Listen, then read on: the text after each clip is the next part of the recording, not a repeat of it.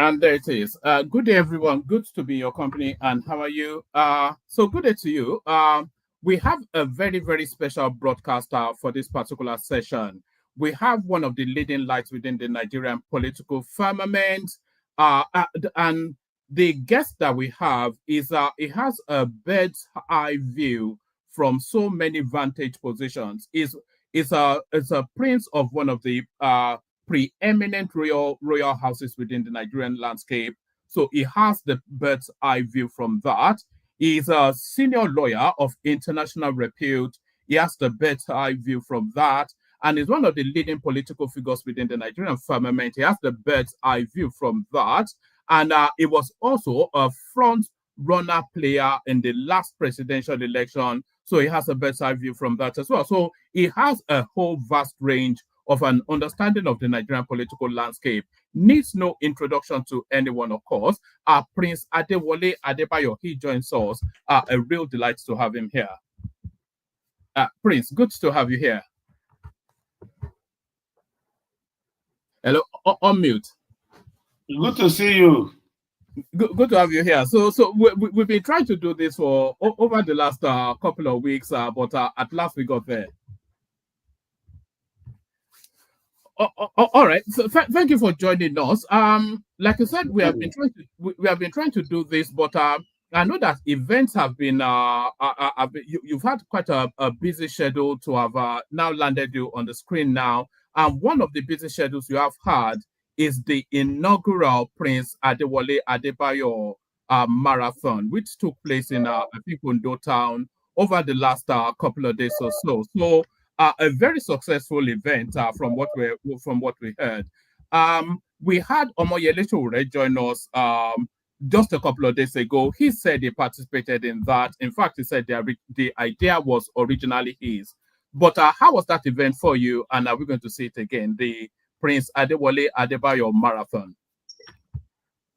Well, it was a good event for us because it has every ingredient that agrees with our philosophy. One is a people's event. Majority of those who are involved in it are the people who, if we were in government, we will be serving. It has a preponderance of youth in it. It has it cost them nothing to join. They are showing enormous goodwill by cooperating among themselves. It's a collective exercise. You could see so many people there. It's also an individual effort, and it's based on merit. How you run is how you win. And even if you don't win, you are participating, so it's democratic. And we also had visitors from neighboring countries coming to participate in it, and have very good support of many people who I didn't think would be highly interested. For example, Omoyele Sowore has great credit for the constitutionalization, for participating in it, and for, I think, serving on the planning committee and also coming to run, and for publicizing and talking to many people, and for staying around in the house for us to go through all of this. The former Minister of Youth and Sport, Solomon Dalun, was the marathon commissioner, who directed, and former Minister of Defense and Power and Steel, Dr. Oluwaguloye. He went back to his road safety days, checking the road markings and everything, and he had come the day before for the medical examination and did a lot. So many people, even my father, the Oshimagwe of Ondo, was monitoring the event. He's a medical doctor. So right from the beginning, he was paying attention to how Um, the preparation was going, and in the end, as you will see in the clips, he was able to give gallants in the palace to the participants and especially the winners. So the whole community, the police cooperated, uh, the road safety, civil defense, the DSS. So even the common ordinary people in the city, motorists, everybody cooperated. So uh, the family, my mother, for example, my mother was there in the same uniform as the athletes, and my children, my wife, my siblings. So everybody who uh, matter to me had a role to play. It wasn't something that anybody would say, well, this is too technical for us or this is too strange. Everyone participated, and the community is happy.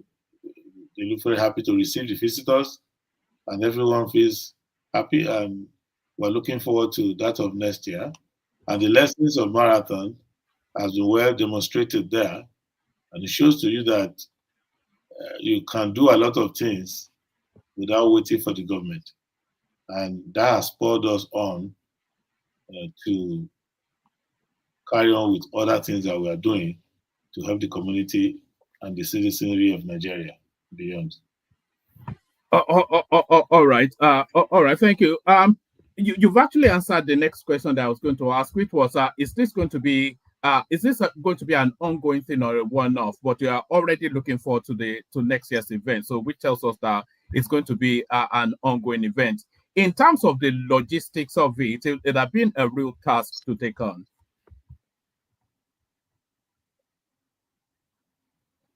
Prince.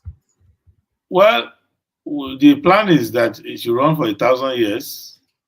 So, and so this is the first of the 1,000. It's going to be running for the next 1,000 years. So that's why at the beginning I did not participate in the planning, so that it will not be idiosyncratic to me. It will not be, oh, he he was the one who planned it last year. Now where is he now? No, so I was not on the board and on the committee. I only play roles which the board and the committee assigned to me. So um, it means that next year he also will have a life of his own. The logistics of it was handled by the committee. They only asked me what they only told me what I needed to contribute, which was minimal because most of the things that needed to be done were already available in the compound. The venue was the sports ground, the takeoff venue, and the ceremony, the closing ceremony, the starting point and the finishing point were all in the sporting ground in our compound. And many of the signages, other things I needed to do are things we do normally in our compound, whether for politics, education, or whatever. So uh, we have facilities around that. So there wasn't much to in terms of logistics. The facilities brought themselves to the city. We have enough accommodation in the compound to host hundreds of people. So we didn't have to look around for hotels or anything like that. And already all the other things that you needed to have in the stadium is already in the compound. You have the canteen where at one time you could have at least 200 or to 250 people who enter into the kitchen canteen and eat. At once, then another set to come and eat. So we don't have any problem. The logistics was simple. Uh, so the committee members like Omoyele Shore and Adewale and the rest might have more to say about that. But even Showore arrived in the city ahead of me because I had to step out for a meeting somewhere and come back. So they had done all of that. So I didn't. So I'm not the best person to tell you how difficult it was to organize or not. But from what I see, everything went smoothly. All right, brilliant. Congratulations on it. And we hope next year's version will be a lot bigger than this year's version. Continues to grow and grow. So, from all we heard, it was a real success. Like we said, we had actually your friend Omoyele Sore on the platform on Saturday. And in the course of that session, he told us that he was actually coming back from that marathon that he participated, and it was a huge success. So congratulations on that, Prince. Let's get into it then. I want us to start with some of your public commentaries recently, and then we'll go into the holistic political space. So, some of the things that you've been saying recently, you've been making commentaries on the budgets that the Tinubu administration put out. You said it was you used phrases like self-contradictory, and you queried somewhat the aspiration towards a 15% inflation, even though the inflation is in the high 30s now. So you were not especially impressed by the budget, which a lot of people felt was a consolidation budget. So what missteps do you identify in that budget? Well, I've said enough about the budget. I think if there are questions that are specific to what I've said before, uh, then I can expand on that. But if you want need a recap, the budget is poorly written, is poorly conceived. I respect the fact that President Tinubu and I don't belong to the same economic thinking. Um, so the ideologies are different.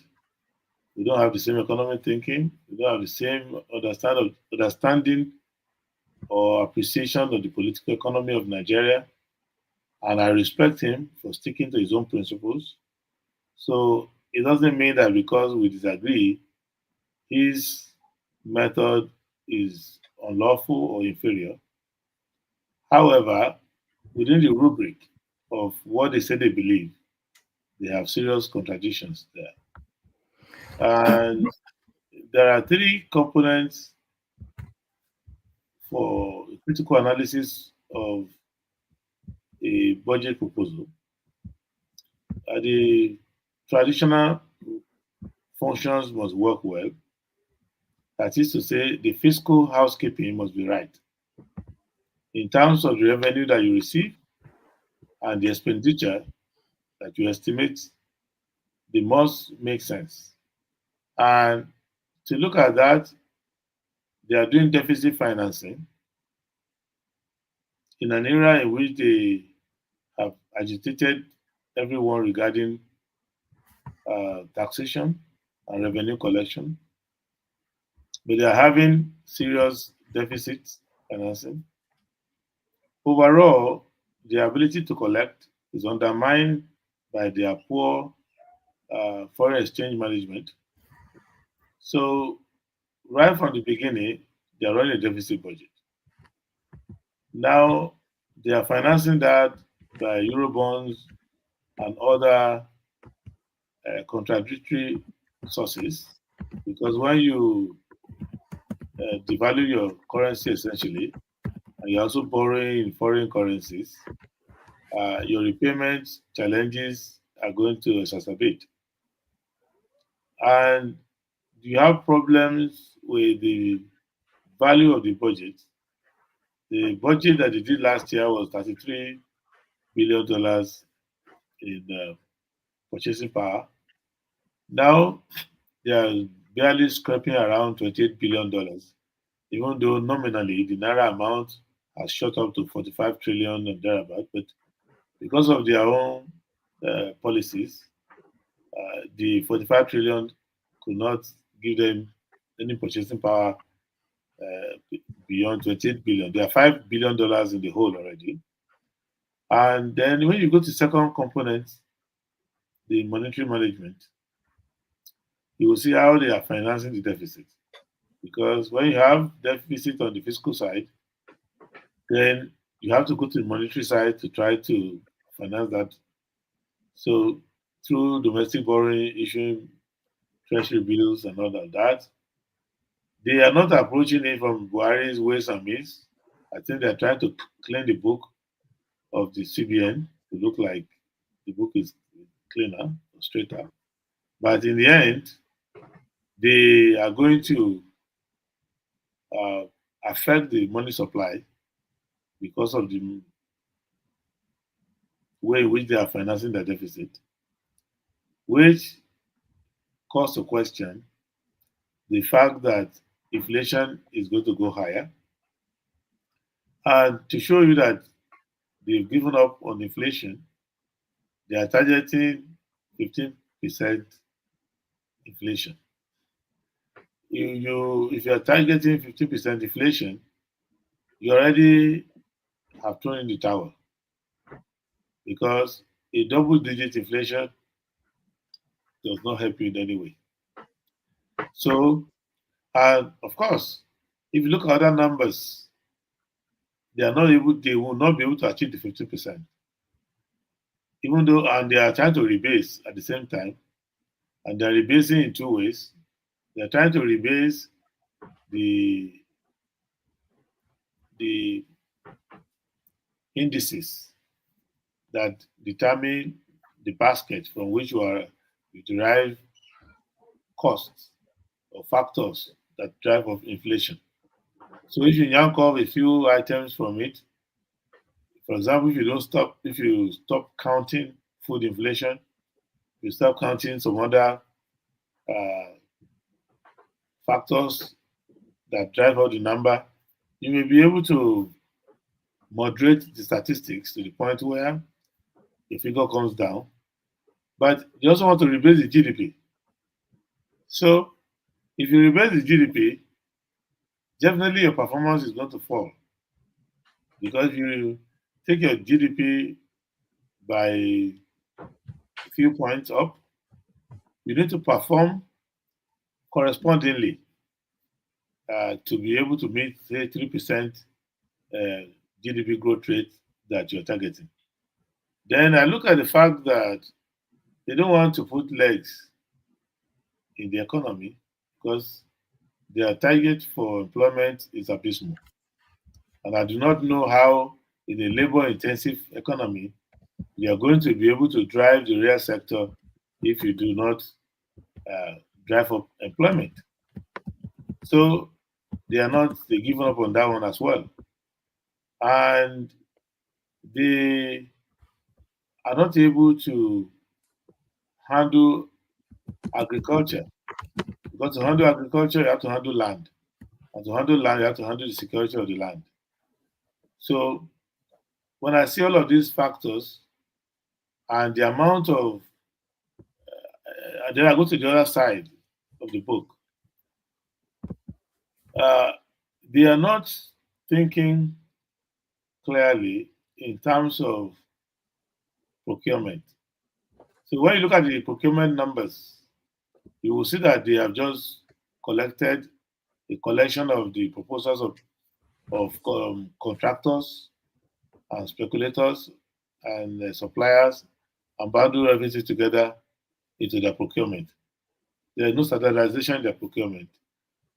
Similar items being procured by different departments in the budget, they don't have the same pricing. There's no uniform pricing, so they're not efficient the way I would have done it in terms of procurement. Because the only way to give yourself fiscal oxygen is to govern properly, which will allow you to be in control of the spaces in Nigeria. And if you're in charge of those spaces, revenue will come out of them. For example, you are not in charge of spaces where the solid minerals are being mined. So you will lose a lot of solid minerals to theft and banditry.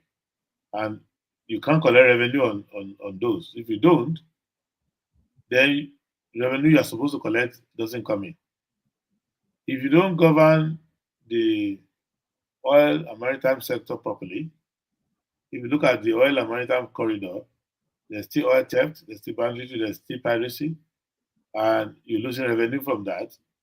And I checked, they are not metering better and metering more. So though they did some deals with some oil majors, which have the prospect of raising the aggregate barrels to above 2 million, which would be good. But you could actually get above 2 million barrels even without those additional investments by the oil majors, just by capturing what is there already, through blocking the leakages and all of that. So if you get in more revenue and you manage your procurement better, you'll be able to get value for money in the budget. So if you look, even if you judge the budget by value for money, they're not better than the governments before them in terms of naira for naira, dollar for dollar, value for money. So when I look at the entire budget, and it looks rotund anyway, in a way, it's not well streamlined. So that's just too many gaps, too many areas underfunded, and too many areas with slush fund without uh, properly laid out um, procurement and spending pattern. And if you want to know this thing without taking too much time, just look at their MTEF. So the general time expenditure framework, just look at their 2 year MTEF. You will know that they just patching these things up. Maybe the people who put the budget together didn't have a meeting together. Everybody just coordinated in one office and they sent it out. So that's the kind of thing that I saw immediately, and I'm also still following. But and also look at the capital projects. They don't have proper linkages in their capital projects. They don't. They haven't come up with a clear plan on how to finance their capital projects. And if you look at the entire budget in the capital project, the entire budget for the capital components of the budget, if you give it to Ministry of Works, it will not even solve Ministry of Works' uh, own acknowledged um, needs. Not talk of uh, the needs of the armed forces, the need in terms of agricultural investment, capitalization of agriculture in other areas. And they have completely failed in the last component I will comment. They failed to understand that the cost of the uh, low ratio of their revenue in relation to the GDP is already low, but even the revenue that they are collecting out of the GDP is even much lower. Because of all of this, they will need additional investments from the private sector.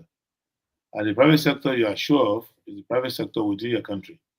And the manner in which they've signaled the economy in the budget, they, they need to go and ask around whether there are so many people who will say, oh, well, upon listening to this budget, upon hearing what the president said, upon looking into the number, I want to now invest my money.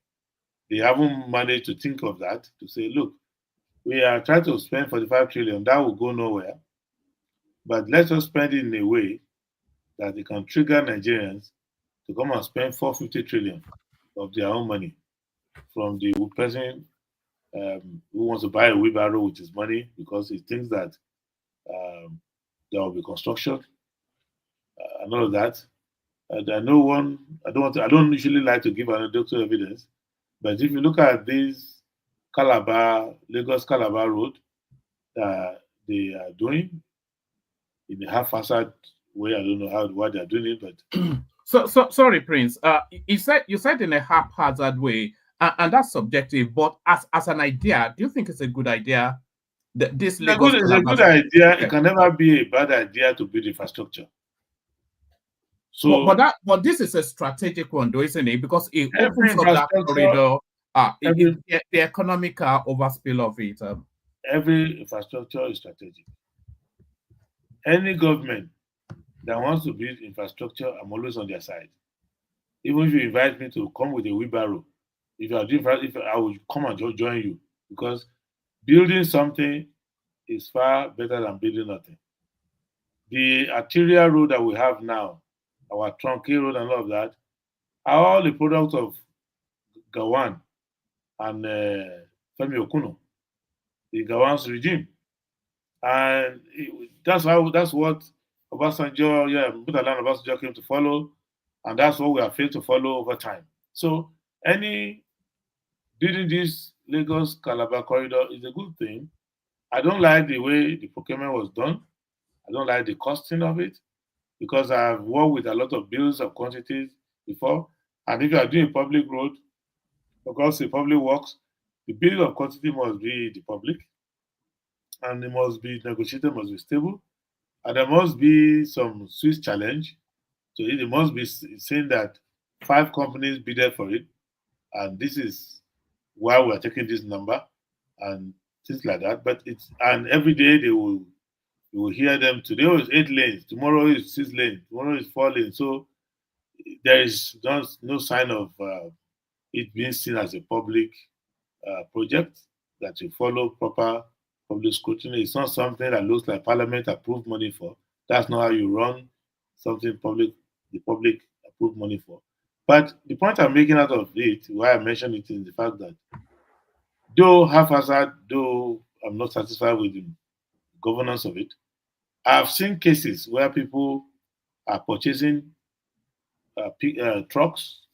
I have a fleet of heavy duty trucks. I've seen people coming to me to say, can you lease these trucks to us? And I say, where do you want to work? They say, oh, we are trying to get some supplies, a contract at the Calabar, Lagos Calabar Coastal Road. So what I'm saying generally is that even though uh, they, they do understand that infrastructure, capital investment, infrastructure drives, stimulates other economic growth, that Lagos Calabar that they are doing should have given them an indication that if they do more of that, don't waste the money, lower the cost, but do more of those things, that it will stimulate investment in the economy by other people. And if you do that in agriculture, you do that in maritime sector, you do that in small industries,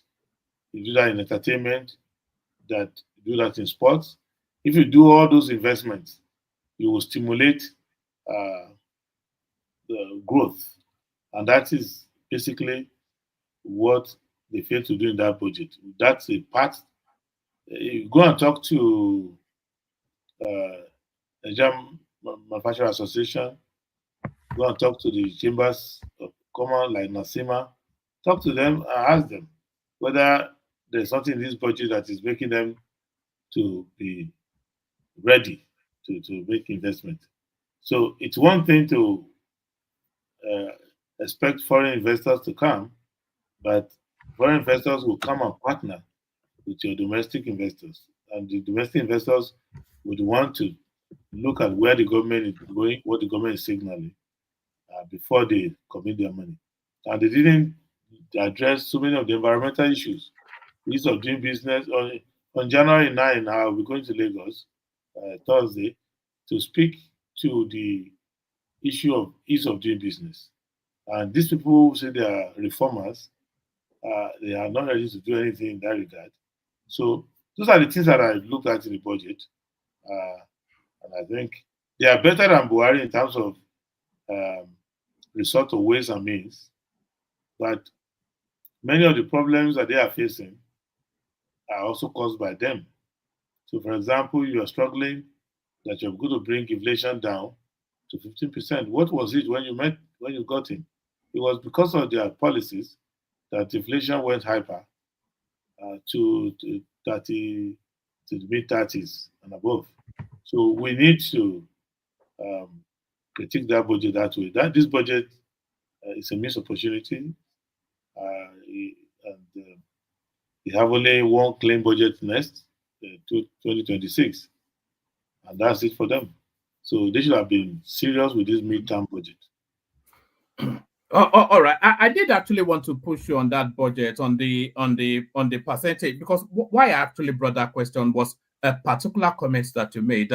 It says the proposal are self-contradictory. For example, they are working towards a 15% inflation. A basic microeconomist knows that you must never have double-digit inflation. So I wanted to push you on that because, like you said, the inflation is around about 32, 34% as it stands now. So if they're looking to half it, then maybe, but let me leave that for a moment. Let's get through I want to take you through the heavy ticket items that I have, and then if we have more time, we'll go a bit more into the nuance of it. Another comment you made recently, you said that the president wields, you said the president wields a lot of power, but has failed to translate it into effective governance. So that puzzled me somewhat. Yes, the president does wield a lot of power. It seems it seems like a benign sort of power that he wields, but often instances we see the potency of his power, and it seems one of the most powerful yet that we've had as president. But you now say that it doesn't translate it into effective governance. I'm not quite sure where that leap came from and what your expectations were in terms of how it's meant to be wielding that power. Well, to start with, it is obvious. If you look at the lives of the Nigerian people, you will know. But let's start with what the president is occupying three offices, which in Nigeria used to be two offices. In England, it's three offices. That would be three offices. So it's our head of state. So in India, in the UK, it wouldn't be both. But in Nigeria, he's head of state. He's also the head of government. So there's no prime minister like we have in France. So he is the head of government as well here. And unlike in England, he's also the commander in chief of the armed forces, which in England is left purely military, professional. So in those three departments, where these are enormous powers that he's got, and which of the functions have translated to good governance. If the country is not more united, the sense of having one leader for the country who everybody has confidence in and who is a uniter of the country and who brings everybody to the table, that's not there. So you know that is a fact. Second, as the chief executive of the government, there is no effective governance in the land. The resources are not well used. People are facing unimaginable poverty. Unemployment is down. Even while he was in the council chamber uh, of the National Assembly addressing the joint uh, Senate and House of Representatives sitting, his own speaker, who from his own party, said that the previous year's budget, 2024 budget, was not fully implemented.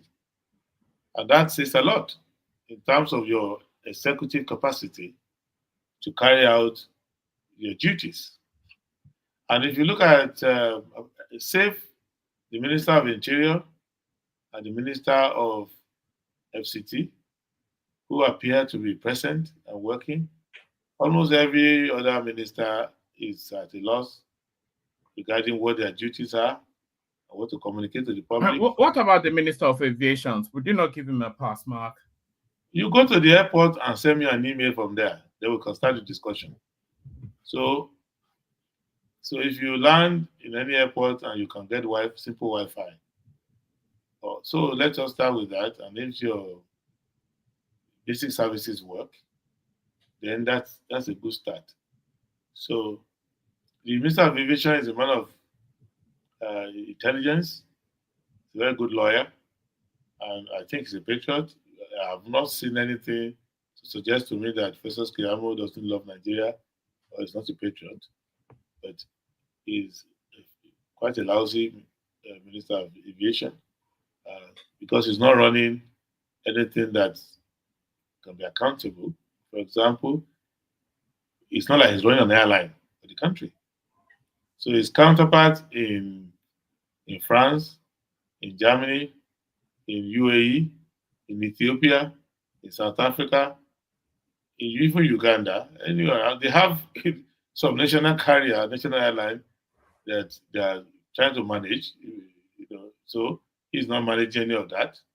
So and he just to run the airports and the airspace, and you see problems.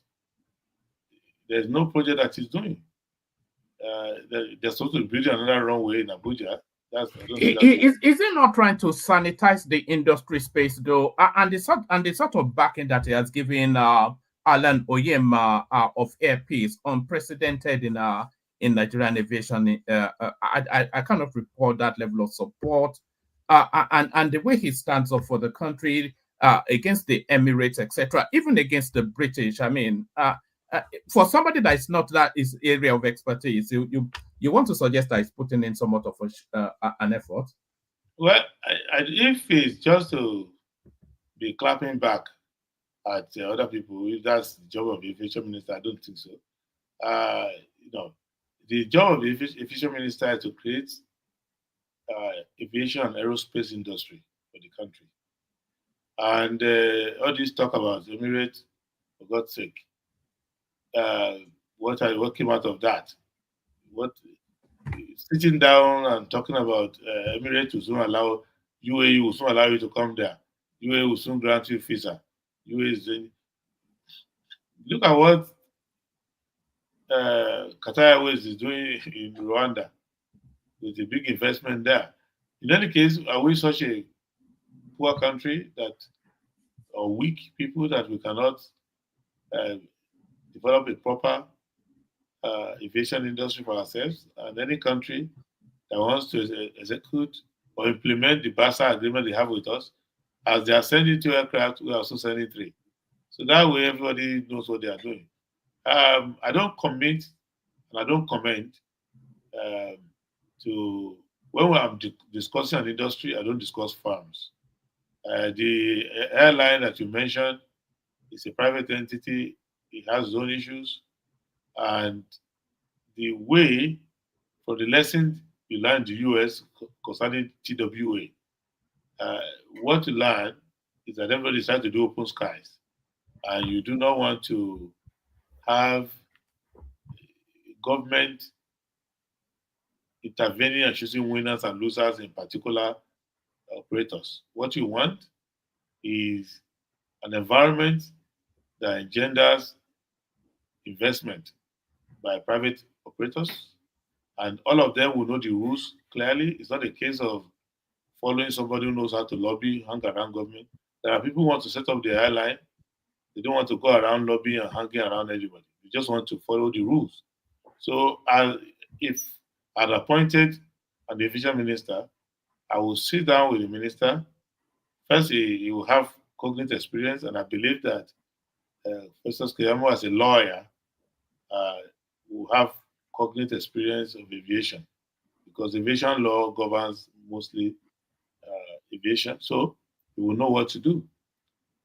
But we must have clear mandates in that sector, which are the following. One, you must develop um, access to cargo facilities in the rural areas so that agriculture, mining, and local movement for security can reach almost every senatorial district. With little investment, in those days, even Obudu had an airstrip as far back as forever. So if you go around with the airstrip, you could see that a particular minister, evangelical minister, is even building an airfield inside his own campground. So this is not rocket science. So you do that in cooperation with some states and other concerns. Secondly, you ensure that all the aerodromes in the country are well maintained, and you also ensure that the halls, either departure hall arrival hall can have basic comfort for travelers. And in the modern world now, these things are not too expensive to maintain. And you want to make sure that the regulatory framework cuts away bribery and all of that, and that you can account for all the money that is coming in into the economy and ensure that the pricing, you can see there's so much pressure on the naira that a family of four cannot go home for Christmas without spending millions and still being stuck at the airport for 7 hours, 8 hours for all the money they spend. So these are not signs that you're taking care of that sector. But I wish Festus Keyamo all the best. He's someone I have some respect for.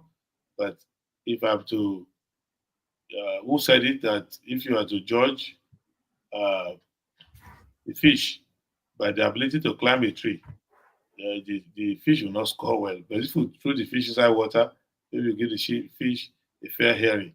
So if I'm to judge Festus Keyamo by how far he's done in aviation, I think he has a lot of room to reflect on what he's doing in that place. All right, brilliant. Like always, there's so many questions to ask you on that as well. But I'll take you through what I have, and then we'll if we have more time, maybe we'll delve even further. Let me take you to the daily Farotimi space, Prince. So now that's just played out now over the last few weeks or so. There are three ways to look at it, isn't it? You can look at it from the daily Farotimi prism, which tells the narrative of an abduction, and then you can look at it from the Afe Babalola prism, which tells the narrative of defamatory remarks made against this person. And then you can look at it from the court prism, which issues a summons which was ignored, and then subsequent arrest warrant was issued, which was ignored and then subsequently effected. And then you can, what's your take on that space, the Daily Farotimi narrative as it played out within the space? Well, I have heard of the saga, and I cannot escape it. I've seen people talking about it here and there, and because I'm from the justice sector, it's something that I find quite easy to understand, and it's not something that I need to consult someone to advise me on. The first thing I will tell you is that because the matter is in court, and even though I'm a presidential candidate and I'm in the running for the presidency and I want to vote, I recognize the fact that I'm a lawyer. And when the matter is in court, it's sub judice. You don't comment, especially you don't comment prejudicially. But you can make policy statements that are very clear. One is that keep away the personalities that are involved.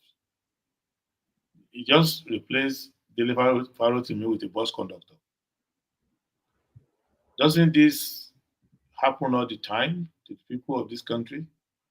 That someone makes a complaint against you in some police place, and before you know it, those who are involved in law enforcement, instead of doing their job professionally, they tend to now do it in the most embarrassing of ways.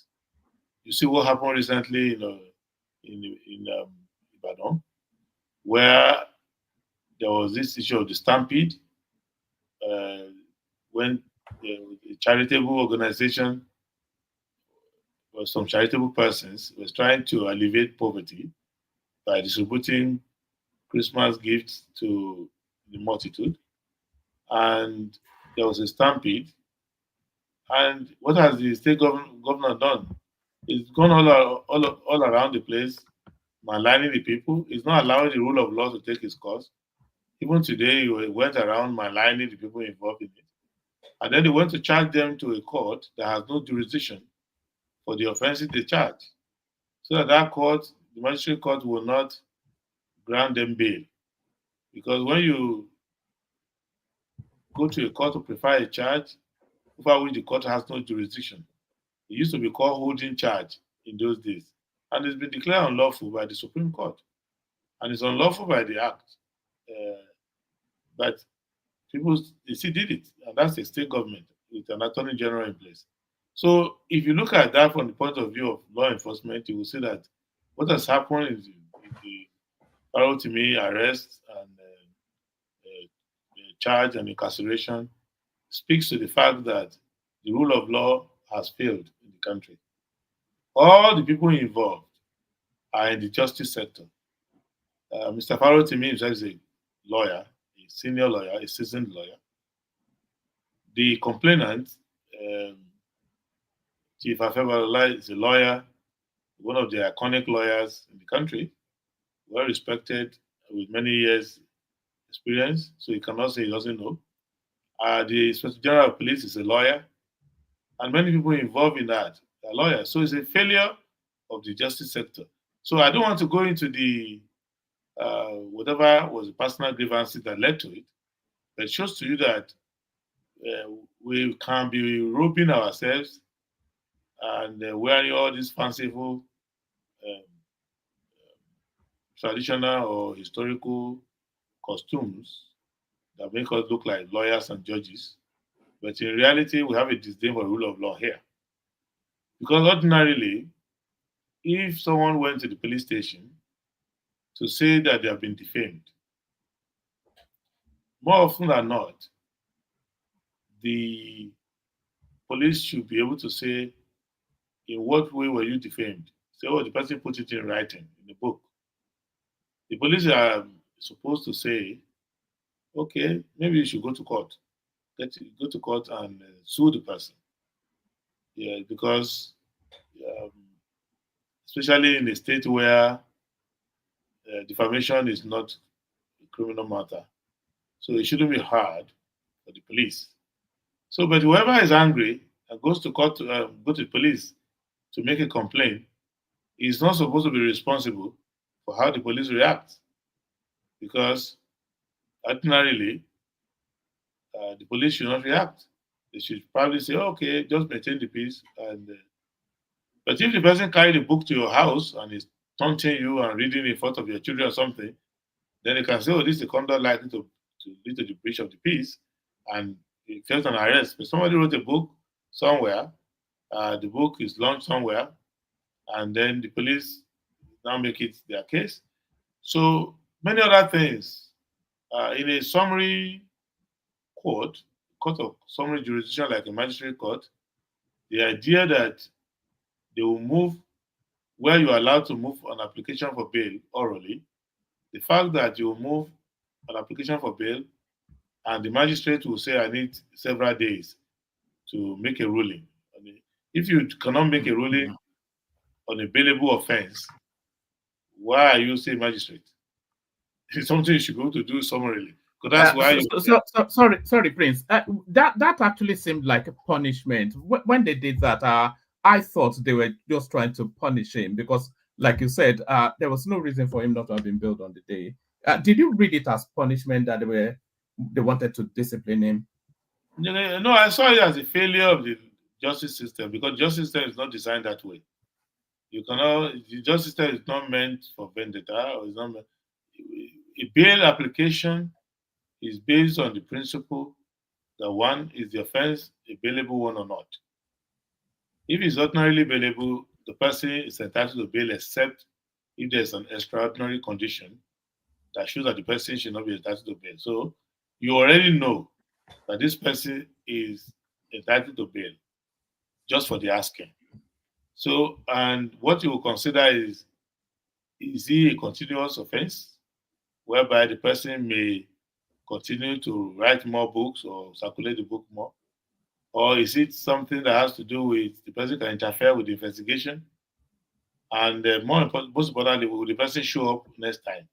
If you don't think that the person is going to show up, whatever reason, you probably ask them to bring a surety who lives within the state, who will ensure that they show up. So that all of these things, you can wake a lawyer up in their dream, and they're going to wake up and immediately tell you this. So the whole saga is a continuation of saga. And if you ask Pharaoh to me, he will tell you that even he met people with less serious offenses in that correctional center. And every day you go to court, you will find that this is what is happening. So if you are going to have umbrage, if you are going to have shock or outrage, then you should have outrage for all cases that are similar like that. That's the point I'm making. You shouldn't bring me to the sensational aspect of it or individualize it.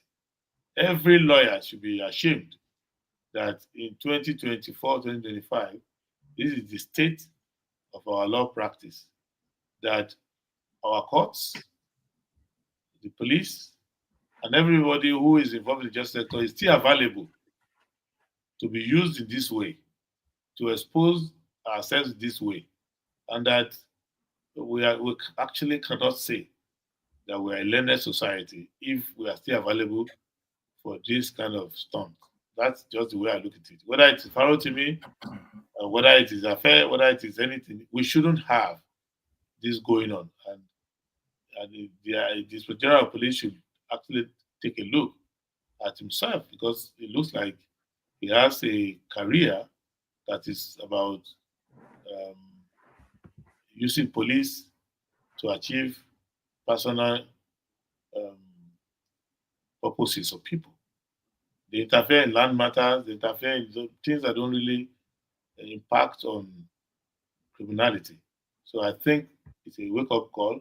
And for lawyers, if they can do this to themselves or to each other, it shows to you that the ordinary person in society will look at lawyers with suspicion. So I think overall, it's a regretful event. Nothing serious should have come out of such a thing. It's possible that someone could be genuinely defamed, but the remedies are there. And nobody will say, I was defaming Nigeria, I don't know what to do about it. The law is quite clear what to do. And lawyers are not supposed to be told what they are supposed to do. So this uh, shameful outcome is personally painful to me on all fronts. Oh, all right, brilliant, brilliant, and Prince. So, Prince, I want to take you to the stampedes that happened in Anambra, Abuja, but focusing on the one that happened in Ibadan. So, you've already hinted at it in the course of your submissions on Daily File to Me. But before we go there, just with the Daily File to Me space still, do you think that there was an inevitability to it, that the matters would have gone that way? Do you think there was somewhat of a naivety on Dele Farotimi's part to so pointedly accuse somebody of the iconic status, as you described, Area Fiber, so pointedly in such a manner that he pointed him out, and the allegations so weighty? Was there an inevitability to it that matters will pan out like this? And was it naive on his part to be so pointed in his accusation? I don't understand. Never to me is a mature man. Is a lawyer. He's an activist. And if he was in the army, he would be a major general at the minimum. So why should he be afraid to take a bullet? So why should anybody who knows anything about anybody that impacts on the justice sector, on the public space, why would such a person be afraid to say it? So are you saying that if I am reflecting on the judiciary and I know anything which somebody has done which is unethical or can impact on the professional's standing or impact on the smooth administration of justice, I will be ashamed to say it because of who the person is? Well, you would yes. If you said it without being able to prove it, then that's just hearsay, isn't it? It's I tautology. don't know. You see, I don't know what I've not read the book, and I have a lot of books ahead of me to read, so it may take me years to get to that book. And but I don't think that the concept of someone being iconic is one that cannot be interrogated. So if you are Nelson Mandela, Sorry, apologies, Prince. I didn't want to break your stride, but Dele to me actually, he said both in the book, but then also in audio visual form. The clip is all over the thing, so I'm not even quoting him out of sequence. He said that the judiciary system was corrupted to get a fraudulent judgment. So he said that, and he said this person, which is the person pursuing him now, fraudulently corrupted the judiciary system to get a fraudulent judgment. He said it is on clip, it's everywhere. So, I mean, that's why I saw the naivety that, how can you be, because it's almost an unprovable thing that, I so, don't know about yeah. what is provable, what's not provable. I hope it is not true because I always have goodwill towards all persons. I hope that when somebody accuses someone of doing something that I think is not good, or that thing is not flattering, or it is quite bad, I hope it's not true. But I do not believe that the truth should be suppressed. If a person who is well learned in the law of defamation, specifically libel, is saying something which is saying from an experiential point of view. It's not saying, as they say, is involved in the matter. What you're saying, that person can be put to the test in a court of law, in a lawsuit, to justify what he said or to recant. So that happens all the time. That is not a major issue for me.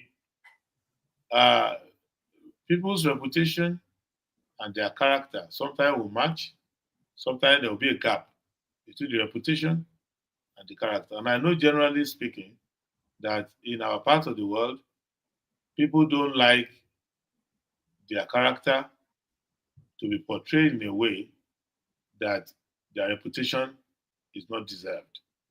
So this is a normal thing. People have met me in life, and I can become president. I can become whatever God proposes for me to become.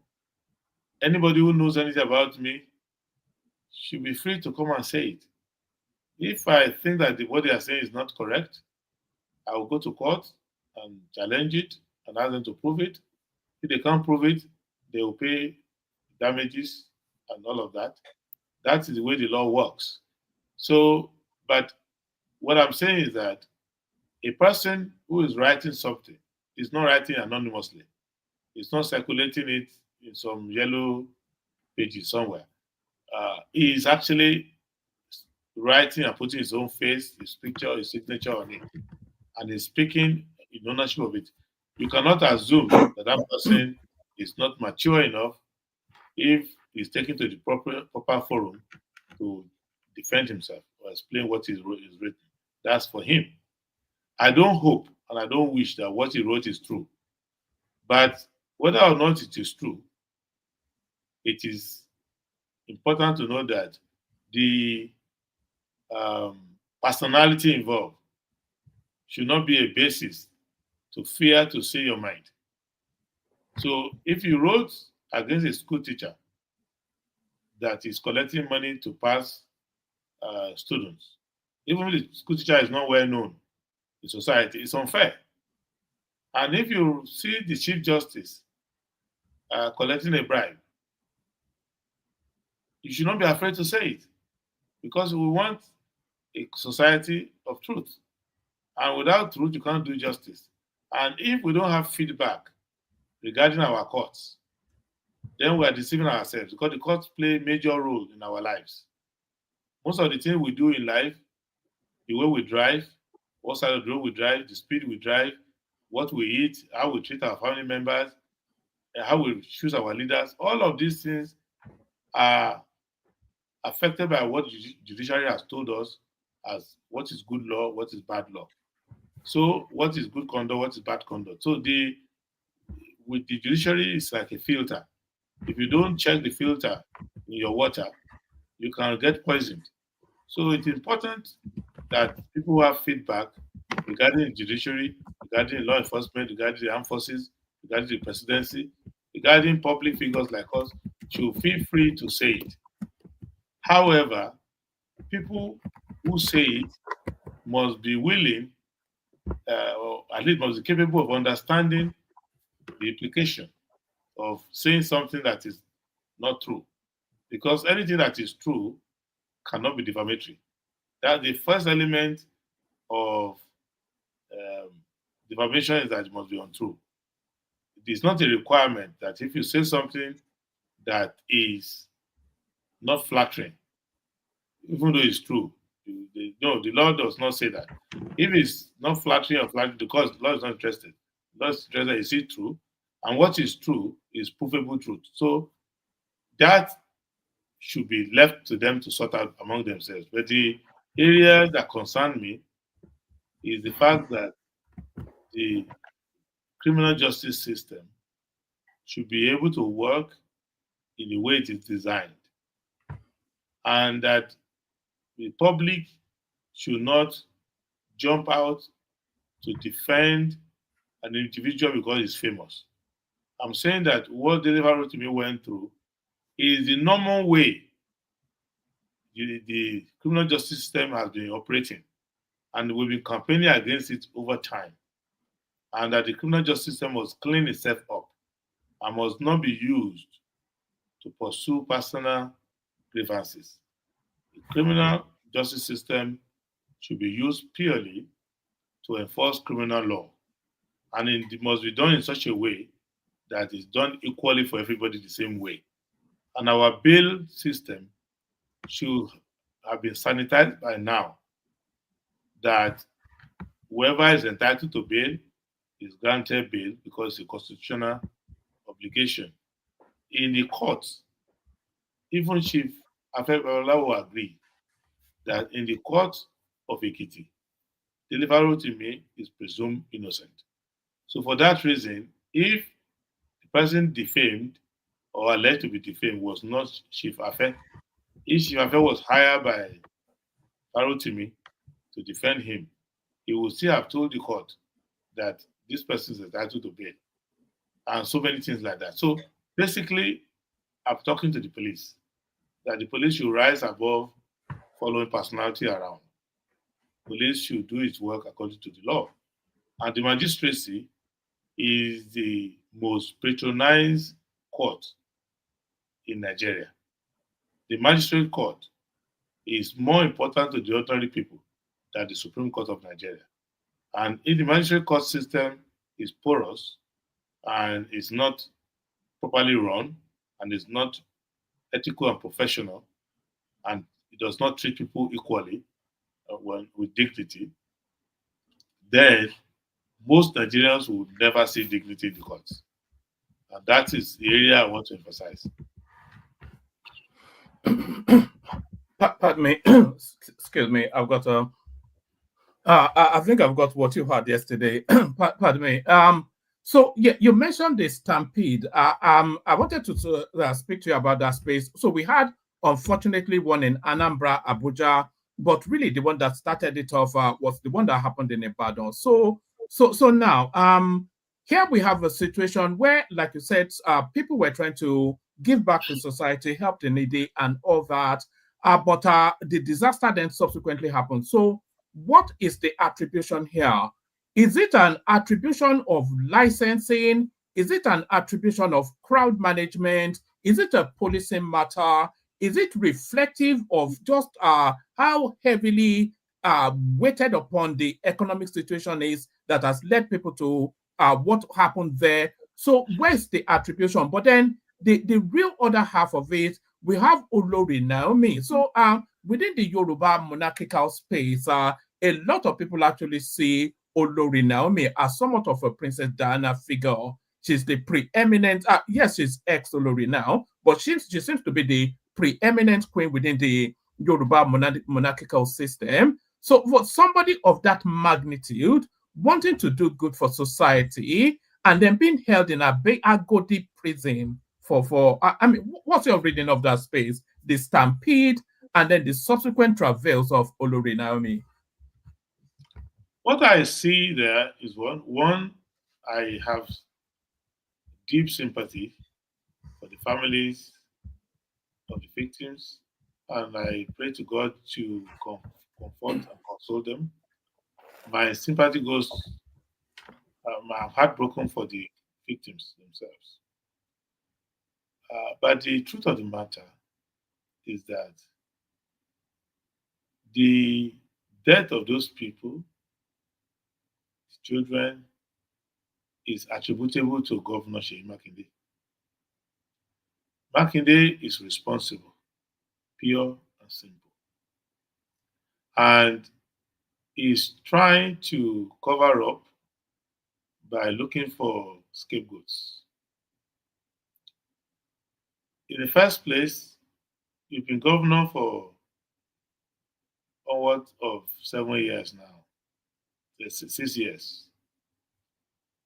You have manufactured so much poverty that ordinary people cannot come to your state to try to do good without falling into the error of underestimating the depth of poverty in the state.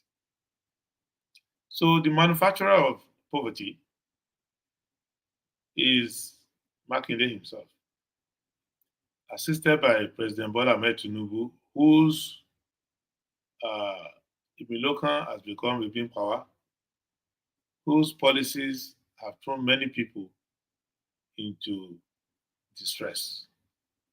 Of course, the president is saying that it's a price to pay for the time being and that things will turn the corner. I pray so. And I wish the president success in whatever he does to try to turn around the economy. But I still hold the view that the most of the measures are needless and that you can reform the economy in another way without throwing people into abject poverty. And that the price to pay has now included 35 dead children in Ibadan. So both the president, whose disaster economic policies has produced this enormous poverty, and the governor of your state, whose nonchalance to governance over the past 6 years is clear to everyone to see. Now, so he is now combined his own incompetence with a sense of vengeance to distract the people. He's not even come up with a clear-cut compensation plan for the people who are affected. He's just victimizing the volunteers who have come to try to alleviate poverty. And if you go to Ibadan again today to try to offer palliative assistance, support, thousands more will come out. So I don't know where the governor is driving to, because what is he thinking is achieving here? You cannot distract people from your failure for too long. Now, from the facts that I gathered, the organizers of the event actually informed the state government, had meetings with the commissioners, with at least two commissioners of the government, inviting them, had a meeting with, I think, First Lady, at least invited the First Lady to the event. So it's an event that was announced on radios for days. The venue is owned by the state government. It's a public venue, Muslim high school. So, and not only is it owned by the government, they apply to the government in writing to use the venue. And the government charge them a fee, and they pay the fee and will issue receipt. So, for the governor to behave as if he does not know that the event was to take place, it's not the duty of a private person to control crowds. I know the law of Nigeria and I know the law of your state. There is no law anywhere that says that if I'm doing an event, I am responsible for crowd control. It's the duty of the police and law enforcement anywhere they are aware that the public will gather, to go there and maintain law and order. It is good, it's a good precaution that if you are doing an event, you can inform them, but they should be on the lookout. There is a department in every law enforcement agency that deals with intelligence. There's a director of state security in the state. There is civil defense in the state. There is police in the state. They should know that, oh, this announcement to the public that 5,000 naira will be given to each lucky person, rice will be given, this will be done, and come to this Muslim high school, that they should know that thousands will go there. And as they were going there and crowd was gathering, they should know far before the organizers that, oh, this something is now going out of hand. It's very clear that I lived in the US for many years and I've been in other places. I'm not saying we must always operate with the same standard, but when it comes to human life is human life. Where I've been on many occasions at events, and the police will come and say, stop this event. There are too many people.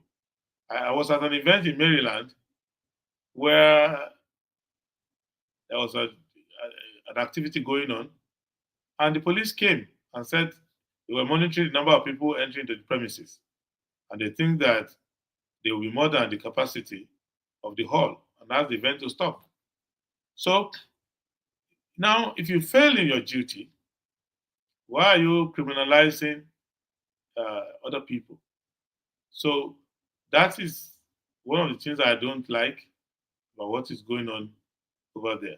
So to start with, you shouldn't have produced so many poor people that their life is so desperate that if anybody comes out to offer anything that is capable of giving them even the minimal relief, all caution will be thrown to the wind because of the desperation. Secondly, if you were aware and there was evidence that you were aware, it was written to you in writing that they want to use the venue, they didn't snake into the place, and you approved it by asking them to pay money to the state account, and they paid money to the state account, why are you pretending that you don't know that they are doing it? Thirdly, a radio station, at least one radio station, if not more, for days were announcing it in the air. So you can't pretend that you don't know. And when the tragedy happened, the response by the state government is also weak. So all of these things that they are doing is upside down. And that's why I'm not impressed with the governor at all. And I don't rate him highly at all. And he's not being serious. And I got a copy of the charge. Sorry, The charge Prince. Sorry, Prince. Are you not rating him highly off the back of this incident, or historically you've never rated him anyway, Ashay Makina?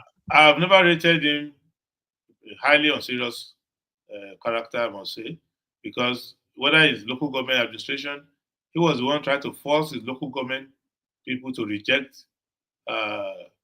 reject their allocation, to say that they must pay their allocation through the state, despite the fact that the Supreme Court has said local government money should go to local government. And if you know Ibadan very well, Ibadan is the pride of Yoruba land.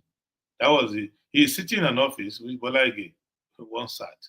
So that will let you know that he's sitting in an office in which Bola Ige once sat. He's working in an environment where Awolowo once worked.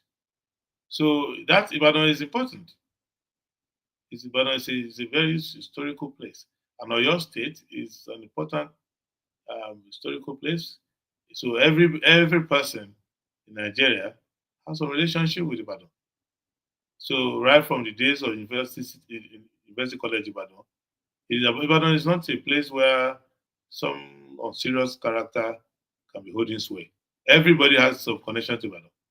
So, and that is why I feel that for Ibadan, which was a glowing city for the Black nation, where the first TV station, the first skyscraper, the fastest growing economy for many years, the center of light, where you would find all the great people in our academia went to Ibadan. When you see all of that, and someone is running the place and is not organized, he doesn't know what to do, he doesn't know how to do crisis management, and he will not let his attorney general do his job. Everywhere he goes, he comments on the case. Ordinarily, I will not comment on a case that is in court, but because he himself goes around commenting on it, he's opened the floodgate for people to give me a rebuttal. Because what he's doing is not governance. What he should have done is to address the state and take responsibility and engage with the organizers, acknowledge the fact that they were coming to do good. They were not coming there for gain. They were not campaigning for office. There have been people running for office, campaigning for office, and there are stampedes at the venue of people die. These people are not asking these people to come and vote for them or buy a product from them. They just come in to show compassion. And they apply to the state government. And some of the people that they arrested, some they had to look for them, but some actually reported themselves to the police. When the incident happened, they went to the police to say, this has happened. And if you follow the sequence, it didn't happen within the hour where they wanted to do their event. It happened the day before. So you have an event on a Tuesday, and people already started coming on Monday. So there's no reasonable person who will expect that you should be mounting security and do everything as a private person 3 days prior to the event. It's only when they start coming that you realize, oh, okay, people are there, and you go and get these reports. What reporters see in the papers included people trying to jump ahead by throwing their children across the fence and all of that. So is all of that boils down to the fact that the state governor needs to have set up a board of inquiry. Not clamp people into jail. You set up a board of inquiry. Anytime you have a crisis, the first thing you do, you address the people, comfort them, sympathize with them, then call all the stakeholders together, set up a board of inquiry, allow each person to say their role. At the end of the day, there will be a report. You can make a white paper. Those who have criminal liability, it is the Attorney General and the Director of Public Prosecution using their own professional and ethical training to look into the white paper to know whose liability has been established to the point of criminality beyond reasonable doubt. You just don't do this to try to throw people under the bus and use them to excuse your own failure. And that is why I'm particularly disappointed, even though I've never thought that he was particularly a great governor to start with. All right, Prince. I want to take you to a commentary that a comment rather that Reno Mokri made recently, and I'd like you to react to it. But before I take you there, just a little bit more time on this. Nobody is above the law, and I expect that you say that, no matter how mighty or greater. But were you surprised somewhat that what level of culpability would you say Olori Naomi, the former Olori of the Ife Kingdom, what level of culpability would you say that she had in the tragic event one? And do you think it was a bit excessive to remand her, having just not even gone through any of those processes that you've just now recently described? And are you alarmed somewhat that she wasn't even afforded the opportunity of bail? And if you're alarmed at all this, what do you think underpins it? What do you think is at play there? Well, what I can say is one, there is everybody in the country, in a republic, is subject to the law. Your civic, religious, ceremonial, constitutional office, apart from those who have immunity under Section 308 of the Constitution, most people Even those who have immunity is temporary because after they leave office, their immunity goes. So, on a general note, I won't be surprised if anyone in Nigeria is taken to prison when it is right to do so. But I will never accept whether the person is a monarch or is just is a street cleaner. I will not stand for injustice of taking people to prison, arresting them, charging them in any way in which they are not supposed to. In this case, there is no causation from even what the state government is writing because I reserved my comment until I saw the charges. And when I saw the charges, I realized that, okay, this is what they are saying. Okay, now the problem I have is why do you charge people to a court that plainly has no jurisdiction? What you are trying to do, you're trying to put the magistrate under a stress where the magistrate will now have to remand because the magistrate has no power to grant bail in an offense that they cannot try. They have no jurisdiction. So I would ordinarily expect the magistrate to say, I don't have jurisdiction and send this back to you. But they've been told, just remand to prison and adjourn the case, then they will take them to the proper court. Or the people remanded themselves will go to a high court and get themselves bail, and then you wash your hand of it. So I think that it is not right, whether it's because it's done for the Olori now, the Queen, or it's done for any other person in the society. This is not the society that we envisage for ourselves, both under chapter 1 of the Constitution that says we the people, or under Chapter 2 of the Constitution, Fundamental Objectives and Directive Principles of State Policy, or Chapter 4 of the Constitution regarding fundamental human rights. These are all abuses of governmental power. It's not right. But the mere fact that somebody is coming to an event to show charitable spirit, to give a speech, to donate money, to give gifts to people, doesn't make them culpable for the entire organization of it. And even the persons responsible for organization are not responsible for law enforcement because no civilian person can, because they are organizing an event, tell the police, go right, go left, do this. It is those who have power or an authority to direct law enforcement that will be responsible for stampede anywhere. Because there's no civilian who has the power. So to say to the police, oh, control the crowd there, it is police by their training or by the instruction of their superior that can do that. It is not a case where the venue provided is so small and it's a private place. No, it is a public space which the state government allows to be used for such an activity. So if you rent Adamasiba Stadium to do a match or a concert and 200,000 people show up, what do? Do you personally go to the gate and shut the door of the stadium? It is the law enforcement that will do the crowd control for you. So it is, and if you go online and Google stampede everywhere, you will see that the stampede is not limited to any place. It's not a good thing, but it's not something that when it happens you can ignore. But it is not something that when it happens you will now victimize innocents to prove it. That's not. You should take responsibility as a government. And I've never seen where the governor, maybe if you have, I've not seen where the governor says, I take responsibility for this.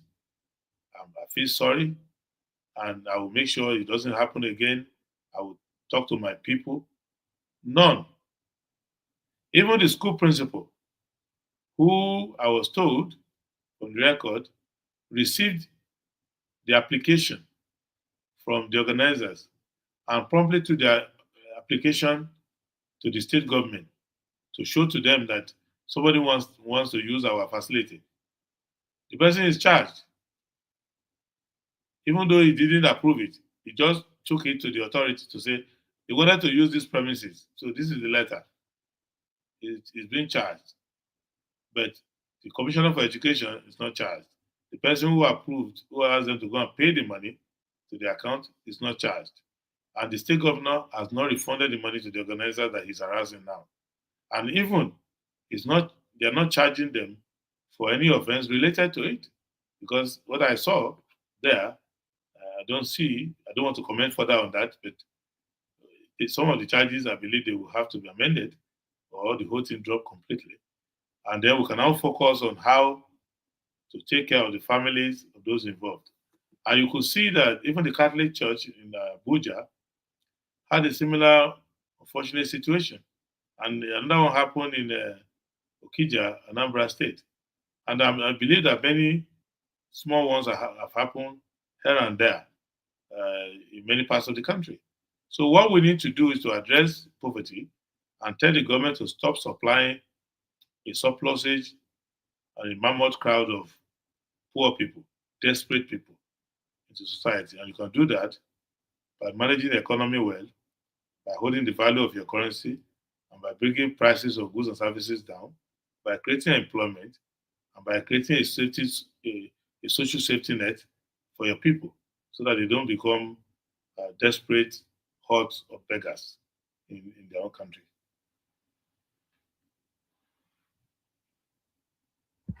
All right, thank you, Prince. So thank you, Prince. So Prince, I'm going to take you to one more question, and then I start to bring the people assembled so far in. But with your permission, before I go on to the next question, let me just do a little bit of advertising just for a microsecond.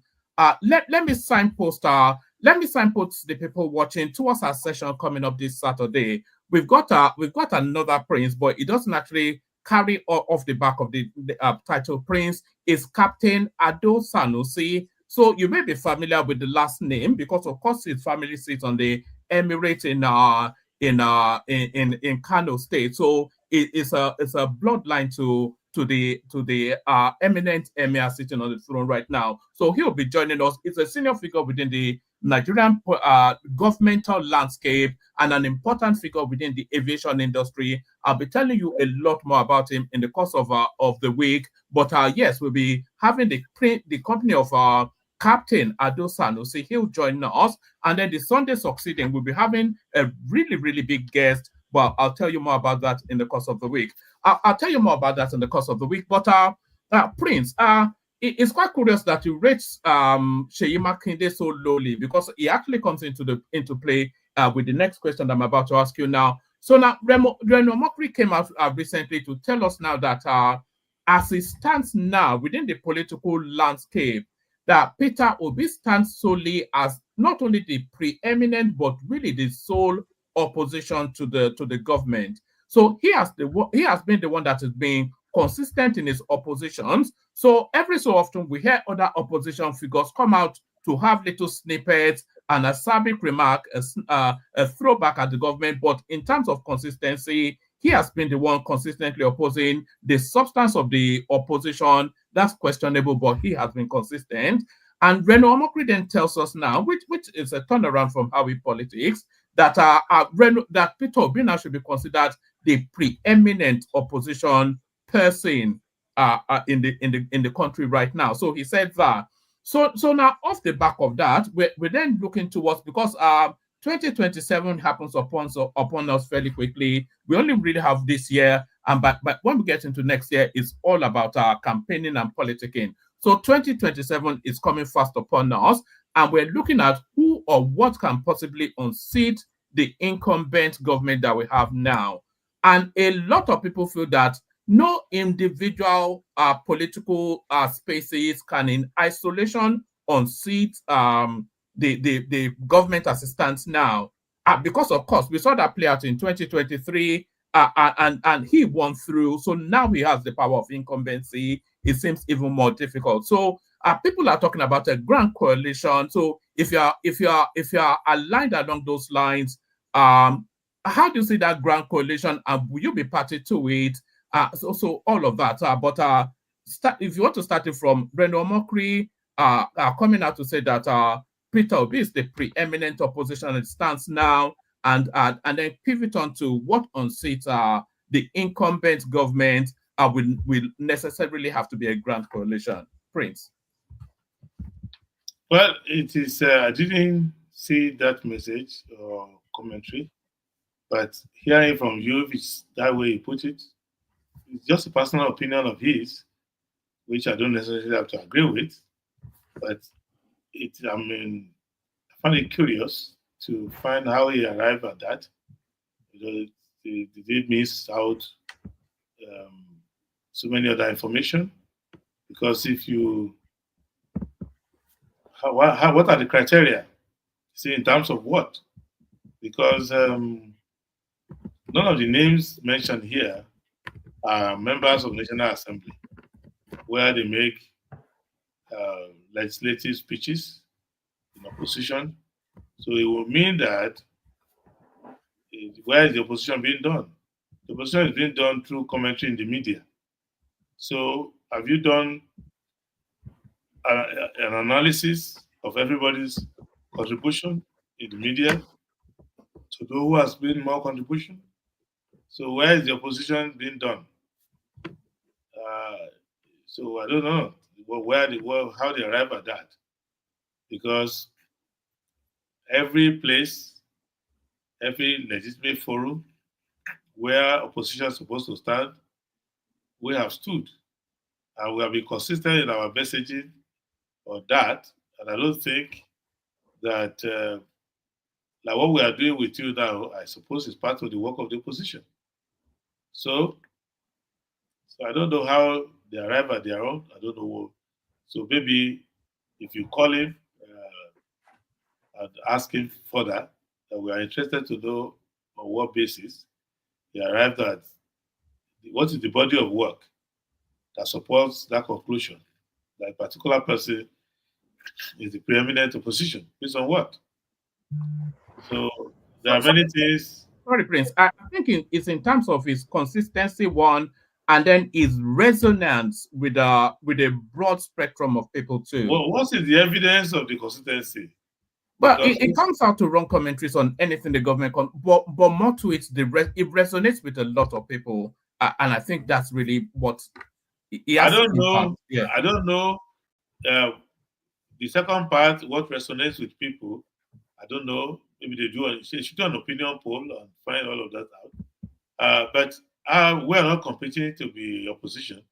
We are competing to be the government. So, but the key issue is that we shouldn't start 2027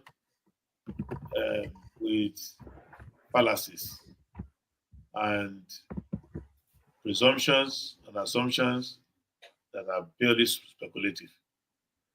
Now, so we will watch out.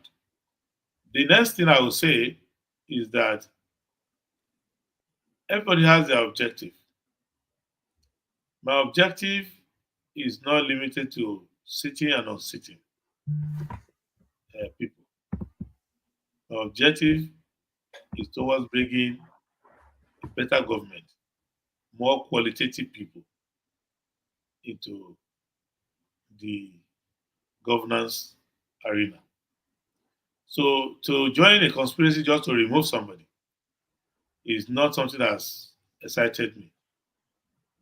That was why when there was the gang up against Jonathan, I wasn't part of it.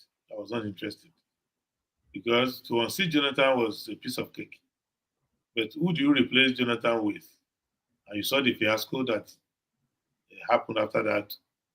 Even though I agreed that President Jonathan was subpar in terms of what he could have done with a younger man, being from a depressed area, being somebody who was not part of the establishment, he had no debt to pay. But I didn't see that he was doing it well. But I wasn't blinded to the fact that if you're not careful, you could get somebody worse to come in. So I was more focused on getting quality people to come in. The same way when President Buhari was leaving, people were thinking that, oh, nothing could be worse. But I always believe that something can always be worse. So what you need to do is to make sure that you set up in the opposition a quality team with quality people ready to govern from day one, and with different ideas, better ideas, with better ethics, and all of that. So the same way I think now, whether we unseat Tinubu or not, one day is going to leave. The most important thing is, what do we replace Tinubu with? So if you now just come up and say it's an achievement on its own to unseat Tinubu, then we'll start crying and weeping about the next person who follows Tinubu. I don't want to be part of that.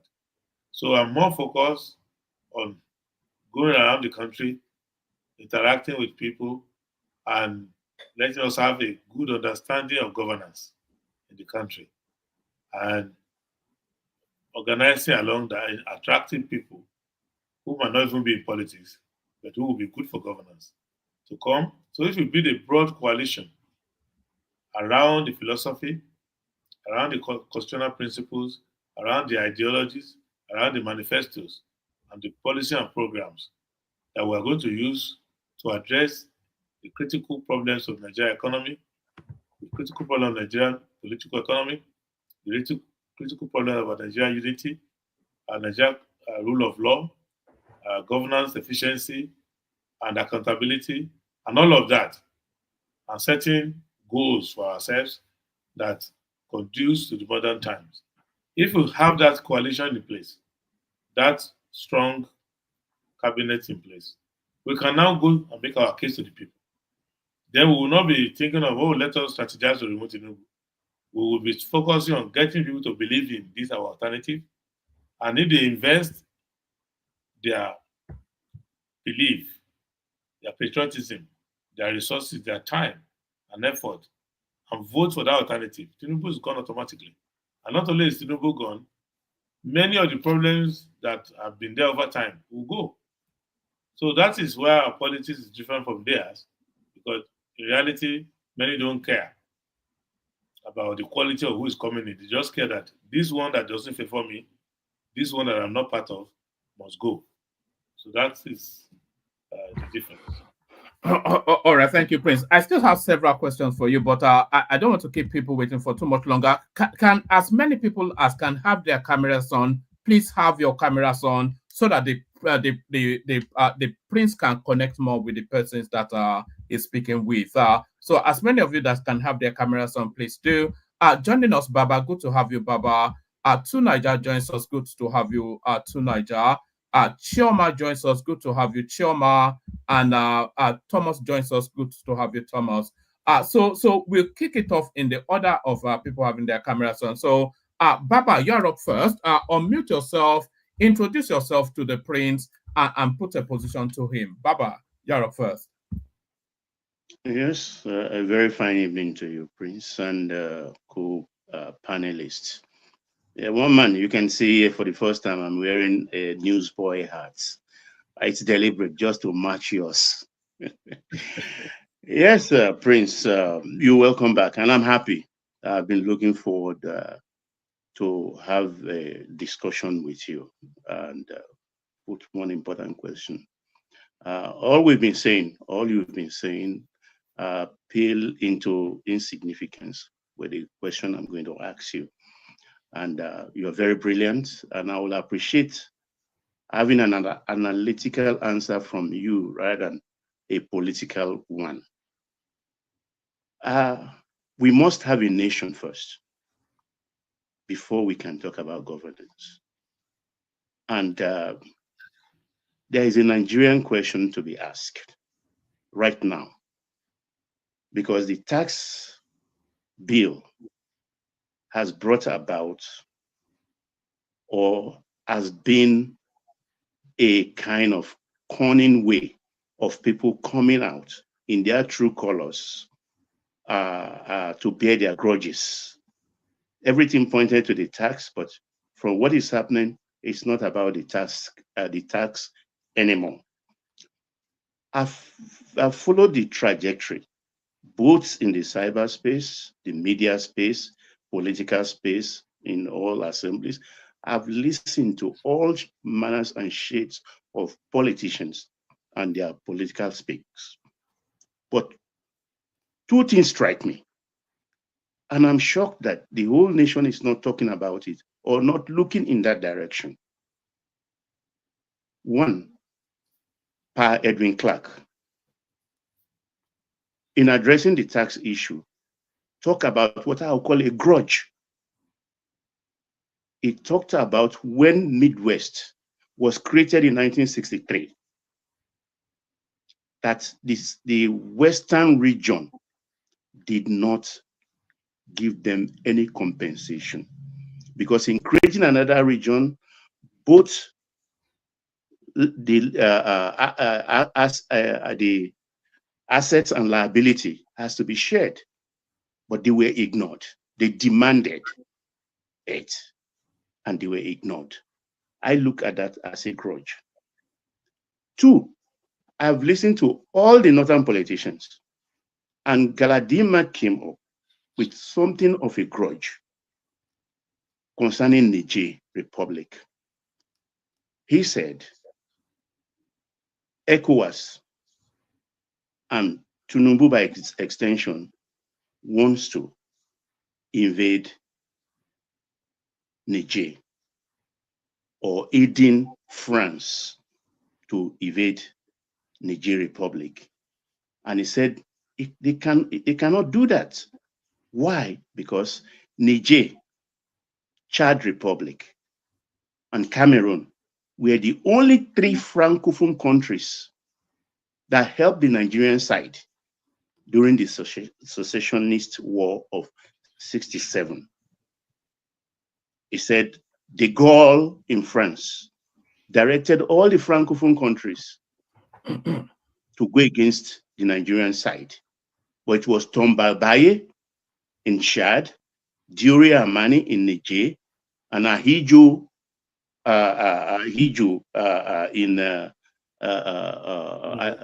in Cameroon that left that bloc and sided with the federal side and asked the rhetoric question, is that a nation we should go to war with? Now, this is my question. With all of this, don't you think, analytically, not politically, that we need to sit down again and ask and answer the Nigerian question? Do we still want to remain a nation? And if we do, what form of government will be most suitable for the geographical expression called Nigeria? Thank you very much. That's a very broad question, Papa. I'm not quite sure. Are you able to narrate? I think the prince Of gets course, it. of course. Yeah. The question is clear. But let's if a person can answer this question, then what are they in the public space for? This is a fundamental question you must first know about. It's an encapsulation of our diversity, which has historical basis. It also interrogates the constitutional structure of our country and the fact that the formal structure that we have do not correspond with the sentiments that exist, active sentiments. So you could create one state, but the people in that state don't have a sense of belonging as one state. That's why you see all the time in Nigeria. Once you create one state, after a while, people say break that state into two. You want to create another sub-state. So there's always this consciousness, national consciousness is the weakest. There are other lower levels of consciousness that people resort to when they cannot fit into the national consciousness. What I see, generally speaking, is that if you go back to Nigeria from the beginning, there has been a series of injustices, and everybody is keeping quiet and sitting on their own. So, and when you provoke them or something incremental happens or something new happens, then they will go back uh, down the historical memory to bring out past injustices. And that's what can explain what Chief E.K. Clark was saying with respect to the Western region and the experiences. And not only that, many other states have it. I've had occasion to talk to uh, friends who serve in government, and they will tell you, oh, when they created Enugu out of Anambra, they have this problem. When they created Ebonyi out of Abia, they have this problem. And some states have gone as far up as the Supreme Court to try to deal with the issue of asset declaration or asset division and all of that. So it is not new. Now, with respect to Niger Republic, Ugo Galadiman's intervention can be looked at in three ways. One, anybody who is knowledgeable, like Buba, has a duty to educate current policymakers if there are areas that they don't take into consideration when they act. And that's the burden of people who know history. They will remind you of something you forgot when you are making your temporary policy. Second is that there's a Sahelian uh, identity. Let me put it that way. That Sahelian identity manifests itself where uh, people in the northernmost part of the country have affiliation with our Sahelian brothers. They speak the same language. Recently, I encountered that when I was trying to intervene in the matter of the abduction and the unfortunate death of the Serikin Gobi, who was killed by terrorists. You could see that the Gobirawas, who are in Niger and Chad, in fact, they had more emotional investment in the matter than the Sokoto state government, whom the Emir of Gobi was serving. Because that Gobi was part of the larger Gobi system. So, the same way I've had occasion to confer with the Laafin when anything had to do with Benin Republic, you will see that if the state government or federal government was not paying attention, the Alaafin for you will say, look, I have people, my subjects are in Benin Republic, and this is happening, you need to pay attention, to it. So we have all these um, traditional relationships that transcended and that preceded the Berlin Conference of 1884, 1885, where we got balkanized. So I have investment in Adamawa State. And on many occasions, some of my workers, some of the people I work with, have occasion to drag me to Cameroon. They don't believe they are going to another country. They see them as one. In fact, the current, the same thing with the chart. Even the current horse that I ride,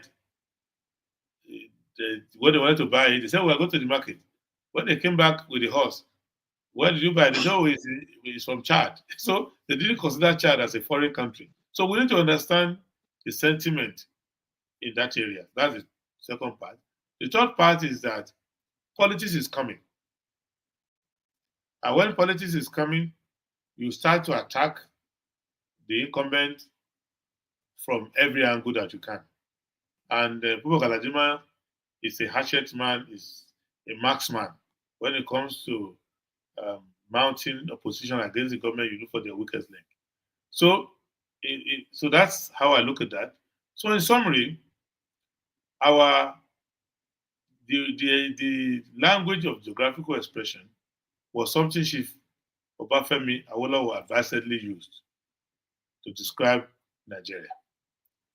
Then that was then. But if you look at the way Awolowo moved, by the time he came to the Second Republic, he was able to tell you where his mind was. He set up what we call Unity Party of Nigeria, which means Awolowo knew that unity was what we needed to work towards. Now, and he ran for president on the basis of that unity. And to demonstrate that unity, he even went as far as going to the weakest area where he had the most misunderstanding of his personality. He went and chose a vice president from Anambra now, Philip Umadi, SAN of pleasant memory. So what I'm bringing out is that these conversations are necessary, and none of them is a sign that Nigeria can't work. But they are sign that Nigeria is hard work. So it is the duty of the president to always be conscious of all these issues, to know that I am leading a fragile, unspoken coalition of people who find themselves on a British bus that they are now asked to manage. And it is my duty to be conscious of all of these things when I'm taking my action. But these sentiments will always be there. And even if you take away the national forum, when you go down each state, you will see that the grievances are at varying levels active there. Rarely do you go to a state where you find the people of that state happy with their current status. There's no state you go to that someone or one section or the other is not trying to create another state out of that state. So that is why I think that it is a head of state function. It's the president's duty to ensure that I know the diversity of the people I'm governing. I know that they have all these historical traumas from one another. And if I'm doing something, however innocuous it is, I must put it in the context of all of this and have sufficient consultation and better communication, and that I must practically apply justice. But there's nothing you can do to reverse the country and say, okay, I dissolve the country. You will still have the contradictions following them in different places. Because if you look at a state that look homogeneous to you, in Sokoto on its own is as diverse as Nigeria. But from a distance, when you look at Sokoto, you look at it and say, oh, Sokoto, have the same religion and they are okay there. But it's not so. When you enter Sokoto, you will see that even within Sokoto city, people will tell you, well, this Fulani person who is the sultan of Sokoto is not from this section. This is not his land. And Sokoto is a small town within the Gobirawa land. And then they start giving you interpretations and all of that. And then you find in many communities people of different religions, different. So that's how we are. And there's nothing we can do about it. If you go to other countries in Africa, they suffer the same diversity issue. So, but the management of it is that the president has to be a chief diplomat, has to be seen by everybody, to give them equal access, to understand their grievances and manage it one way or the other, and to see that he is not himself capable of being misunderstood to pursue either a religious, ethnic, or personal agenda. So that is the burden of diversity. The alternative is to say you don't want diversity at all. But if you say you don't want diversity, then you won't start at all, because even give an example of Midwest. When they became Midwest, they immediately started having problem of Edo and the Delta side, which it was not left for them to manage, Sadebe to manage, eventually Bemudia to manage. It went all the way, and eventually they couldn't hold it. They had to go into Edo and Delta. And now, if you look at Delta, they are also having issues because the Delta North around Asaba, Seluku, Agbo, all this, the people from the south, Wari and all of that, they don't see them as they have almost 2 state houses, one in the north, one in the south, and now they want to create an normal state. So, and if you speak Igbo and you cross over to Onitsha, they don't want to hear that Anioma State is supposed to be one of the states, out of the state attributed to the southeast, because they said they want another state. That Anioma State is not part of us. So if you go to Rivers, it's the same thing. So the man who's from Ahoda will say, I'm not Igbo. The other people will argue with you, you're Igbo. This conversation continues. Go to Opobo, go to Boni, anywhere you go in the country. This is it. Why is it so? It is so because identity is what we use to claim things, not merit.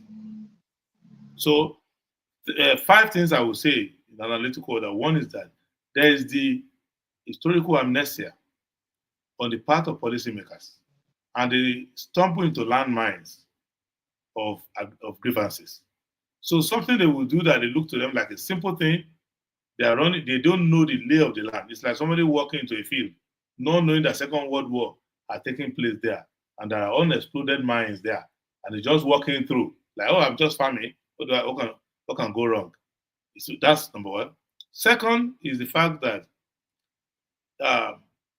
the government, the general failure of governance, has led to certain artificial scarcities that to even have a space to employ your son as a policeman or as a school teacher, as all of that, you need identity to access it.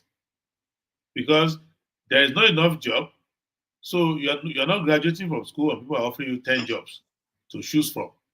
You have to struggle to select 400 people out of 40,000 applying. And then the question arises, oh, why is it that you are taken from this ethnic or religious background, you haven't taken from here? So identity is being used. Thirdly, the head of state that we'll be having have not been able to consciously address these issues. Occasionally, when it favors them, they will use it to politic. So the way Bobo Galadima will make all these comments just because maybe he wants to make a political point, the same way those who are dragging, recently I was invited by a group in the north to come and talk on this issue of my position on this tax bill. And after I gave my position, they couldn't say anything to use there in their own perspective of it. And they were raising the concept that the bill is anti-North. I said, okay, give me the evidence, let me see it. But I also want the fact that, wait a minute, if you play this game that the tax bill is anti-North and you don't give the evidence, you also give the promoter of the bill to say that you are anti-South. So, because you are opposing the bill because you think the bill favors the South, which it does not. So you give the person who has a duty to explain why it's misgoverning, you give him now a tool or a raw material to take back home to say, you see, even the smallest thing as a tax bill, these folks will not let me pass it. So you can see that's why they are opposing all my measures. So you have to be careful about that. The fourth thing is that over-centralization of governance in Nigeria is a major problem. Because when you have a large family and they are living in the compound, they will not know how large they are until you ask all of them to come to one dining room to eat. That's when they realize, oh, we are too many in this place. We are choked up. So what is happening in Nigeria is that we are over-centralizing. And the over-centralizing, we are excusing it that it was because of the military. No, it wasn't just because of the military. It was because people took advantage not to negotiate power, to just seize the power. So when you have resources in different parts of the country, you could negotiate like we did in Lancaster House. Who will control this, who will control that? But people took advantage of the chaos on the ground to nationalize all the resources. and manage it in a way they thought was advantageous. But as time went on, it became clear that one, it will lead to inefficiencies because everybody is coming to the center. And where everybody is coming to the center, imagine a house, a house, a community that has a lot of water, enormous amount of water, but they have only one tap where everybody has to come to and queue up to fetch water. And one man has to determine who is going to take water first. So that artificial scarcity is what we created for ourselves in the country. So we need to, if you look at the tax bill itself, the tax bill itself is an act of cowardice because you should know that arguing among yourselves as to which state to get more from VAT and all that, you just have to admit that VAT is a state tax. So why are you wasting my time when you know that VAT is a state tax under the Constitution? Let each state control their VAT. So if a state wants to make its own 15%, another wants to make its own 30%, people will know that this state that is charging me 30% from buying pure water, I'm not going to go and buy water there. So they don't want to do that. Yeah, so now you could see that some of it, surprise, surprise, President Buhari has even done more than the so-called constitutionalist. It was Buhari that said, okay, railway must go back to the state. It was Buhari who said state must control their electricity. So if we continue like that along that line, and we break everything down, and states have even role to license their own radio, and each person can go to LCC and get a frequency, and you bring things down. Local government. Yes, and then no, what is happening in local government is that it's a bully. When the bigger bully, federal government bully the state went to bully local government. Because when federal government collects VAT, which the state should collect, the state will start collecting market rate and levies, which the local government should collect. So even local government system, the way it is being run, in my own view, states should be capable of creating as many local governments as they want for themselves. Since I'm not going to fund your local government for you, you understand your own situation. So I come from Ondo, the entire several local governments are in one kingdom. So we speak the same language, we are not the same king, and we have several local governments. Whereas in some other places, just half of Ondo City will be like 16 different communities. There's a place in my state called Okeagbe. It's smaller than the city center of Ondo, but they are from different backgrounds. You have Afa, Ido, Aje, they're from different backgrounds. So in that small enclave, nothing is wrong if they have 3 or 4 local government inside that place because they are from different diversity and they want to govern themselves differently.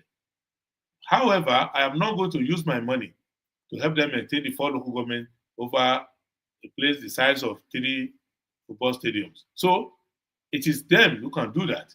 So those are the things we need to address. And to address them means that we must address them through our politics. That's the last point I want to make. The problem of Nigeria is that during politics, we suspend all our knowledge of our problems. We just elect anybody, whether we believe they can solve these problems or not. Once they now come in, we start to remember all our problems and impose the problem on them. The ideal thing to do is that we make a litany and a catalog of our problems. And when politicians come to run for office, we throw these questions at them. What do you think about local government administration? What do you think about judiciary? What do you think about revenue allocation, distribution? What do you think about this? So, based on the answer they give, you now determine this person can be head of state. He understands the country and he has an agenda that is clear. Well, this person should not get near it at all. But we don't go towards that. We let anybody just enter first, and then we start to now say, oh, we're disappointed.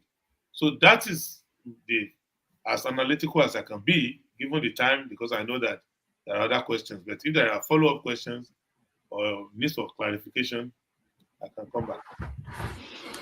Thank you. It's not you did justice to it. Thank you. All right. I'll loop round back to you again, Baba, but I want to make sure everybody gets to speak to the prince, and then we may get a second round. I have a question off the back of Prince's submission there, but I'll hold that question in abeyance as Tunaija joins us. So, Tunaija, unmute, introduce yourself to the prince, and put a position to him. Tunaija. Thank you for having me, one man. I appreciate it, and for bringing the guest in. Greetings to everyone on the panel, and special greetings to the Prince Adewole Adebayo, and greetings to the chat and the viewers. I heard your statement, which I think I agree with, about not having figures in the nation that brings people together. The nation appears to be flying off the handle, where everyone is in their ethnic or tribal corners. And is there anything that can be done to remedy this? Because we lack nationalists in that nation.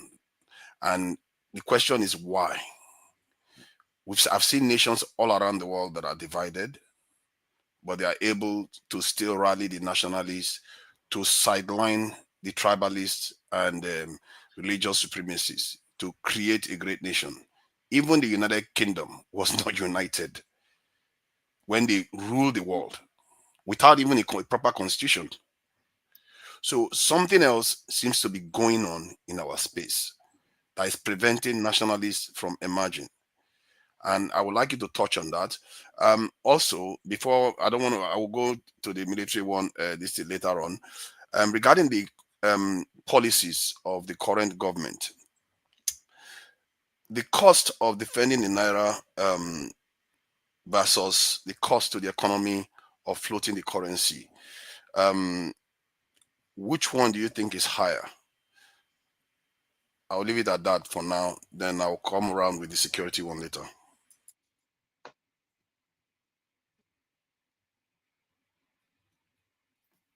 Oh, thank you. I thought that, should I go ahead? Yes, go ahead. Yes, Are you please. clear on what he's asking, or do you need Okay, me to? Yeah. The issue is this. Ashebe answered the first part of the question. It's the 1980s, when he said leadership is the problem of Nigeria. So, and you will see it. If you give an average person 2 goats and 1 cow to take to the market, you will see chaos everywhere. But if you give a Fulani herder 500 cows and 600 goats to lead from one town to the other, you wonder how are the cattle and goats following this small boy? Because he has the skill to lead them. And that is the problem. Anybody who has leadership skill will lead Nigeria beautifully. But if the leadership skill is not there, and the leadership coalition is not there, that's a problem. And that is the problem of the country. There's nothing complicated there.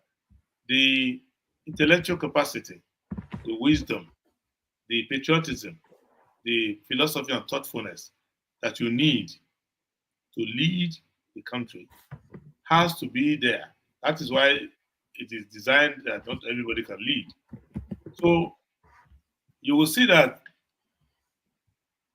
Gawan's cabinet was able to lead into prosperity even during war. But in peacetime, people are struggling to pay teacher salaries. You will see countries that are more diverse than us living in peace because they have leaders who want to make sacrifice. So 3 things have happened in Nigeria. The one, the leadership space has been thrown open. So if you're a businessman, you can still be a senator because you have money. You can still be a governor. So you don't care about the duty of a governor. And if you're a governor, a senator, people say you're not the president of this. You can become a president without even knowing how to comport yourself, even how you speak, as a president, what you address your mind, the company you keep, how you spend your time. So you need to mingle with politicians to know that Awolowo was right when he said that while if he and a few will be burning the midnight candle to think about the color of Nigeria, that the people in charge will be gallivanting and carousing all over the place. So it is still happening till today. The the casualness and the laissez-faire attitude and the cavalier approach to governance make them to be highly responsible for anything. So, so that's what is happening. The second part is that they are also exploiting the differences to not allow us to ask critical questions. For example, this tax bill is one of the least sensible tax bills ever because of the fact that it does not meet the constitutional requirement, even in Chapter 2 of our Constitution. It's not progressive. It's not addressing why the poor are paying VAT when they go and buy a small battery to power their phone. But tycoons, so called, are getting trillions in tax waivers. It's not addressing the accountability for the tax collected and the application of use and the fact that our tax is not progressive enough. But they thrown a bone of regional imbalance that even the population in the north who need tax money more because of the peculiarity of the problems are being told don't even reform the tax because they are trying to cheat us. So they turn it to that. And the people in the south who want to ask critical questions as to whose pocket are all the taxes going, say, okay, if the northerners don't support it, there must be a good thing. They will support it too. So this division is useful. But at the end of the day, those who oppose it, supposedly up there, and those who are promoting it down here, they have a way of meeting when it comes to who to appoint as tax consultant, who is going to collect the money, how to spend the money. So that is that the fact that incompetence on one side, but mischief on the other, or try to use the division to handle So to how describe. do we create such space for these nationalists to emerge? The way to create it is that you must have people who first have to agree philosophically. If your attitude to politics or a national issue tends to resonate with the information available to you rather than a uniform response to the geography of your birth, you are already on your way towards a rational approach to the country. And then when you have enough of these people and they band together, hopefully they won't be united only by one issue alone.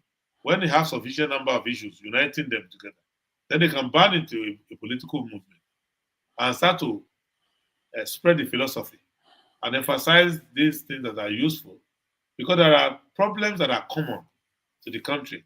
And if those problems are solved, Nigeria will automatically be going towards development. But the grievances are going to be there. Those ones you cannot do anything about it. The Civil War was fought, and those who were on the losing side of it will never forget it. But both of them suffer electricity problem. All of them suffer unemployment. All of them suffer poor infrastructure. All of them suffer issue of insecurity. All of them suffer unemployment and all of that. So if you now bring coalition along these common problems, that if you solve them, you can go back to address your other issues. But you must have people whose politics is centered around these common developmental factors and Mm. that will result in giving you good governance. But they must come together and they must keep talking about it every day to the point where the people say, okay, that's a serious issue too. Let us address it. But the way things are in Nigeria, the things that are emotive are the things that govern politics. Even the most serious ones don't govern politics. So that's how you get nationalists.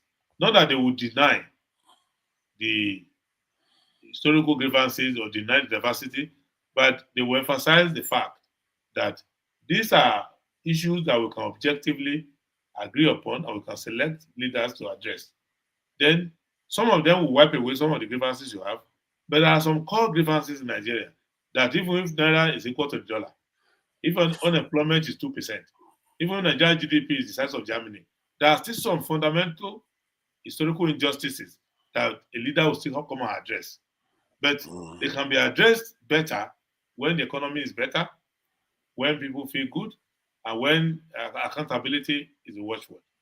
The last point I want to address, not to dwell too much on this, is that the issue of defending the currency and floating the currency. What defending the currency is a constitutional duty, especially for the Central Bank of Nigeria. Central Bank of Nigeria has a duty to defend the value of the currency. But there are many ways to defend the value of the currency other than throwing your money at it. If you start from the government, if you start to purchase local things that we have, that was why in our first development plan, the first thing they came out with was to say we will have import substitution in the first republic. National Development Plan 1960 to 65. Import substitution. That was why we created Ajaokuta to replace steel, started creating different industries. So it's important to get that clear. Second way is to do away with unnecessary foreign expenditure. So if you say I'm defending the Naira and I pour $4 billion to defend the Naira, but the same me, I am encouraging thousands of my citizens to go to Jerusalem and Mecca to go and pray to God. I'm attacking the Naira in that process. Because you need foreign airline, foreign everything to go there. If you do not fund the universities, and you say we have no money, we can't put all the money on education, we can't fund all the schools, but the same government is saying that if you are schooling abroad, you can buy dollar at official rate. You are attacking the Naira.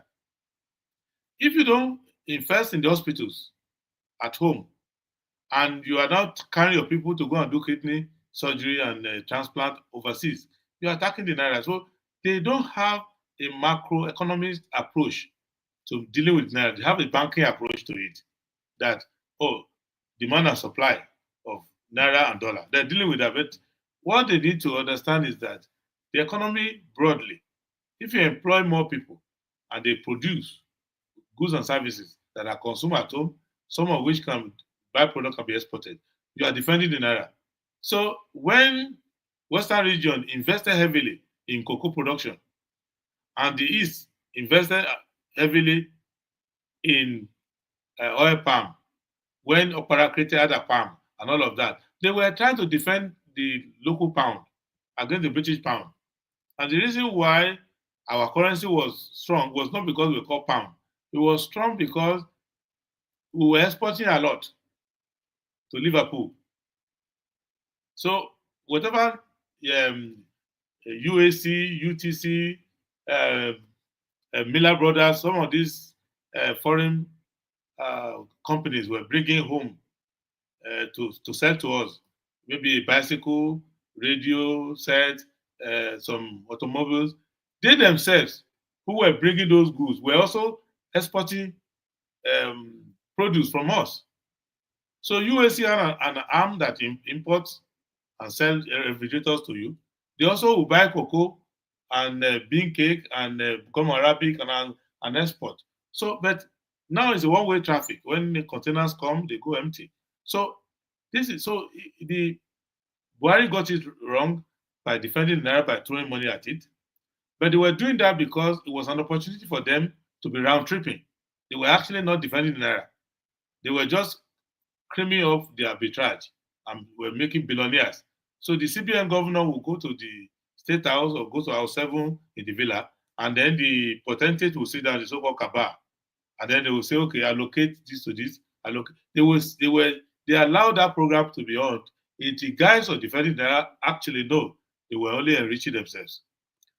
Tinubu, on the other hand, cancelled that, which is okay, but he's also wrong in the sense that he thinks that he can float his currency and not sink.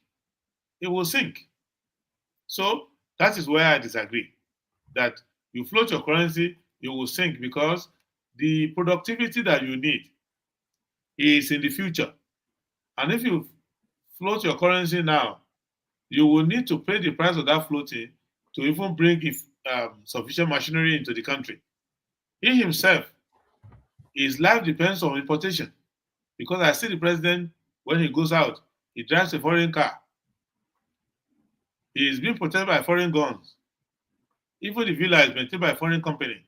So you could see that even the president himself could not live without importation.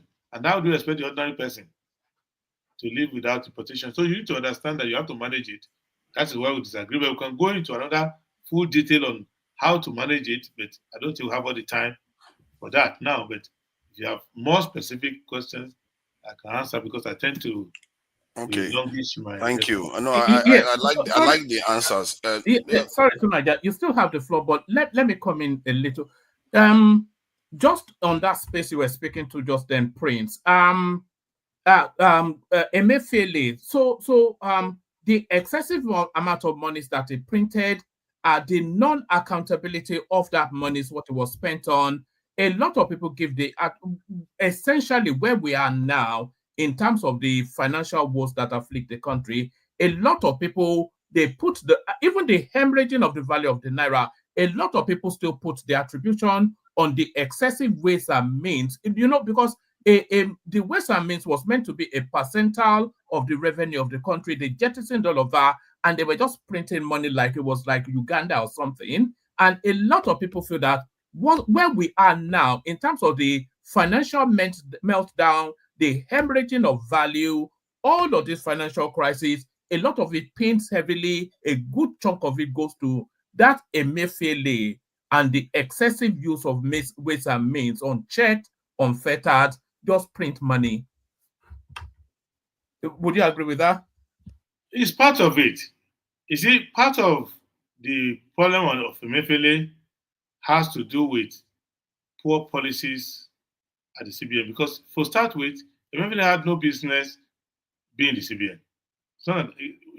It's not an economist. He's there for banking purposes. Because the bankers had influence of President Jonathan, and they brought one person to represent their interest there. He was purely there because of banking supervision. Because banking supervision had become political. So if you have a bank, whoever is the CBN governor determines whether your bank succeed or not. So the banking supervision rule had led to choosing winners and losers. So a small bank can swallow a big bank without any metric because you have friends who are in it. So that was what brought them. Then they started using CBN now to finance politics and to finance stealing. So when Buhari came, that was there. So the policies are bad. Some of the issue with Emefiele had to do with the fact that it interfered with politics using that office. So some of the grievances had to do with that as well. So, but if you are going to address the problem of CBN, you have to start addressing from Abdulkadir Ahmed's time. Because the last time you had a proper CBN, would be just before that time. From Clement Eson all the way. Then they pivoted when they had from Babangida time. The CBN now became more and more of something you can use. So now, if I was to become president, my plan was to take the CBN far away from the government, leave them with the monetary policy, and the objective of what the value of the naira should be, the objective of the amount of money in circulation, the pricing of money and monetary products will not be attached to the fiscal side. The CBN will set the standard. Whether the government likes it or not, the CBN will set the standard in order to be able to maintain the value of the naira.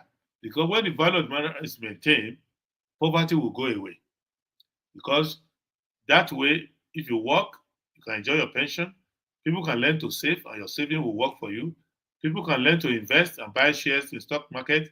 I inherited some shares from my grandfather.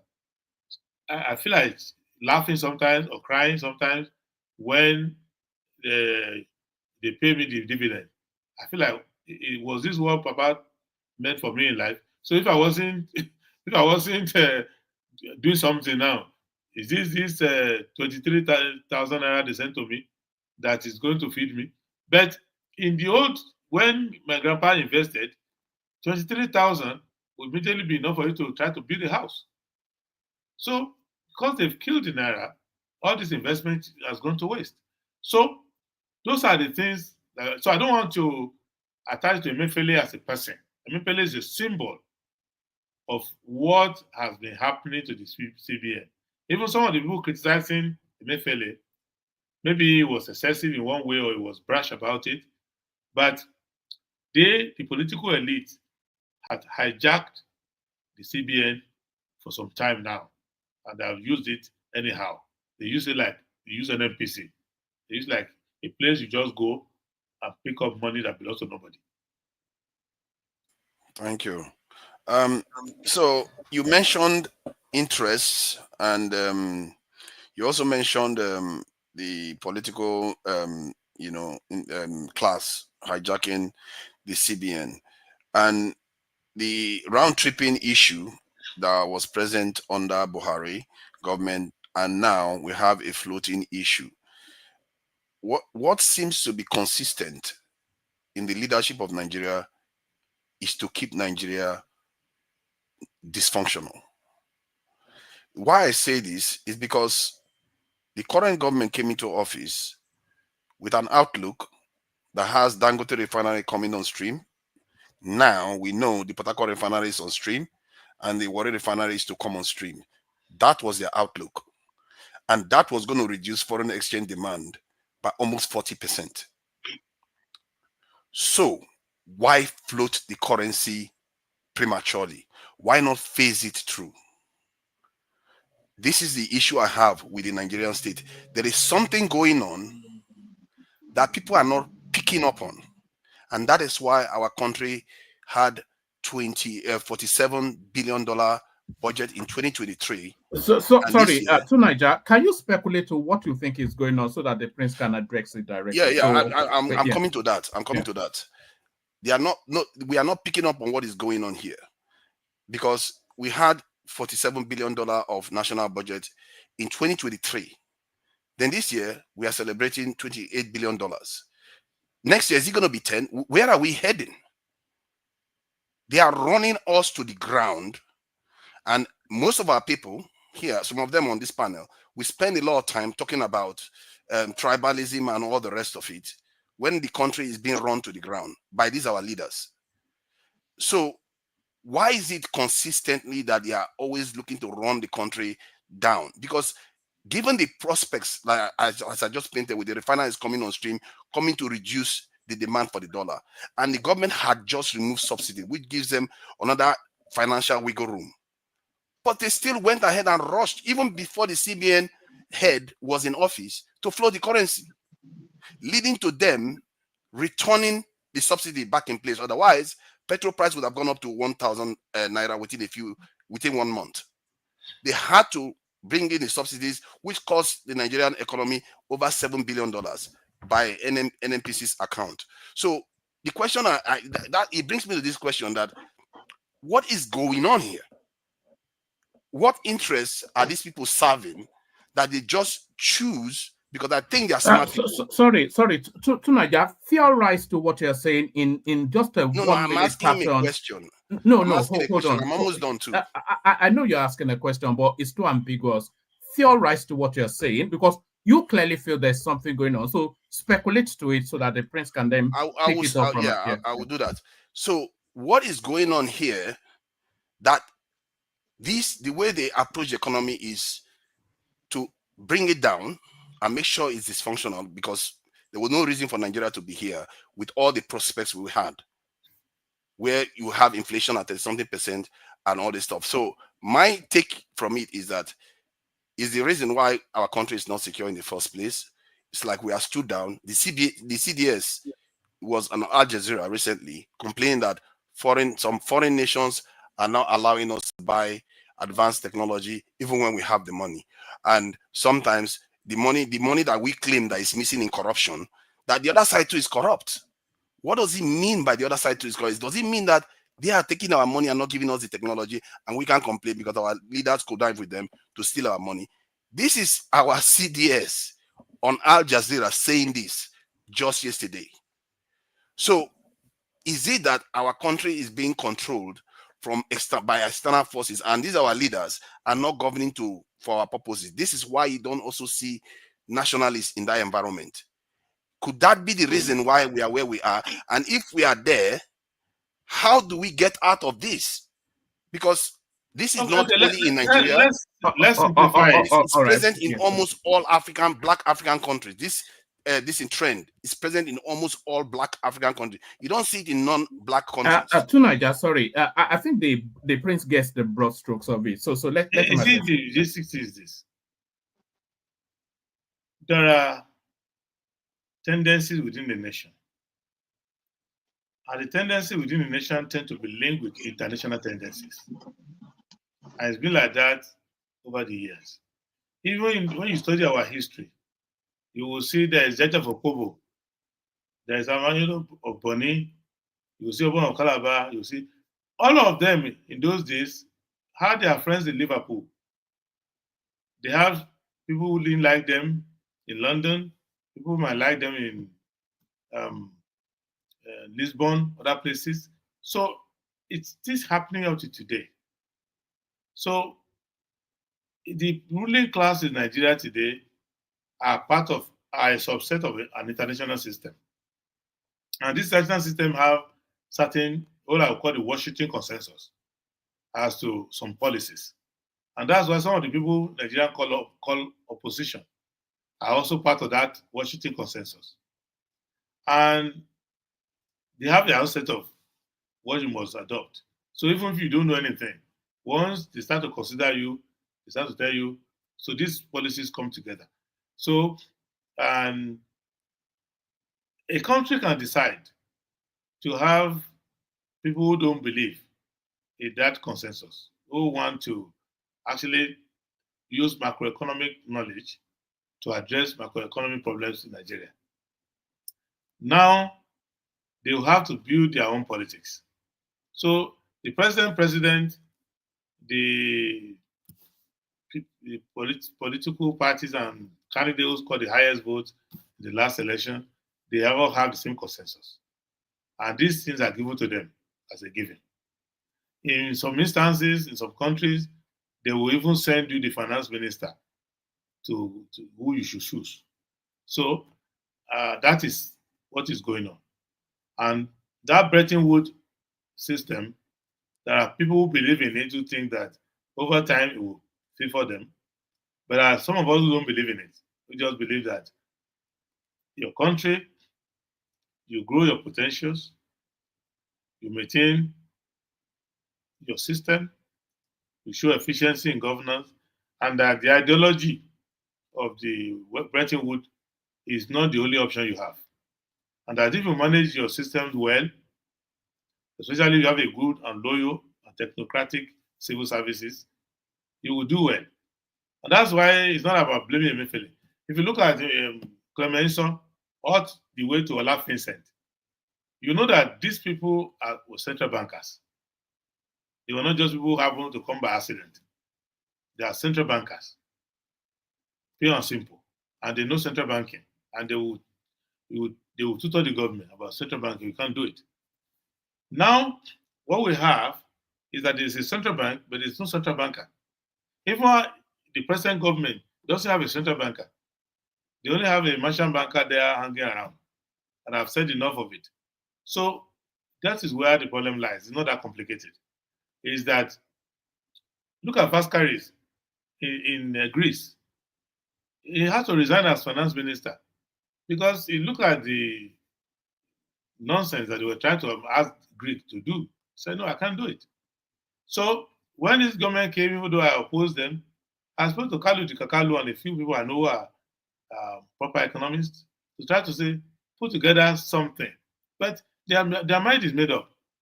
So President Tinubu is from Bretton Woods. by the drop of a hat, he would devalue the currency. Even there was no Emefiele before him, because he's part of the consensus in it. And that's why when he did it, Economists of London, all Financial Times, all the commentary in Washington and New York, they started to talk less about whether the election was free and fair or not. They dropped all other issues because that day the president stood at Eagle Square. He had his audience, and they're not necessarily domestic. I announced all those policies, and everybody dropped their gun. I realized, okay, what are we looking for? He's doing exactly what we want. So it is now left for us to try to sell to our people an alternative economic platform. So you mentioned something I find very interesting. No, I want to come in this time, please. To Nigeria, I think we have to bring in other voices. That's fine. That's fine. Before you come in, Baba, after. before you come in, Baba, we wait for Thomas to be ready for us as well. But before you come in, Baba, I want to play Prince this clip. So this clip that I'm about to play you, Prince, it speaks to both the sentiment and the frustration of a lot of Nigerians. It speaks to both the sentiment and the frustration of a lot of Nigerians. Prince, watch this. I mean, out of all the candidates, who do you think? I mean, the president is in office, and so it's you can't change that. But from your own assessment, who do you think would have done a better job on running this country? Prince Adewole Adebayo. You think he's the best candidate? He has the very best knowledge of this, and he knows the country very well. But he didn't get it. He didn't even move close. You cannot even put him and with anybody. Really? He has that courage. He has the knowledge. He has the capacity. But he's a greenhorn in politics. So that may be a problem. Yeah. I mean, what do you think of? So that was Samuel Dalong right there speaking about your good self, Prince. And what he said there is almost a universally held. It's not it's the wholly held view.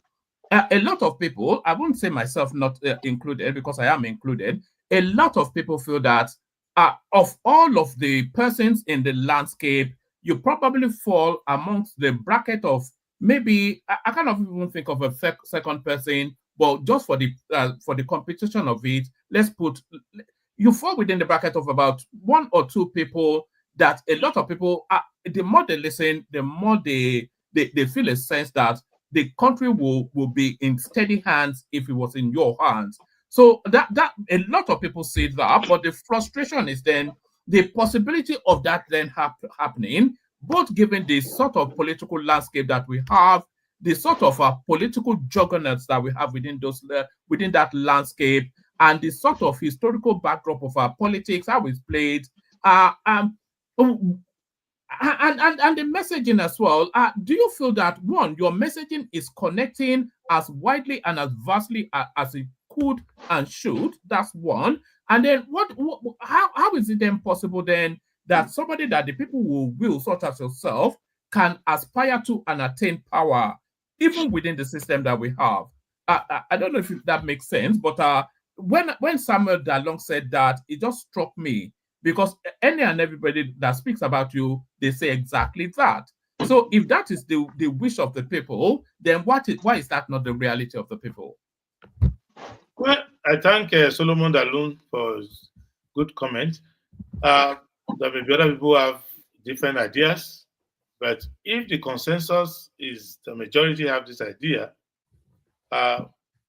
then it's not a problem for me, because one, I just make my own contribution to the national discourse. I make my own intervention to solution to problems that I think obviously have solutions, but our leaders pretend, or they claim they don't know the solutions. What I know is that in other countries, you can't make yourself president. Once you go out and you meet the quality that meet the aspiration of the people will come out. Obama just gave a speech at the presidential convention for John Kerry. And people thought, oh, this guy might be good for the country. And the rest is history. And that's how leaders are discovered all over the world. So I think that we should just stick to what is right, uh, study the problems of the country, and try to talk more, because you're not interviewing to become general manager in a company. You're not interviewing to become a professor of Nigeria problem.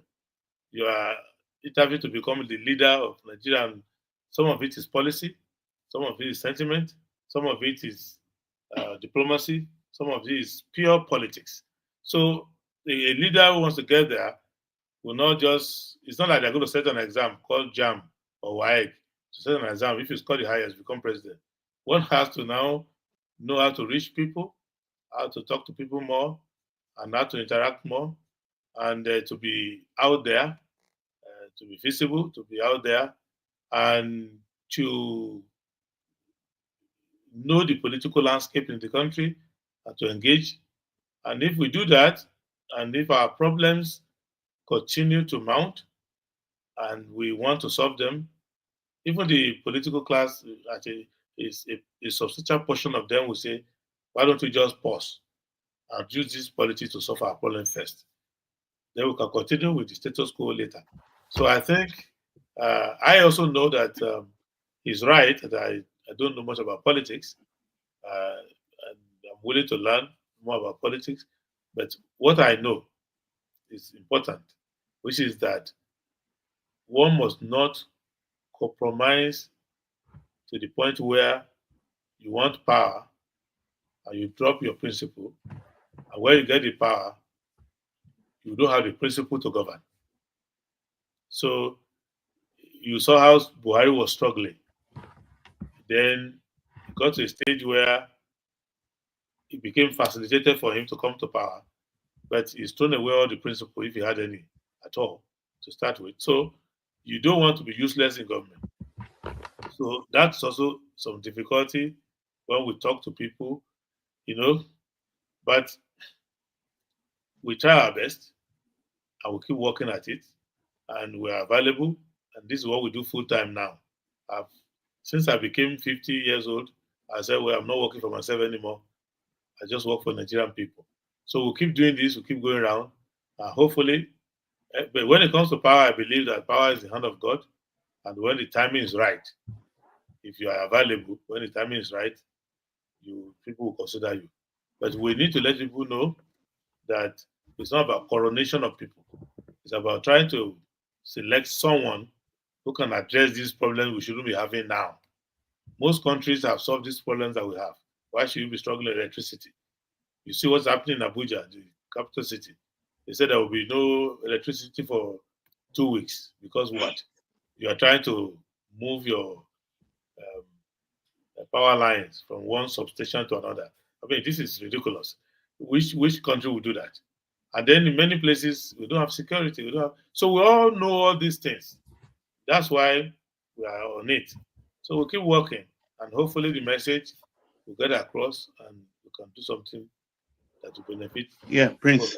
I think let me make a commentary on that. Sorry, yeah, sorry, Baba. Yeah, Baba, come in, but Prince, check your phone as well. But Baba, come in. Yeah. Yeah.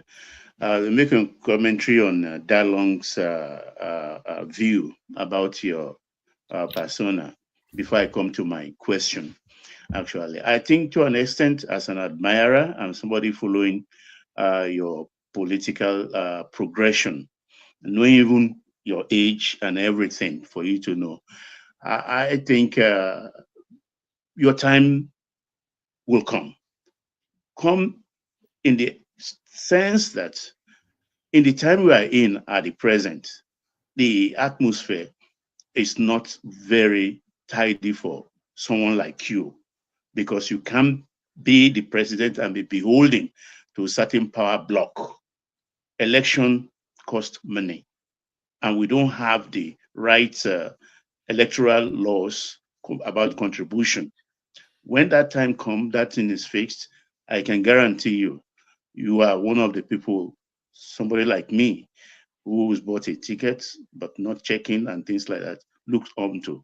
So bide your time. It will come. definitely, because you are not a political activist.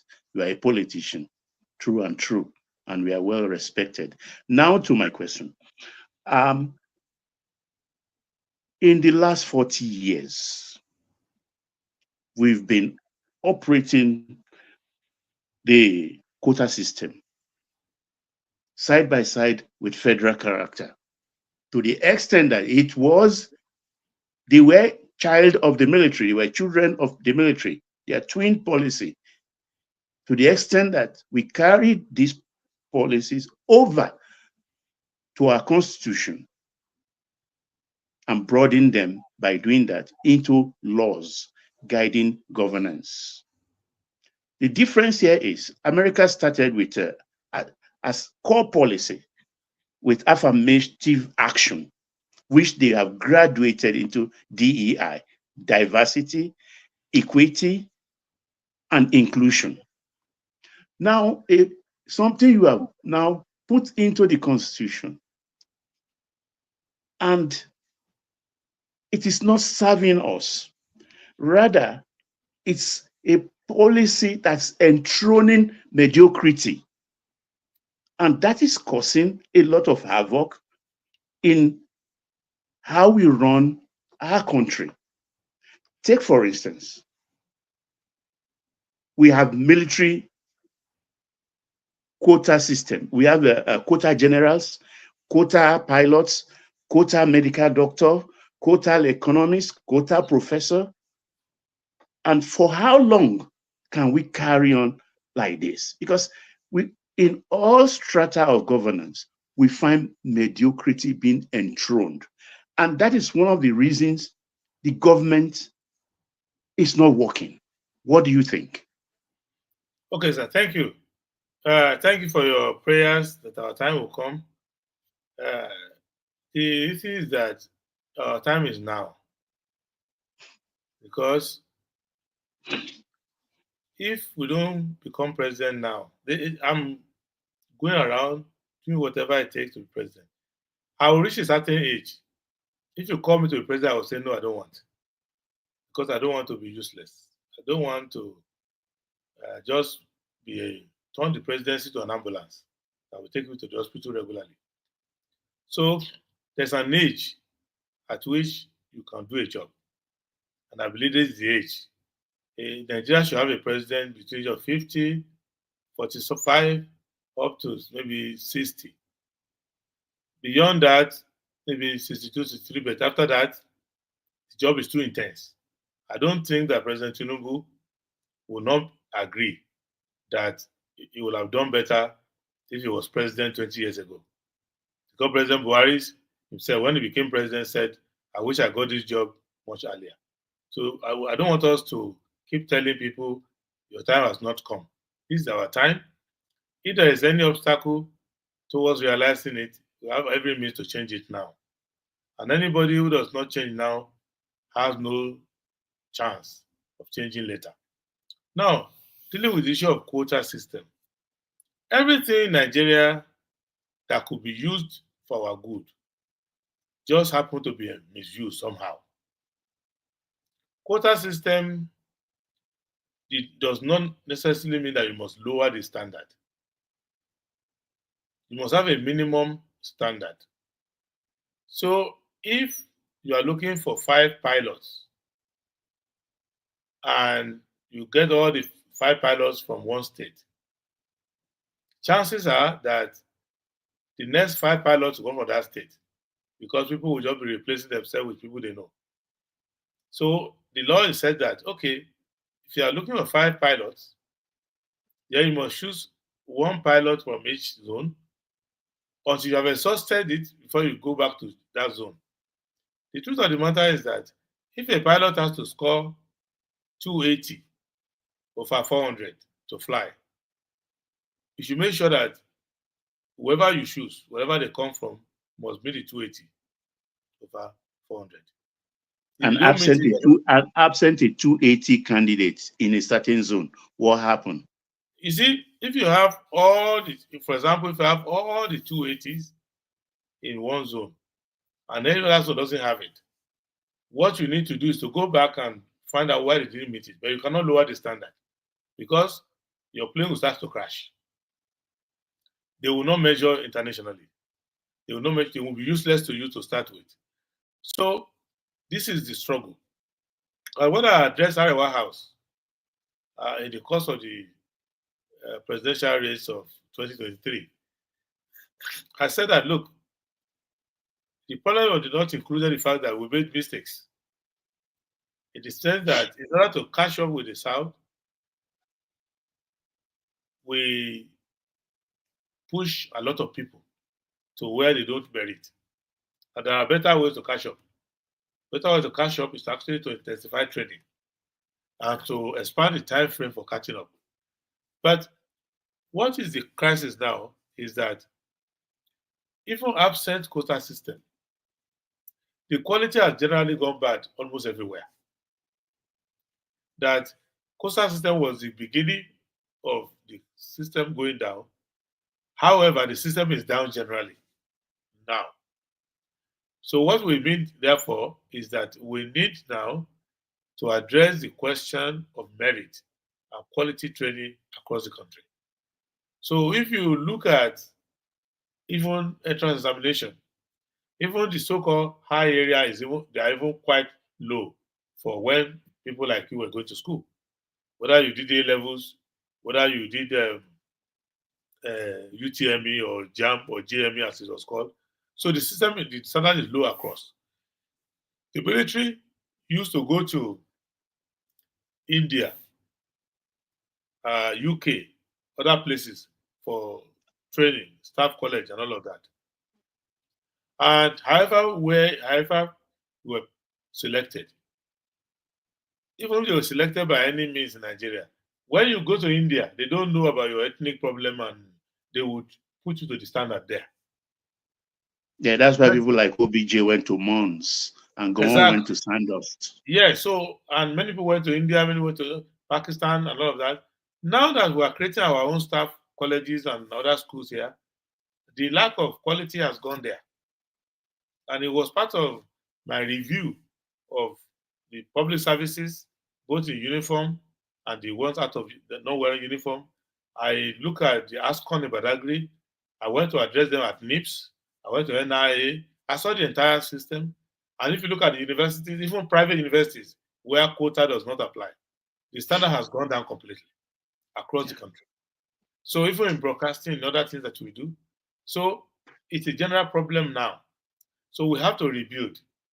We have to rebuild by, one, ensuring that you set universal standard. Luckily, if you peer review and rate all your systems, you will know what it takes. You need to write a certain number of peer review articles to become a professor. But it's not that you carry back for the dean or the vice chancellor is your uncle. They say, just let you be professor. So we have to rate that standard. Second, we have to make sufficient investment to attract intellect. Because it's not as if Nigeria is not producing highly qualified people. It's that the ratio of highly qualified people is going down compared to the mass promotion that we do. So if we attract the best people into the public services, which means that we have to pay them well, the living wage, that somebody who doesn't want to take bribe and live well, we make sufficient investment in the tools and the machinery and the environment in which they're going to operate, we can revive the system.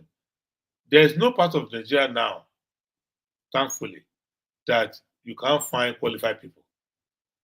Over time, by some foreign training, by some luck, when you cast aside the useless ones or the ones who don't merit it, there is no state in Nigeria that you cannot find qualified people for most positions now.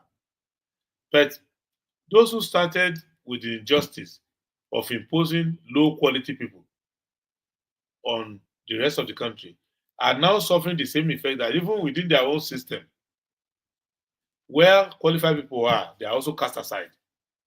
So because the concept of abolition of quality has now become endemic, so we can reverse it. It's doable. Thank you, Prince. All right. Thank you. So thank you. Kulata, you're up next. Unmute. Introduce yourself to the prince. Put a question to him. Kulata. Hey, Prince, great Ife. Great, sir. Yeah. I came late, so I don't even know what's been discussed. So I hope my question hasn't been touched upon. But here's my first question. So, of late, I've noticed a lot of Nigerians, especially people in the north, having some renaissance in their identity. So basically, all of a sudden, I'm seeing a lot of Hausa people realizing that there's no such thing as Hausa Fulani. I'm seeing a lot of middle belt people saying they're not Arewa, they're middle belt. And I've been thinking, like, to what end is this? I mean, is it a political strategy, a path for to win elections, or it's a permanent sign of maybe people realizing that the spoils of the north goes to the northwest? So what's your opinion on that? Well, basically, it's life is dynamic. Many identities are artificial. Many identities are recent. So that's what people need to understand. If you go far back in history, many of the dominant or active identities now were not that dominant or active in the past. He also needs to be told that where there's injustice, people will start to find ways, platforms to get justice. So if I will get justice anywhere, plainly by showing you that I'm a Nigerian, I will not remember my identity, other identity. That's why when you travel abroad and you land at Murtala Mohammed International Airport, Abuja Airport, Enugu Airport, and you show your passport, you don't tell them, hey, by the way, I'm Igbo, or I'm Hausa, I'm this, because that passport does the business for that moment. You just drop a passport, they stamp you, you enter. But if you come and you drop your passport and they are now not letting you in or delaying you, then you start to look for the Igbo man who is there to see my brother. See the other Yoruba man let his brother pass. Why won't you help me? Or you band together all the thief people there, or Shekiri, you start protesting. You only allow the Igbos to pass. The Shekiri have been blocked. So what you need to understand is that if you don't want to be seeing all these identities coming up, just make sure that the common currency, the Nigerian citizenship, is enough.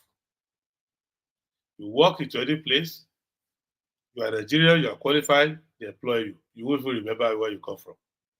But until you do that, people will start to create identities. Even within the houses, they will tell you the Kano houses, the different houses. Every group in Nigeria has subgroups. And every subgroup has micro groups. So that is what I want us to understand. Secondly, any alliance that is formed by the spoil of politics, spoil of office, will start to dissolve when the locum of power shift away. So if the North is perpetually in power, everybody wants to be another at that point. So if you had a problem with a Hausa person, the person who will come and fight you will be a thief person. So you saw what happened in 1966 when the January coup happened. And there was an interpretation it was anti-North. The persons who were victims of it were mostly from core North, if you're allowed to use that expression. Kaduna, Sokoto, Borno. But those who came to revenge were mostly from Middle Belt, Tiwa Danjuma, and so many other people like that. At that time, it was one North. But as you go on further and interact more and more, when Awolowo suggested the idea to Gawan that we must do state creation, people like Joseph Taka and Co, they all jump at it too. So many people, and you see Tiwa Danjuma now, I had occasion to visit Baba in the course of my running for president. And the part of our conversation dwell on the fact that I just want to understand how, from being the champion of the North in the 60s and one of the coordinators of Northern interest during the military time, to the point where you're now complaining that some people are killing some people within your state and things like that. So I learned a few things from that transformation. So what I see, generally speaking, is that injustice is not good. And anywhere you find injustice, even within a family, they will start to question their own identity. Secondly, that if privileges of power and patronages of office are what is supporting the identity, when you don't have enough to support this, to supply these patronages, the alliances will break down and people will start to find other identity to go and claim for themselves. And that is what is happening. But there's nothing fundamentally negative about it, because all of them are opportunities for a leader to try to weed his people together and try to let them know that, you see, all these gang ups that you do when you are temporarily in power, they will backfire when you're not in power. Therefore, what you need to do is to make sure that there's justice for all and that you create life more abundant, as I will always put it. And that, like my leader, Aminu Kano, will say, that government must be for the weakest people in society. And as a leader, I look for weak people. When I look for weak people, I go to weak people and I give them the benefit. And the success of a political experiment is about how it empowers the weakest in the community. And the real measure of economic performance in a country is the lowest which a citizen can fall to. That's how you know whether a country is developed or not. That in the worst kind of scenario, what is the lowest that can happen to a citizen in this country? If he's out of job, out of fortune, what can happen? Will he be hungry? Will he be homeless? So if you look at those parameters, you will see that many of these identities will just be cultural association and they will just be dancing around. When there is abundance, when there is full employment, many of these militant organizations become cultural troops because there's nothing to agitate against. And that's the kind of leadership we need to give the country. All right, brilliant. It's coming up to 2 a.m. where Prince is, so we have to be cognizant of that. I'm okay, but I don't want to drag you on, but I'm fine. All right. If you're fine, then we're happy to have you for as long as we can have you, but we don't want to oversweat it so that next time we call you. Great. That's great, Prince. That's great. Yeah, all right. But I have a second question. Go on, Kulata. Yeah. Okay, but my second question has to do with the economy. So, I mean, now that we have the reforms that go in place, tax reform and all whatnot, and with the situation in Niger, when are we? Based on our realities, when is it likely that we're able to like turn to a gas nation? Right, because we're struggling right now to even ramp up oil. Some of the onshore fields have been sold to local players. We had the Shell deep offshore deal, and I think maybe they're expecting other ones, but we're still not yet that gas nation, which is the next logical thing we're supposed to do as a country. The one of the easiest things we should be able to do.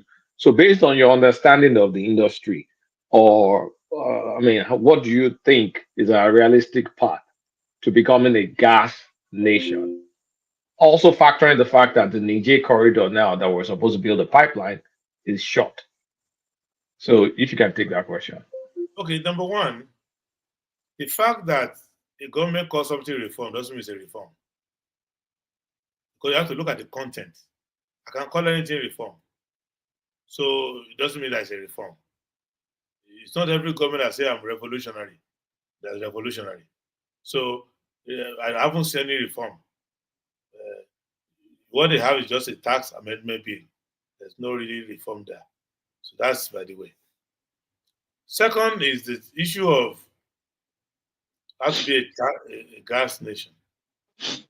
I have 3 ways to look at it. One, you don't have to be a gas nation to be a great nation. Many countries that have no oil at all are doing fantastically well. So, whether you are a gas nation or not, even your solid minerals, your agriculture, your um, entertainment industry, your educational system, all of these things are sufficient to make Nigeria to be a medium power. Now, before you even go into gas, you have to ask yourself, what happened to the crude? Have we taken optimal advantage of the crude? If you take optimal advantage of the crude, gas, the infrastructure for proper management of gas will automatically come. So we are not managing the crude well.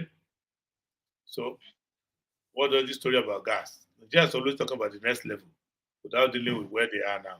So my recommendation is that gas is futuristic. But before you deal with gas, account for the crude oil as it is today. Third issue is that we've experimented with some projects in gas.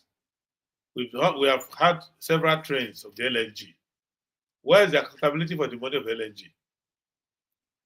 I've been asking that question in public forum, in private forum.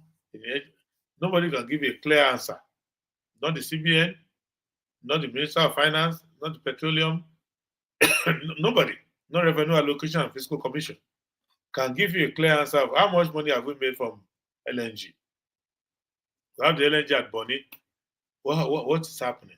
So that will let you know that when gas comes, gas can vaporize faster than crude. And that money may disappear too. Now regarding pipeline through Niger and all of that, I interact with Niger people. A lot of what's going on in Niger is grandstanding and maybe a bit of Russian interest in it. All the fight they're fighting with France is historical fight, but in reality, what is happening there is linked to what is happening in European energy politics. That has to do with Ukraine, and Russia is doing it not just in our own corridor. They are doing it all the way from Eritrea, all the way to Guinea. So we can address that later because it's a regional security issue, and there are things we can do that will create a pathway. But the question is, what of domestic supply of gas? You don't need Niger for that. So I've been monitoring the AKK. I watched them to the point where they got to Zaria, because we are supposed to have the AKK corridor to carry gas all the way up to the different parts of the country so that there could be equalization of access to gas. Second, we have the West African gas pipeline that doesn't go towards Niger. And how much gas are we scoffing? There was a time I spent a lot of time around the Omambala River there to see how we can win some of the gas fields in that sector. It was a compression of gas. So these are issues of governance. So if you deal with issue of governance, gas is not that complicated. So the gas, supply your domestic market first. Export of gas to power the industry of other country is not the first choice. The first choice is to make yourself so energy efficient and energy cheap to the point where the person who wants to buy gas from you to power an industry in Europe will say, why do I have to buy the gas and pipe out the gas? Why don't I just carry the industry to Nigeria where there is abundance of gas? And there are also gas derivatives. So what is important is for us to target the domestic market, and our domestic market has the adjacency of ECOWAS with it, where we pay most of the community level for them. And now with the Africa Free Trade Corridor that has been created, I was chairman at NIA when the Nigeria Custom to take a position regarding the Africa Free Trade Act, and I gave all the advice that I could give. So our gas could be sold in our sub-region. So before we think of selling to Europe. And in reality, our gas is down south. So the pipeline is just an option. There are a lot of LNG vessels all over the world that you can use to ferry your gas to Europe. So the situation in Niger is not a death knell. But the problem is that we don't have enough gas. We don't win enough gas. We don't scruff enough gas. We don't pipe enough gas. We don't liquefy or compress enough gas to even meet our own need. Our own cars, and they don't run on gas. If you go to East Africa, even motorcycle, keke napep, which they call bajaji, they all have the gas-powered hybrid that they can make a simple operation in the factory. Within 1 hour or 2 hours, they converted it. So we need to saturate our own market with gas, and you will see the fillip that you will add to the economy. But you need to govern. And the problem I have with this government is that they are politicking through and through. They're not able to govern, they're not able to deliver projects. I congratulate the NNPC. I spoke with the chairman of NNPC yesterday. I congratulated him that at least they got 2 of the refineries working. And I don't want to criticize them about the amount of money they spent to do that. That could have built a better refinery than the one they're revamping, but it's okay. They did something. Secondly, if you look at the lead time with which the refineries have been handled, you will see that it has translated like 2 administrations. So if you are giving credit to the present government for refinery, you must also give credit to President Tinubu, President Buhari for the investment they made in it, because it wasn't that when Tinubu came, they started afresh. No, they just continue, and they tend to run away from Buhari's mistakes, but they are very quick to claim some of the successes that they inherited. So we should just be balanced in the approach. But with proper governance, we will be able to give sufficient gas to ourselves, to the sub-region, and then we can export internationally, either by sea or by pipeline. All right, thank you, Prince. I know you probably still have more questions, Kulata, but let's go on to Prince Daddy, and then we have from Thomas, and then we'll open it up to a more rounded conversation. Now, Prince Daddy, you're up next. On mute, introduce yourself to the Prince, tell him where you're joining us from, and have a conversation with him. Prince Daddy. Yeah, thanks, Mohammed. Can you hear me clearly? We can carry on. All right, thanks. Hello, Prince Adewale. Prince here from the States. Thank you, Prince Daddy. Good to see you again. Oh yeah, you too. Thank you. I appreciate it. Yeah, let me jump right into it. I think you've heard it said before. Good people don't go to heaven, nor do bad people go to hell. I'm saying that to make a point that, look, just like the video one man played earlier, I think it was Lalong, is praise about you, your quality of leadership, what you stand for. I think I too concur when it comes to your leadership quality and the fine. Oh no, connection issues there. It sounds as though it sounds as though he was driving and it was on a hands-free. So, but before Prince Daddy rejoins us, Prince, there was something you said earlier that I noted down, and I thought when the window opened, that I might well go back to it.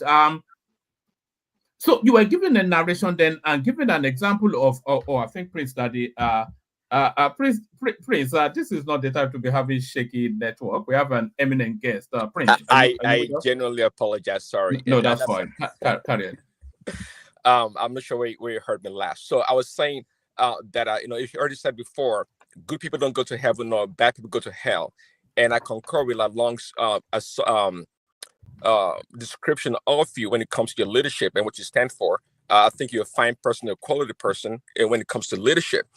But just like just like everywhere else around the world, it's not sufficient for an individual to become a president or to occupy a leadership space. I think you had mentioned, or somebody mentioned Obama earlier. Even Obama by himself, though it was discovered, he did not become the president of America because of his personality alone. There were a lot of things that came into play. And when Obama became the president, we saw the constituent that he played, he supported, or he gave more resources to, so to speak. And it shows clearly that an individual cannot just come and become a president, especially in the Nigerian space. So my question to you, in other words, Prince Adewale, are you ready to play ball? Are you ready to play game? Meaning that if someone shows up and try to cajole you, say, hey, okay, become the next president, but here are the conditions, meaning that you have to compromise. To what level of compromise are you willing to engage in order to lead Nigeria? And quickly, my other question would be, not to speak directly about Peter Obi, but more so about the opposition in Nigerian space. Peter Obi has failed monumentally when it comes to his ability to organize the Labour Party and coordinate resources, both capital and human in order to be a fine or genuine opposition to the APC at least. And he hasn't done such a good job of it. We all can see that. Now he's now running back and forth to try to to be in collusion with other people like Waziri in order to be a opposition to Tinubu. But in terms of a real opposition, a voice in Nigerian space to challenge the government, Peter Obi has failed woefully, and we all know that. So in other words, to you, is there a real opposition in the Nigerian space currently? And do you see one in the future? And what do you think? And because really in the Nigerian space, we don't really have a political ideology that's so concrete, meaning that it's so fluid. I understand right now the Labour Party members are going to the APC or PDP. It shows how fluid they are. They're not really committed to an ideology. Prince, you can stagger the question, otherwise you might well overwhelm the Prince. So I think the first two was you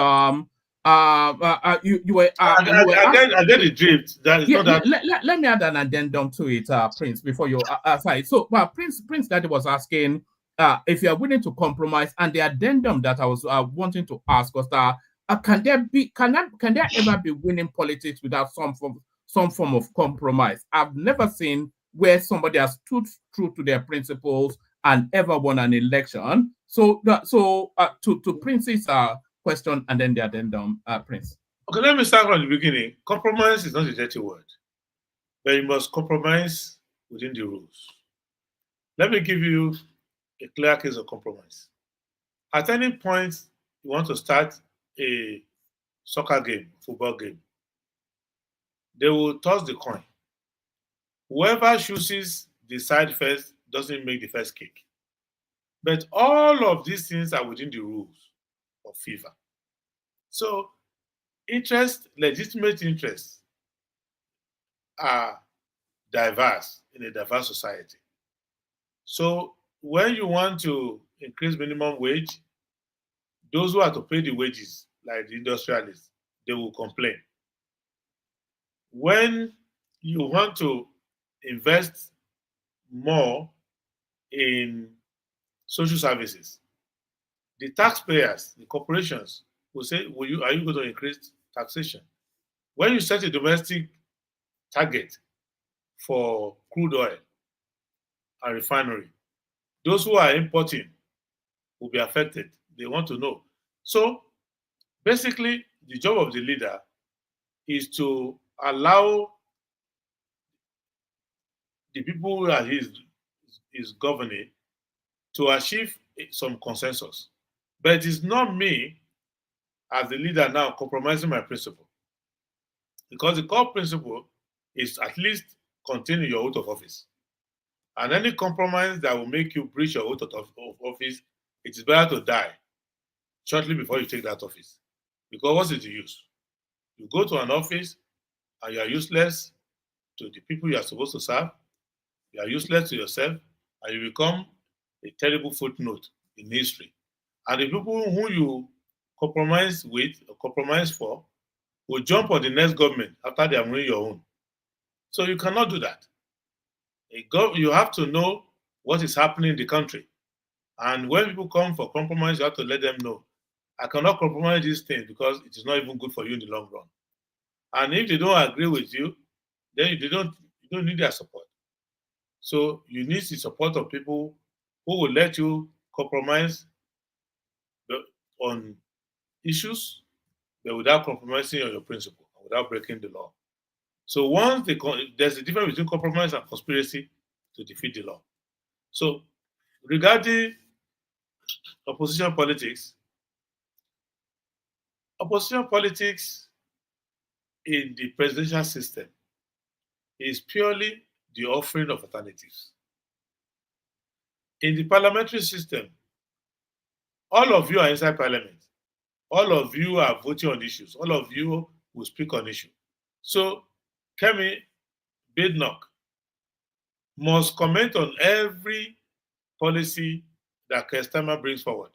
They are sitting next to each other face to face, and they are debating it.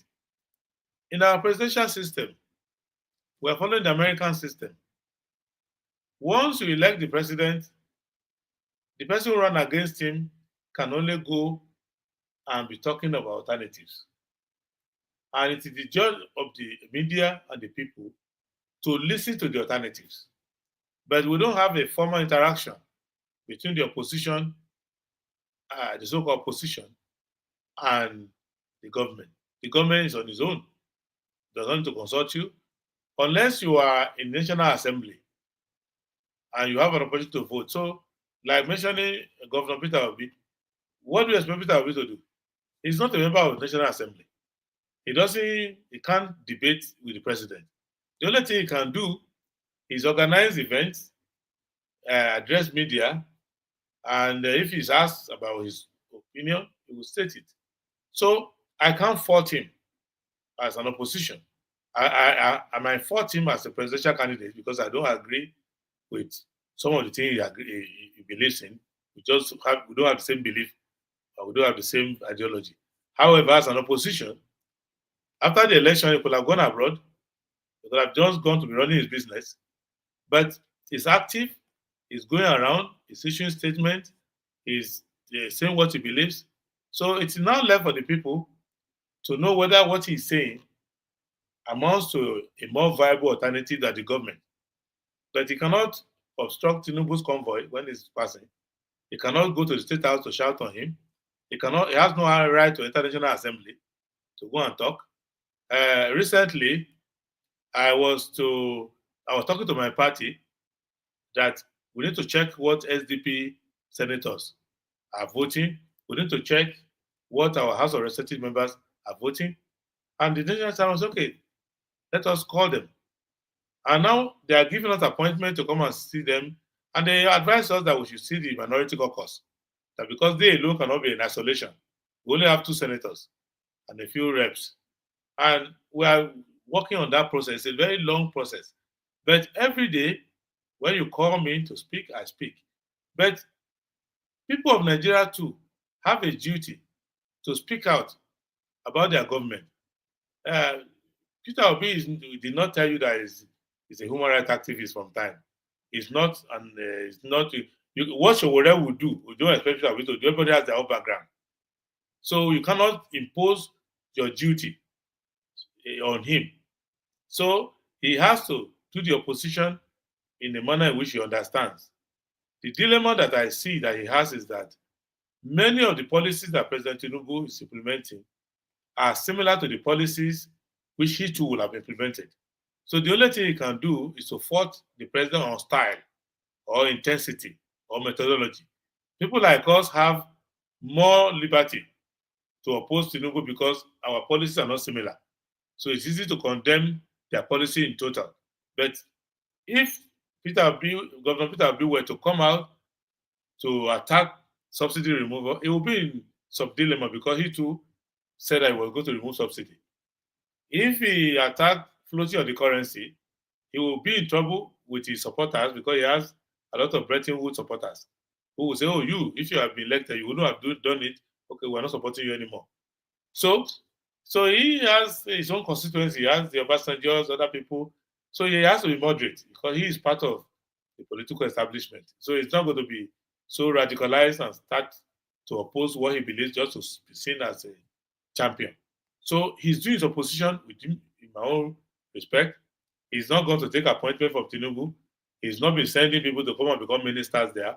He's not changing. He's still continuing. I think he's doing his best. He can do better. Everybody can do better. Even me, I can do far better than I'm doing. But that's why I didn't leave you here. If I have an opportunity to play an opposition role, why will I leave you here now and go to bed and sleep? That's a discipline. Because I'm not even sure that Tinubu is sleeping already. He might be somewhere now signing paper or doing something. So I too cannot say, oh, it's 2 o'clock, let me go and sleep. You know, I ever had an emergency at home, they call me. I said, please, when I finish, I'll get you back. I just test with them to know what the issue was. When I saw it's something manageable, I said, I'll get back to you. So everybody's doing their own. Remember that President Tinubu is using presidential jet. He has ministers under him. He has convoy. He has governor. He can summon governors. He can do anything. Peter Obi has only himself. His political party has no money. Even the political party he ran on, they appear to be keeping a distance from him. So he can only do what he can do as an individual. If he travels anywhere, he has to use his personal money. If he gathers crowds somewhere, he has to be sure that there's no stampede or problem because police will not come and catch you. So I know what it means. On a daily basis, I have like 25, 30 people flying from different parts of the country to go and do opposition work, to go and consult on my behalf. It's not easy. But if anybody who wants to be president has to learn the hard work now. So I can only tell Nigerian people that it's good to give us the feedback. Also give the feedback to the government. When the opposition says what government is doing is not right, also try to show it.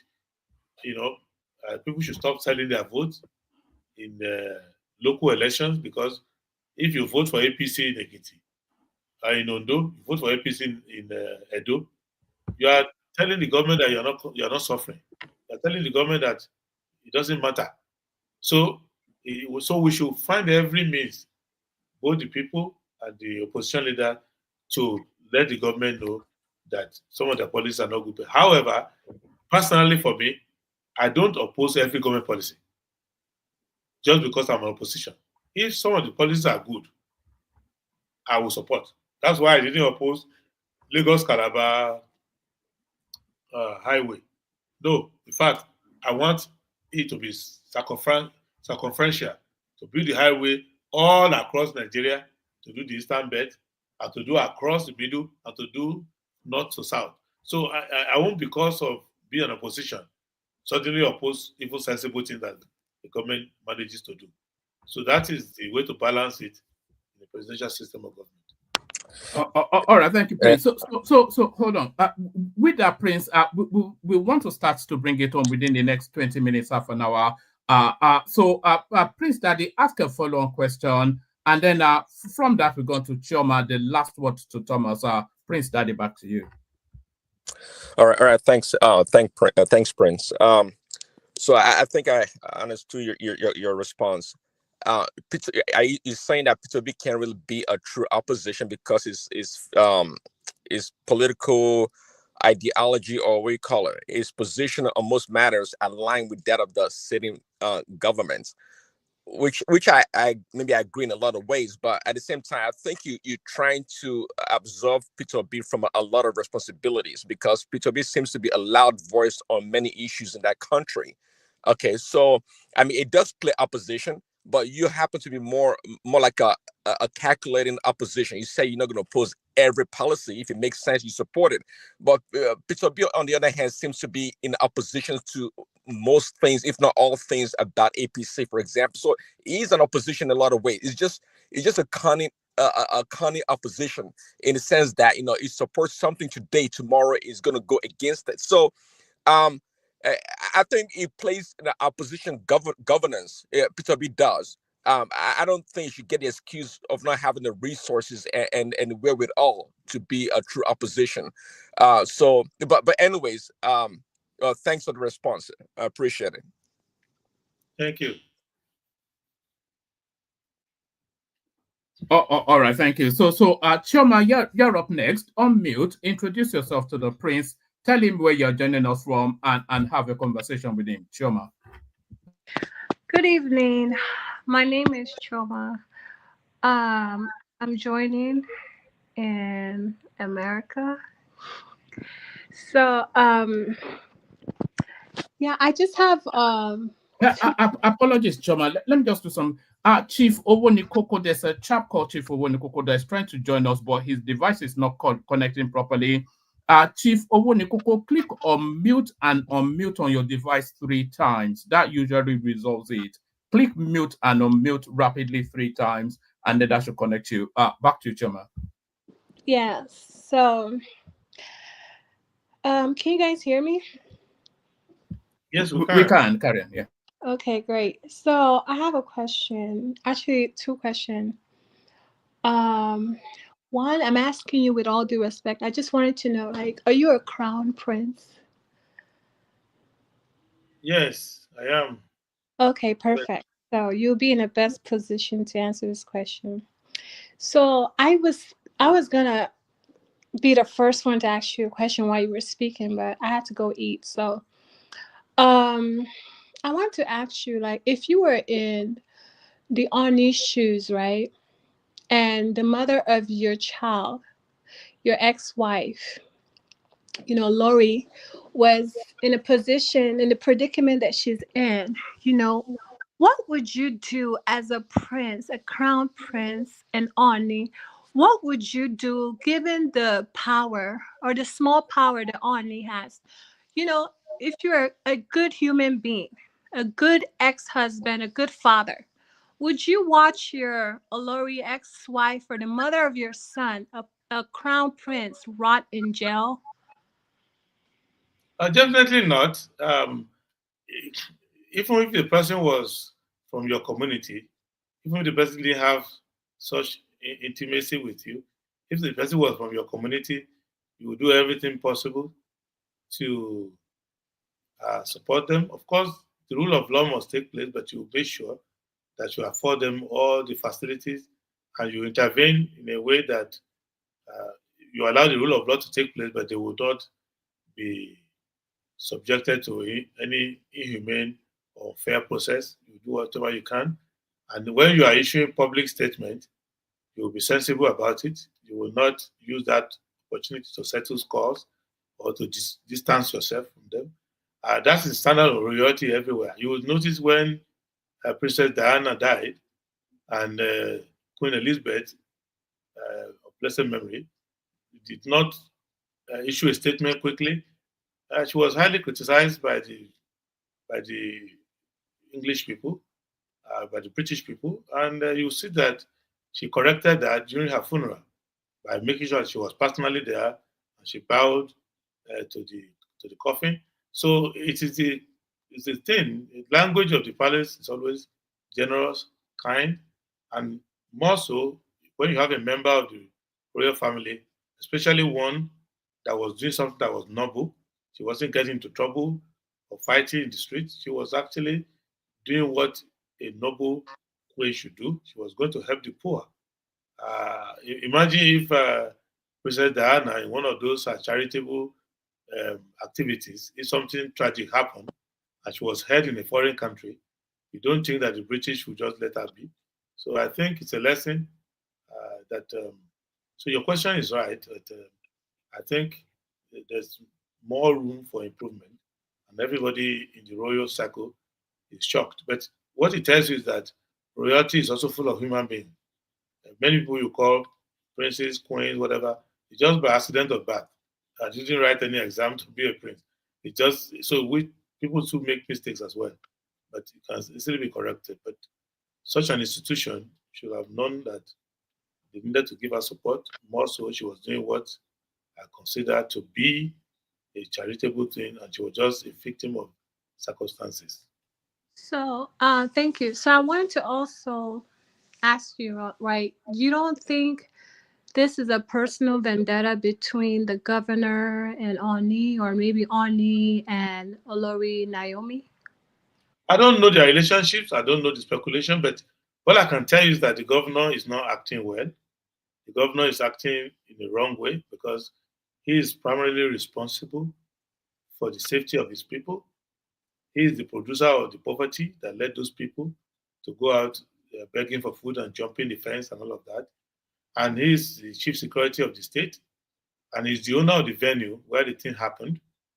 And he collected money from the organizers for them to be at that venue. So whoever he has an animosity with or whatever is not something I can speculate upon, but his behavior is not gubernatorial, it's not showing leadership, and there's no excellence in what he's doing. And the earlier he let go of those people so that we can all combine together and support the victims of the crisis. The victims of the stampede are not going to gain anything by you embarrassing these personalities who try to come and help them. And because the poverty continues, and they will need help again next time. So I think whatever the governor is doing, I don't know his motive, but definitely he's not doing his job, and he's abusing his office. Thank you. So I have a question. So if this happened at Choma, make that the last one. So sorry, I don't want to keep the prince past the top of the hour. So yeah. Yeah. So if this happened at First Lady Remi Tinubu's event, would she be facing the same persecution that Olori Naomi is facing? I hope not, because I heard that recently when they were less than 2 months ago, when they were distributing some rice or whatever the first lady had donated, that there was a stampede there, and I don't think anybody would dare go there. And I don't recommend that should be the case, because the first lady did not intend to kill anyone or to push anyone. She was just trying to help. So nobody, whether you are a first lady, you are a queen, or you are just an ordinary person on the street, nobody should be punished for doing good. And in the circumstances in which this tragedy occurred, there is no culpability that can be attached to the organizers, essentially. Just an accident arising from our culture of impatience, of rowdiness, but more responsibly because the state government, after listening to radio announcements over several days and seeing thousands of people moving in the direction of a venue which they had approved, did not act rapidly. And now they're trying to victimize, they're just grandstanding, try to victimize the organizers. So whether they have motive or not, I don't know. But as for the first lady, I encourage all wives of people in high places, all women, all men who are opportune to offer help to do so. Even despite the stampede and all the problems, I still open my compound to the public as I do every year for thousands to come and eat and go. Maybe for those who are counting, the people who enter my compound this December to come and eat and go, they probably cannot be less than 10,000 too. And so what I did was to make sure that I increased the number of security people in the compound. But I still went to bed while people were there. I didn't think I should mount a vigil 24 hours. But there was an incident of a child that jumped into our pool and drowned, but we were able to recover the child. So we didn't push the child there. We did all the precaution, but it still happened. Luckily, we were able to revive the child, and the child went with the parents after 3 days in the hospital. So these things tend to happen, and nobody should be careless, but nobody should be a victim of just a good heart. All right, thank you, Prince. So the next set of questions will be rapid fire questions because the Prince has to now depart shortly. So we go to if Thomas is ready, we go with Thomas. If Thomas is not, we go with Fatai. Who's ready to go first? Okay, let's go with Fatai. I'm not sure we had Thomas fully all the way through. Fatai, you're up next, but you've come at the tail end of it. Unmute. Introduce yourself to the Prince and put a position for Ty. Hello, Prince. Happy New Year, Prince. Happy New Year to you, sir. Yes, sir. Thank you, sir. Happy New Year to you and your family. Thank you, sir. Thank you, sir. Sorry, I'm not able to put my camera. I'm not in a good position to put my camera. Happy New Year, one man. Happy New Year to you. Yeah. Yeah. So I don't really have a lot of questions. But I have a couple of questions from your conversation, more like a commentary. But the first question I wanted to ask, I wanted to continue this conversation because I mean, I was totally shocked. I didn't really know. It's like a breaking news. You were saying that the organizers paid money to the government to organize the event. So if they paid money to organize the event, I mean, Nigeria, we all watch football every time, and there was maybe a couple of decades ago, Liverpool had a stampede, whatever. Everybody is responsible. The police is responsible. The government is responsible. Everybody is responsible. If the organizer didn't break particular laid down guidelines, okay, so negligence is difficult to charge them for. If they paid money to the government also is also responsible for security. Everybody is responsible, you know. So it was. So I never heard that before. So I wanted to confirm that, no, just from knowledge, not because I have I can do anything about it, that they indeed paid money to the government for the event, for the Yeah, venue. that's the fact. They pay money to the government and they got a treasury receipt for it. Oh my goodness. And they had meetings with the commissioners. They had even meeting with the first lady. Really? So it's a well-known event to the government. It wasn't that the government just woke up and found them there. Wow.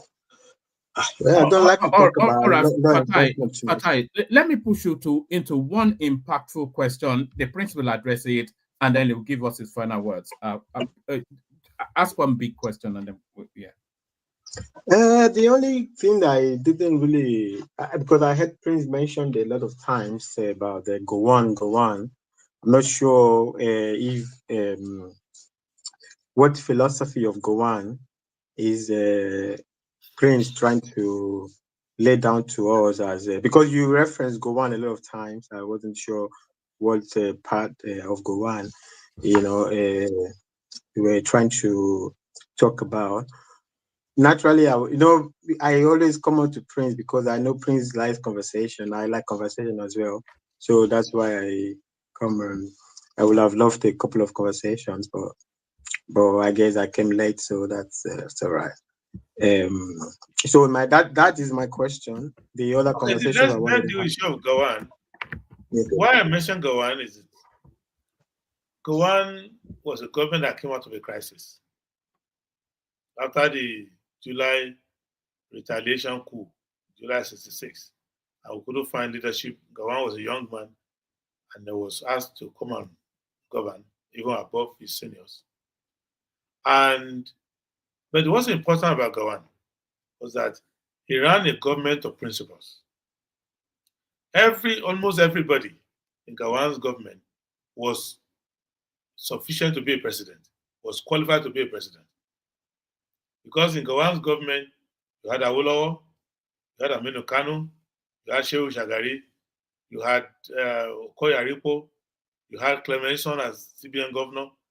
So each of those people, Joseph Taka, they were all principals, people who could be president. If you take any of them as be president, they are qualified. So if you look at that quality of the cabinet, it shows to you that it is possible for you to set up a cabinet in Nigeria where each person is a presidential material. They are strong enough intellectually, morally, ethically, and philosophically. So they're not just people looking for a job.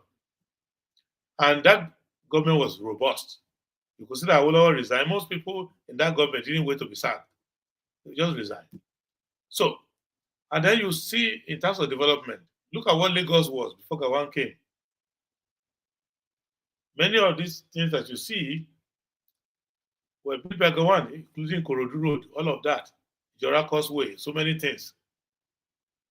And the road network we have today was the one Femi Okuno, as Minister of Works, designed with Gawan. Gawan was around 31 at that time. Okuno himself was around 30 or thereabout. So it was a government that was youthful. And that is part of that quality of the cabinet. And I don't want to tell many stories about that government, but people who served in that government, civil servants, all of them, would tell you stories. And my uncle was a permanent secretary, Eric Adewole, in that government. And I think Philip Asiodu, I still went to see him when I was running for president 2 years ago to ask questions about that government. So, and they attracted a lot of attention and talents to that government. Let me give you one anecdote. What happened in that government? When the Biafra war was at this, it was very tough, and Nigeria needed to have to buy some armament, and the armament was available, but there was no money. And Awolowo told Gawan, "Well, it's good, but we don't have the money for it." And Gawan was, okay. And then the central bank will pay for us. And Awolowo was not too sure that that CBN will pay. But in any case, they sent Dr. Umoru to go and speak to Clemenceau as governor of Central Bank. And they got to Clemenceau that, the government needs to buy this now, otherwise we'll have problem with the war. He said, yeah, you can go ahead, but you don't have money with me. You run out of money. And they were trying to get Clemenceau to use the CBN money. He said, no, I cannot. I cannot use this. I cannot compromise the bank and give the bank's money to the government. The bank is a customer. The government is a customer of the bank. You don't have money in your account. Sorry, I can't give you. And this went on and on and on and on. And at one of the meetings, Gawan allegedly, as Dr. Mori reported, told Awolowo that, look, how can the governor of Central Bank not know that if we lose this war, the country is finished? Look, if he does not release the money by the end of today, I will take all the CBN governors and the deputy governor, everybody, to the bar beach and shoot them as economics, as saboteurs. And it was quite awkward, but eventually Dr. Moro went back to Clemenceau and told Clemenceau that, look, there's a problem. I think we have to find a way to release this money. And I said, why? He said, well, the head of state said, it's a military regime. If you don't release the money, we take all of you in the evening to Bar Beach. And Clemenceau said, they want to take us to the Bar Beach in the evening. Why not take us now? Why are they waiting till evening? Because I'm ready to die for this bank. I'm not going to release the money. In the end, they didn't take them to the Bar Beach. I didn't release the money. Eventually, they found some money in a Provident account in London. And they used that money, and Clemenceau said, okay, now you have money, you can use your money. So can you have that kind of government now where the CBN governor will refuse to release money? You don't have it. So the whole system has broken down. So that's why you talk about all this. And when you look at the structure of infrastructure in the country, you will expect that a subsequent government that has come after will be able to radically transform the country, that you won't be following the truncated roads and all of that Gawan had planned. That's what I'm saying. And if you look at it finally, that a government that was able to run a civil war without borrowing money ended up with a surplus and ended up funding its own development after the war, also having money to give to many countries in the Caribbean and everywhere. And the subsequent government that came, whether it's Obasanjo's government, Murtala Obasanjo, we didn't get broke until we got to the end of Obasanjo and beginning of Chagari.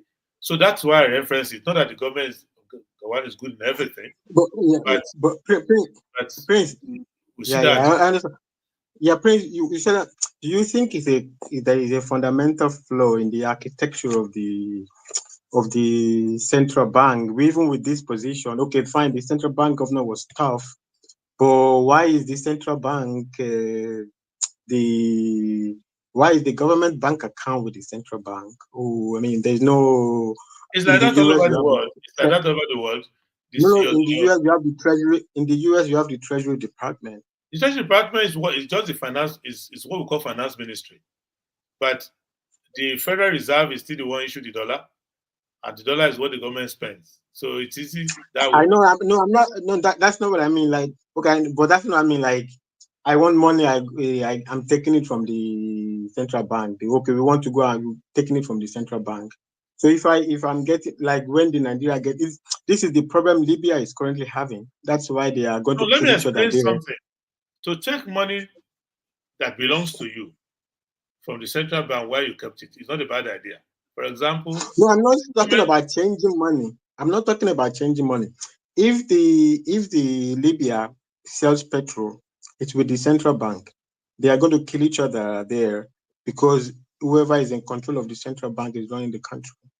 Okay, so I don't know. It's a trend. no, Trend let that us is just understand. I happening. know it's late in the day now, so people can get a little woozy, but the idea is this: a government, like any other entity, needs to keep its money somewhere.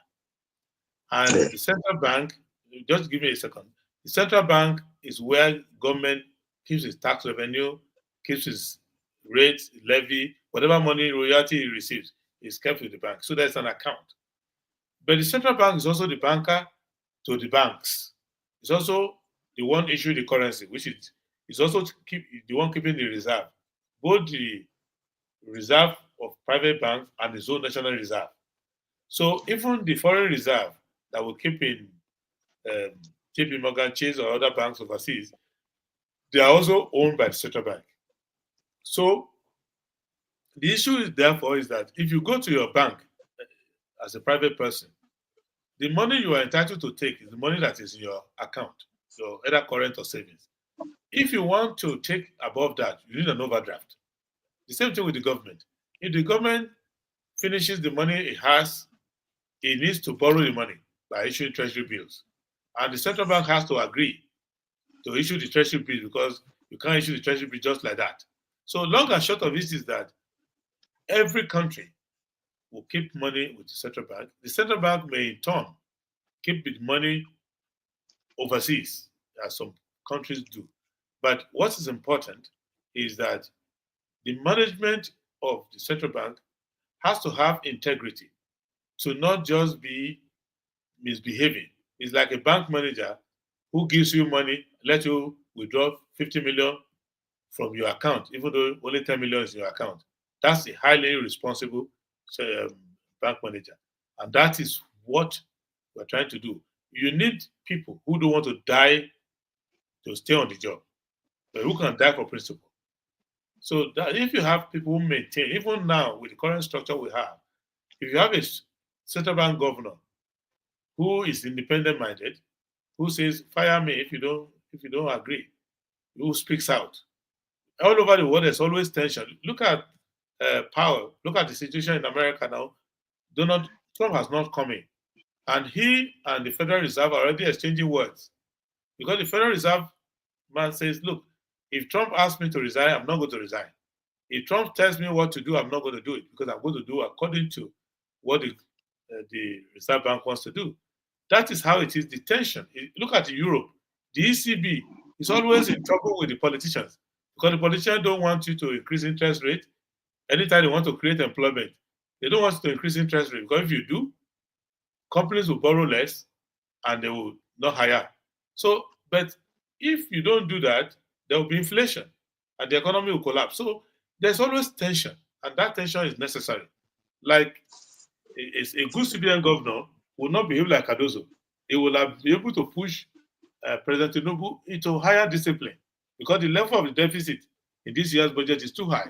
So this kind of tension is a cultural thing. You know, we have a rank-a-day culture where if your driver tells you, sir, you are late for a meeting, and you tell your driver, hurry up, fire on, I don't want to miss my flight. If the driver says, sir, I can't run above the speed limit, you will say, what's your problem? I bought the car. But in other countries, the driver will say, I cannot run above the speed limit. I'm sorry. If you don't want, he will park the car and say, I resign. So you need a culture that does not have rank a all the time.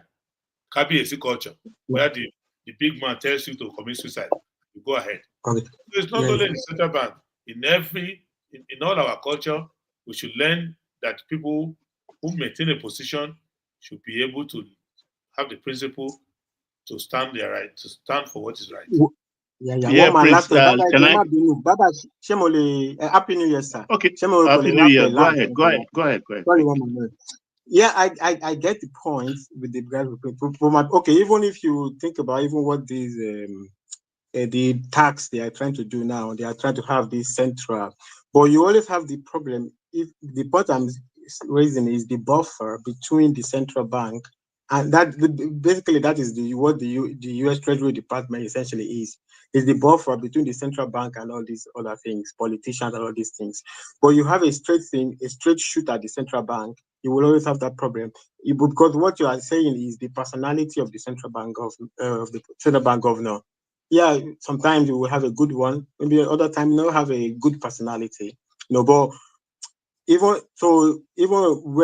whenever they created the debt management office. So my point is there's so much to the central bank that many of them are not necessarily needed to be with the central bank. That's why I asked the question. What I can say, if I'm not cutting you short, what I can say is this. Don't get derailed by the word treasury. The Treasury Department is actually their own Ministry of Finance. The issue is that in classical economics. No. Hold on one second. In classical economics, monetary policy is left to the central bank. Fiscal policy is left to the government.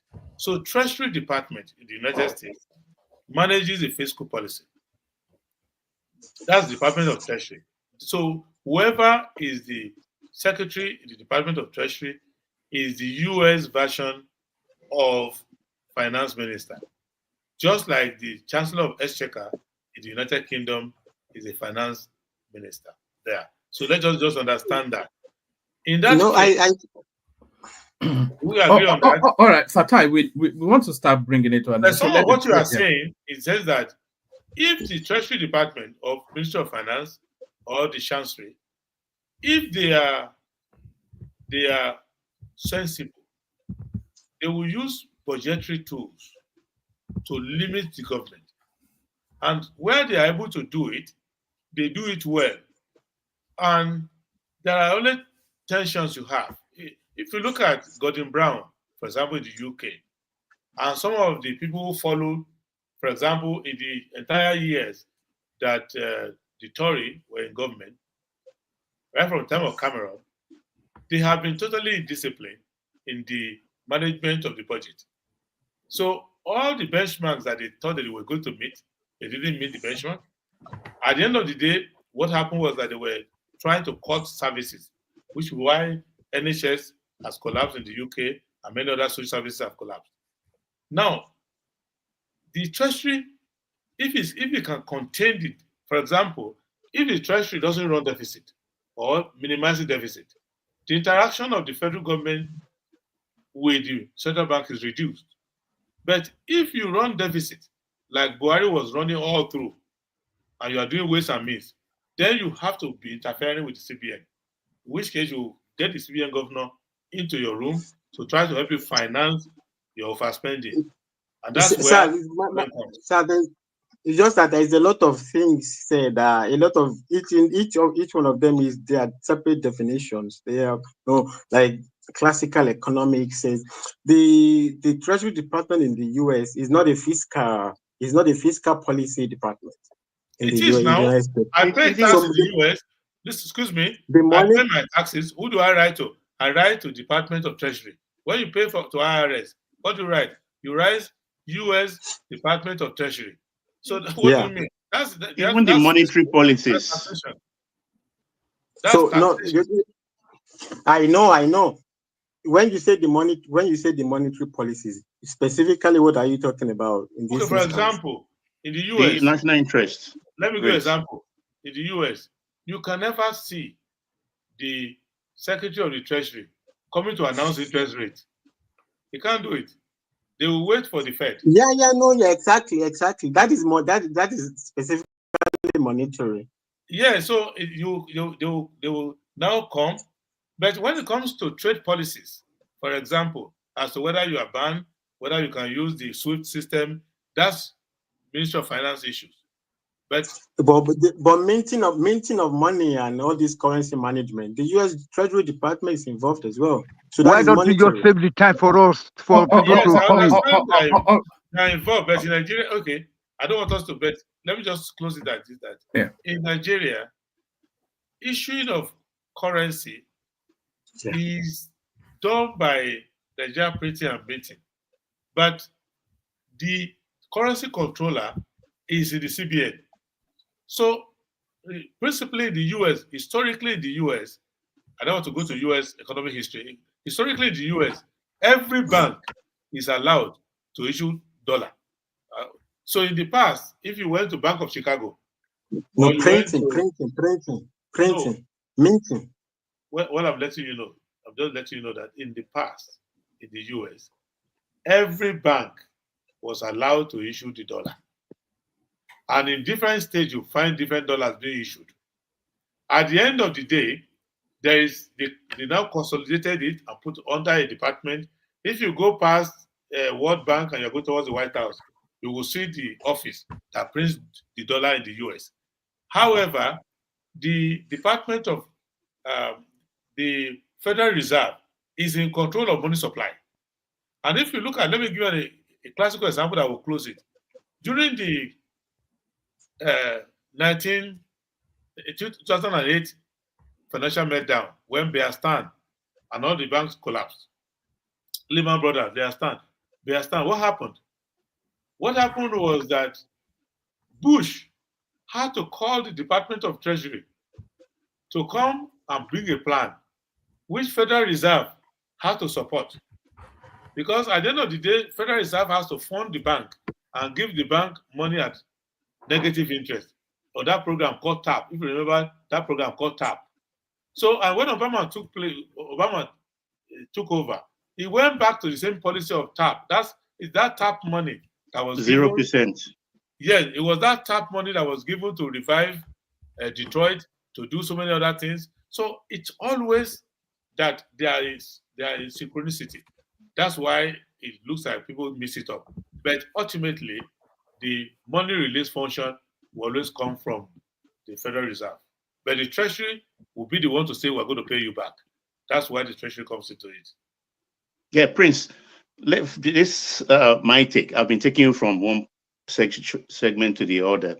Let's go to a different segment. The country has a lot of idle assets rotting away. And of course, we need money.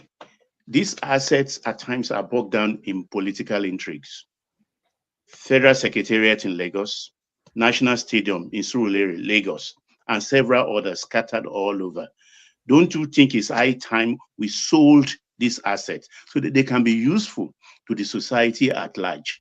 Thank God the National Theatre has been handed over to the corporate entities, which they are taking care of and doing a good job of it. So what do you think of the national asset going rotting all over the country? The problem I have is this. These assets were created for something, to be used by the people, to be used for people's business. Now, if they are rotting away as bad governance, they shouldn't rot away. The government should use them. But if you say you want to sell them, there are three problems with selling them. One is that the one Obasanjo sold is total failure, because all those things that were sold stopped producing. The assets were stripped away. We sold Nitel. Nitel is not doing anything now. We sold Nigeria Airways. Nobody is now running airline. Nigerians are suffering internationally. They are jacking up prices. Nigerians are treated like rubbish. International airways, international airports all over the world by medium-sized. The other day, I had to travel to have a meeting. Everything was blown. I had to take Ethiopian. They were kicking me around like a ball in Addis Ababa. I said, well, I don't blame you. It's because we don't have Nigeria Airways, Whiskey Tango. So now we kill our shipping line. We sold everything. They are all using the all big men that painted the houses of this shipping line. None of them did any shipping. So if you do this privatization again or sell these assets, they will turn them to brokers. They will turn their federal secretariat to one broker. Somebody will put it to service apartment and they will be doing rubbish there. And they will What's wrong with that, Prince? What's wrong with that? What is wrong is that if you want to run your broker, go and run it. National assets that are built with national wealth should not be sold to private hands who are not using them for public interest.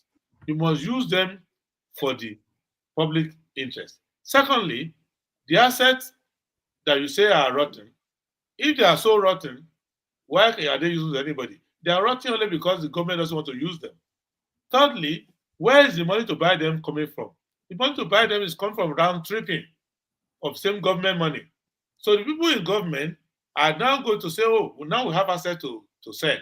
Let us go and steal money and give the money to somebody who was sleeping in a 3-star hotel last month. Is suddenly a tycoon. Many boys who were hanging around the veranda in Hilton Hotel are now claiming to be the owner of the hotel because Obasanjo gave to them for free. So what I'm letting you know is that it is important to have an economy in which you encourage entrepreneurs to go out and build. Let me give you an example. Somehow, by whatever means, Aliko Dangote and Dangote Group have built their own refinery. But what Obasanjo did was to sell Port Harcourt refinery to Dangote and Kaduna refinery as well. If they had done that, Dangote would not have built his own. So let everybody go. What you need to do is don't sell government assets to anybody. Do 3 things. 1, create an enabling environment where anybody wants to set up a business, has ease of doing business, process document quickly, don't do favoritism. Those who can do will do. Some will fail, some will succeed. Secondly, if government cannot run an asset, do operate and maintain. Don't sell it. Fine. If I was government, just going to say, I was going to ask you the exact phrase. That what about O&M?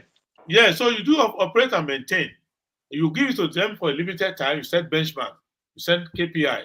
So with this key performance index, if they don't meet it, they drop it.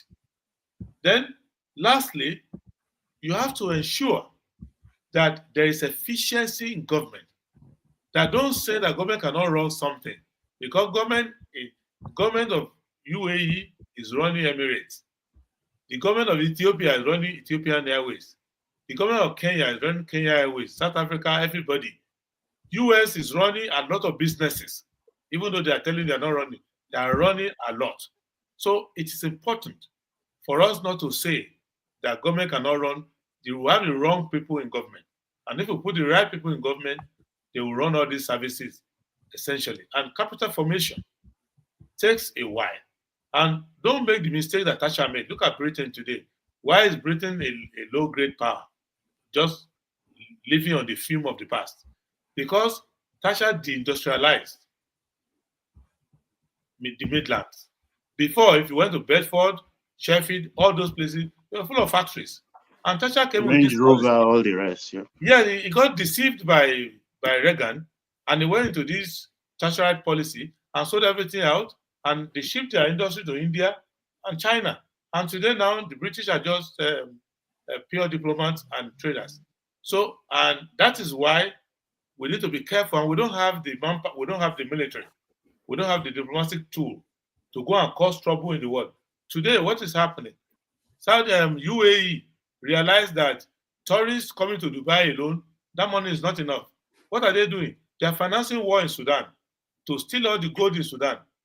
So most of the crisis you find in Sudan is caused by the people in the Dubai and Abu Dhabi. They are the ones there. So you don't have that.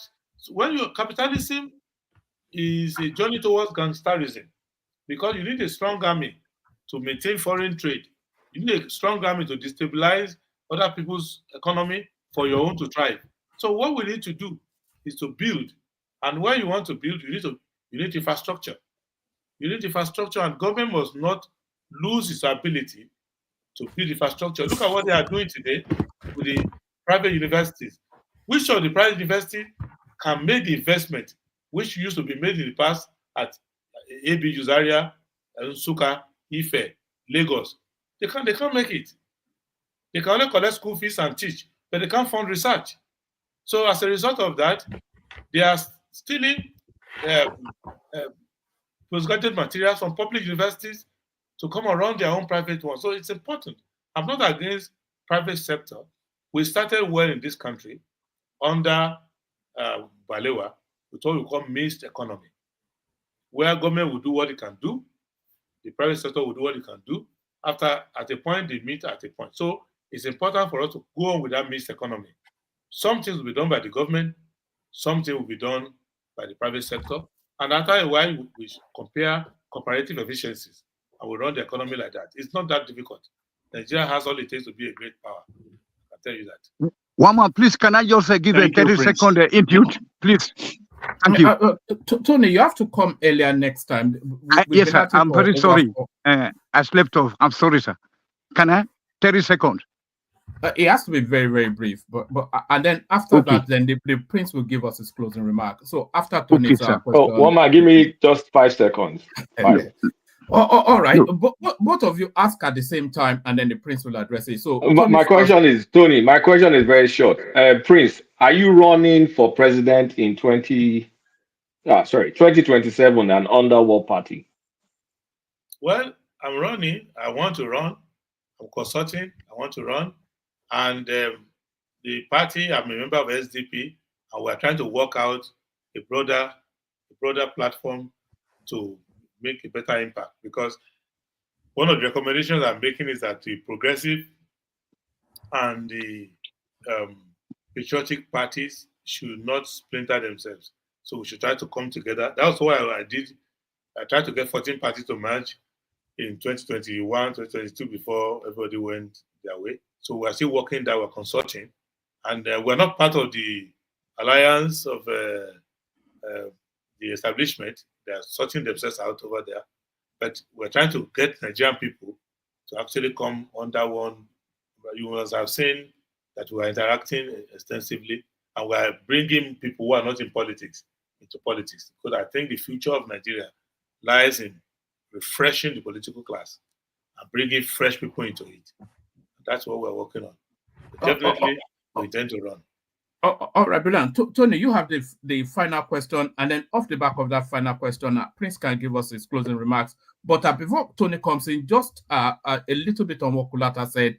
Are you not concerned that your party might be gazumped by people who are looking for, like we saw with Labour Party in the last cycle? So we have the way it's looking now is that there'll be a lot of our homeless heavyweight politicians. So there is a very good chance that Peter Obi and Labour Party will part company soon because their politics is not aligning, or no, is their ambition. And there's a possibility also that somebody like Atiku might be looking to pursue his ambition somewhere else because the PDP might be tired of him. We even heard that Sheyi Makinde might well be pushing for that ticket with the backing of Wike. So there might well be a lot of political heavyweight homelessness in the build-up to 2027, and yours being an established party, one of the oldest ones. Do you have concerns that some of these heavyweights might be looking to come and gazump you in your party? Well, I respect them. I respect their politics, and they are heavyweight, but maybe that's why they can't float because their weight is too heavy for them. But the issue is that I'm used to this, in the sense that if you are well grounded in your political party, in your political movement, you don't worry too much. In the last election, this same thing happened. Governor Peter Obi tried to come to SDP, made effort. We insisted that we must do primaries, so he left the party and went to Labour, where they just give it to you, without any competition. Which now you could see that easy to get is also easy to lose, because if you could go to a party where you don't belong there, and within 1 week they organize a coronation for you and they give you the ticket, it shows to you that they too don't have principle. One day, when the price is right or something happens, they will also throw you out unceremoniously. And there was also this rumor at that time that now President Tinubu was going to come to SDP if he didn't get the ticket in the EPC and come and route us out. We were not concerned. We were there. As long as the primaries are ahead, we are sure of our cadre. So it's a party that I'm not concerned about. I've seen people coming. You must have seen many personality coming to our party, consulting with us, coming in. Some will come in, look into us, and go back. Some will come and join us. Long and short is that if you want to be president of Nigeria, you should not have difficulty holding your party together. That's why in SDP, those who have no single court case anywhere, no crisis anywhere. Even when we had our primaries, nobody went to court. After the election, no, we have not lost a single executive. We have not lost a single member crossing to anywhere. We have not had a fight. Our organs are intact. Nobody's expelling anybody. Nobody.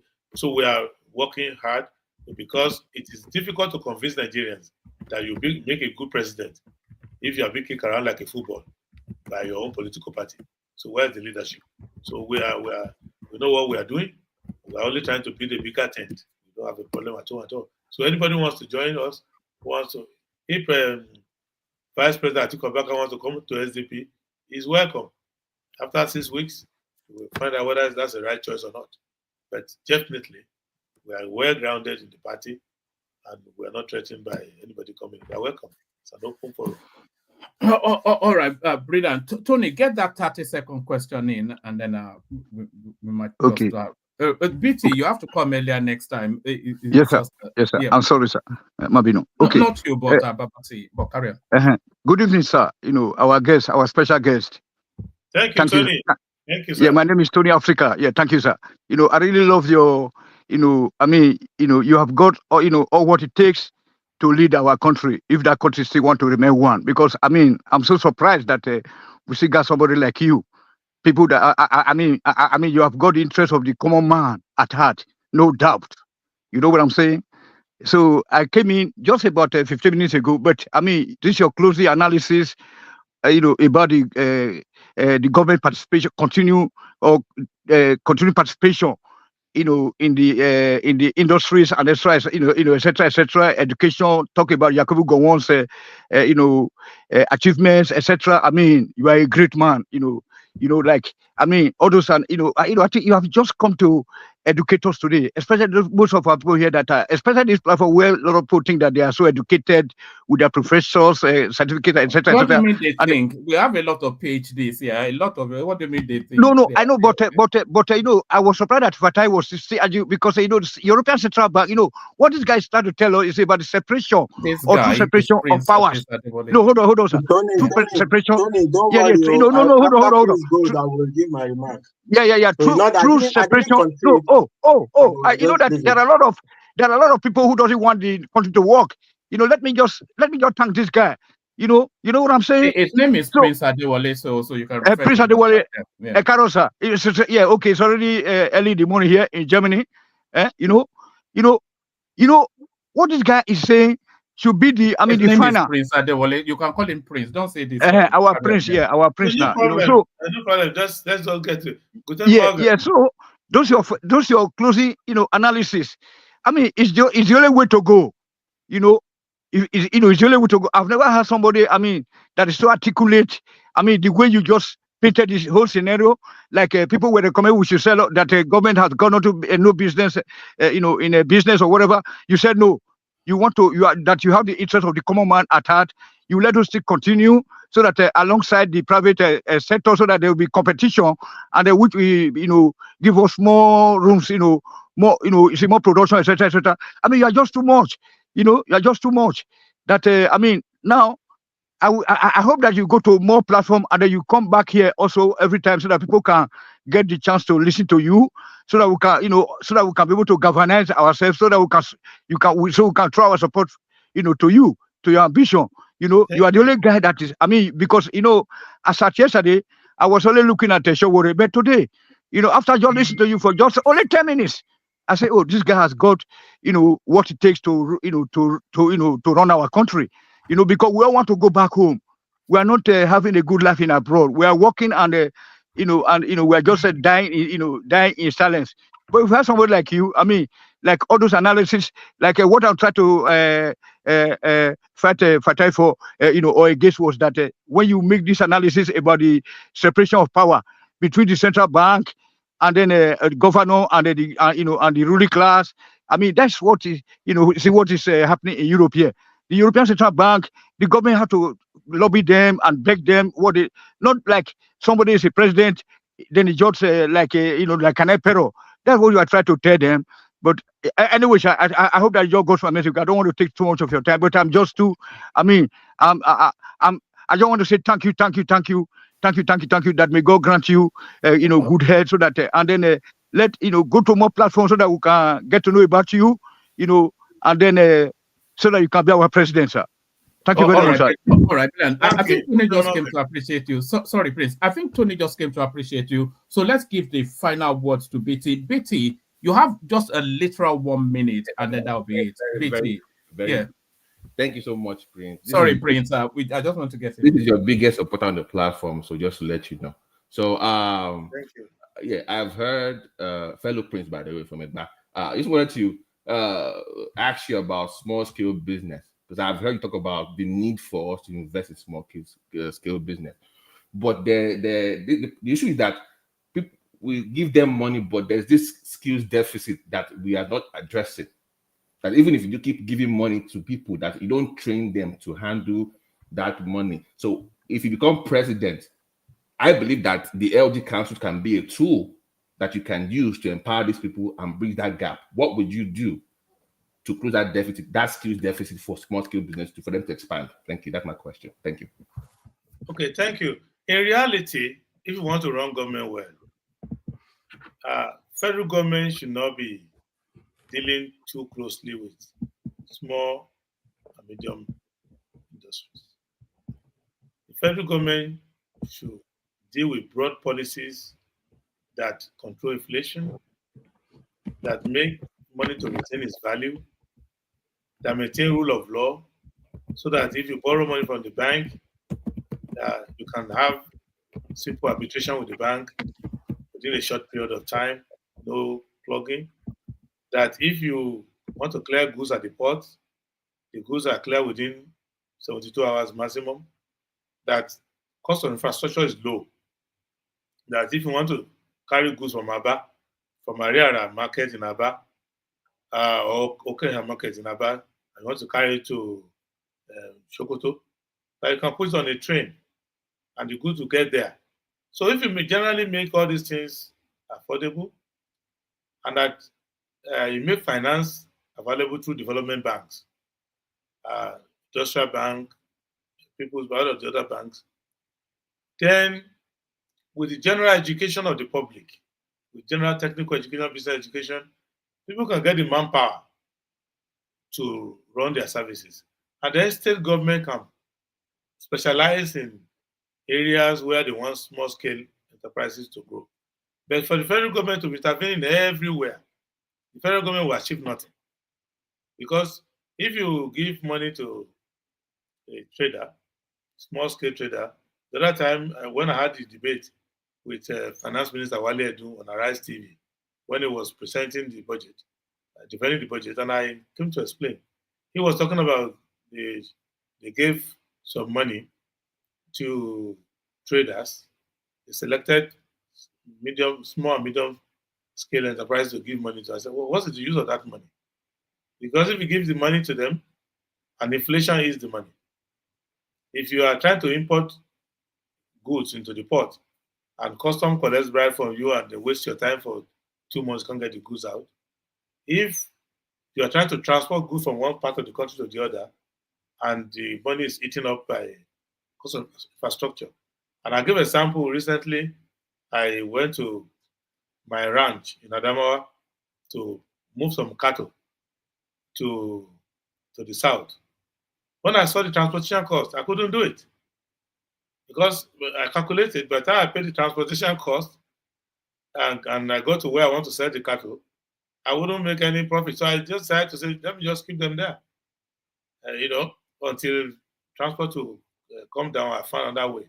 So these are the problems. So once you have a good macroeconomic condition, the government will not be doing specific intervention because this specific intervention is called economics of the farm. What the federal government can do is overall ambience of the economy, take care of it. Secondly, take care of sectors, sector-wide intervention. But when it comes to intervention in specific firms, lead down to the lower level of government. That's how it's going to work over time. But you will see that most people would not even need to talk to the government if the economic condition is stable, if the naira has its value, if they can have access to loan in the proper commercial relationship, and in a special occasion, they can have special intervention fund.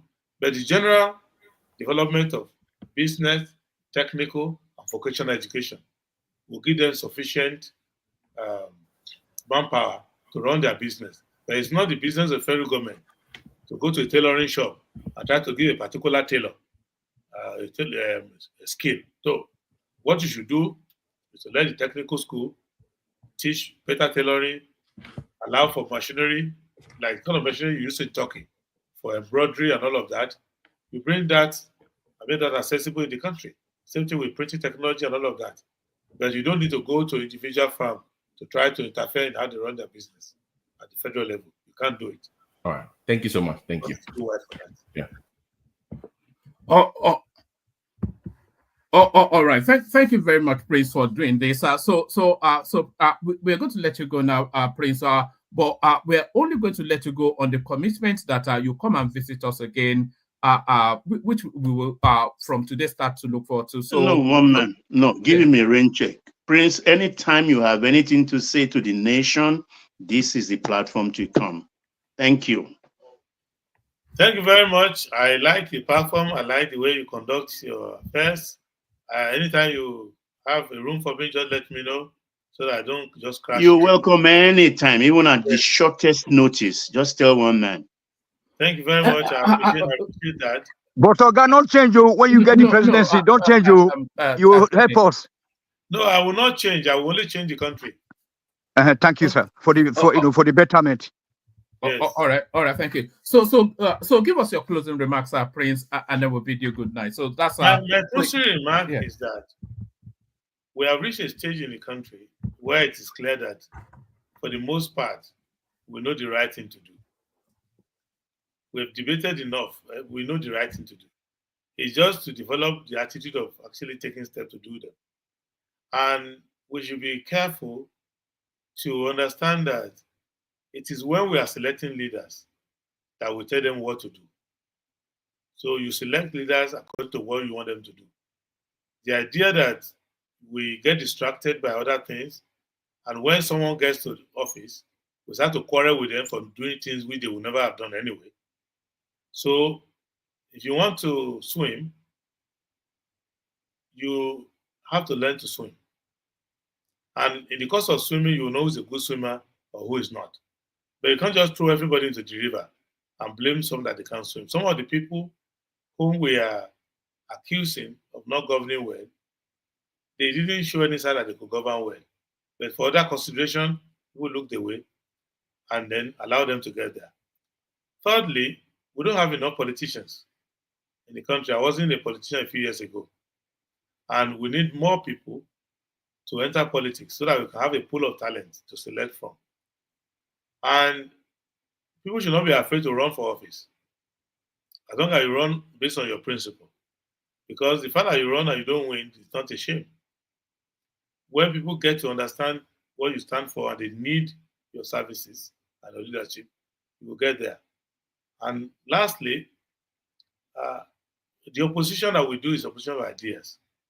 It is not private enmity. I don't have to comment on the private life of anybody.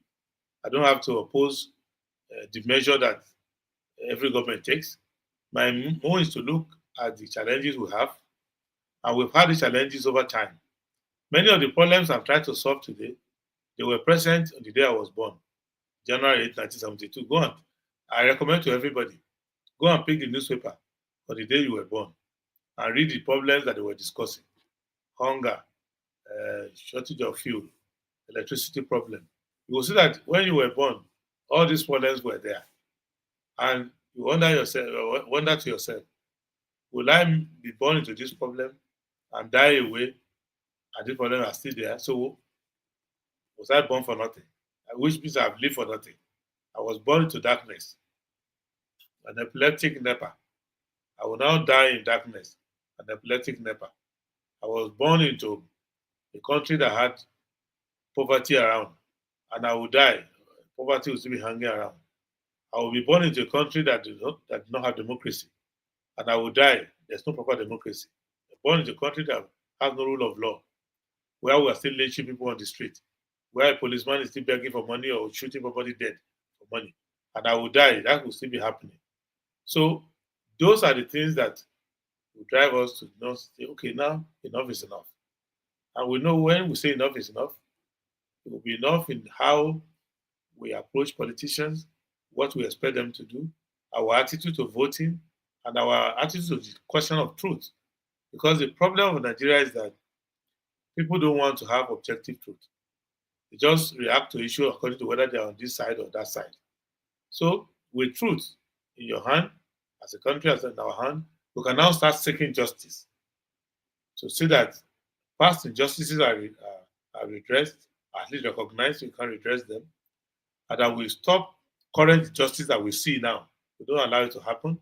And lastly, that we stop and say, just like our national anthem says, no man, no person should be oppressed in our country. So those are the things, and we should use the advantage of modern education. All this education we are receiving is not just for title, doctor, engineer, prince, pharmacist. It is barrister. It is for us to use this benefit of the skill to solve practical problems in society, especially problems that don't concern us, that just concern the less privileged. So that's my approach, and that's why we keep to be in the race. That's why we are doing what we are doing now. Everybody here is making a sacrifice because we are doing it for the country. There's no personal gain in being on this forum tonight. So I thank you all for your attention, and let's keep the conversation going, and let us build new platforms that is not exploiting the cleavages of the past and the grievances of history. So I thank you very much.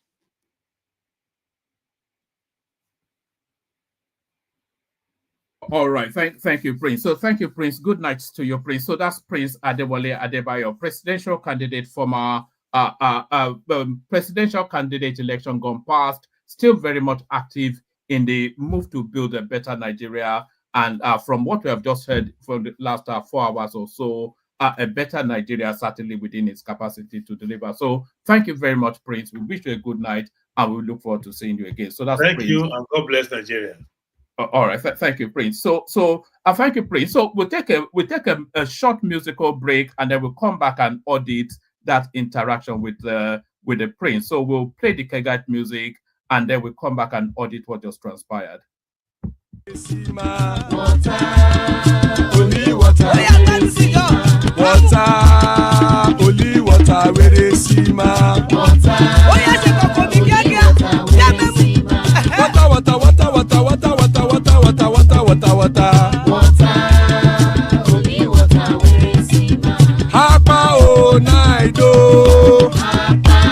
Hapa o naido. Hapa you don't come o.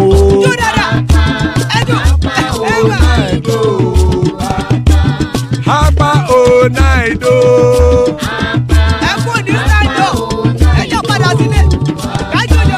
Oro kẹ̀kẹ́ ẹlẹ́mù yé o. Ilé sọ́díyà kẹ̀kẹ́ rẹ̀ ẹlẹ́mù rẹ̀ o. Bobby master kẹ̀kẹ́ rẹ̀ ẹlẹ́mù rẹ̀ o. Chifu Faila ti kẹ̀kẹ́ rẹ̀ ẹlẹ́mù rẹ̀ o. Eruku lẹ̀lẹ̀ ẹlẹ́mù dé.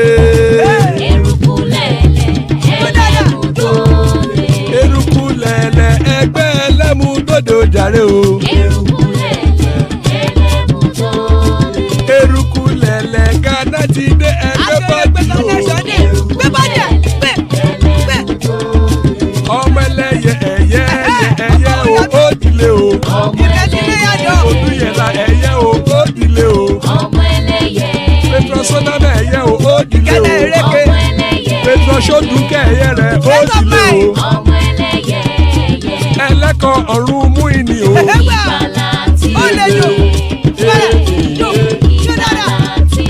Àkùkọ ọ̀run mẹ́kọ̀.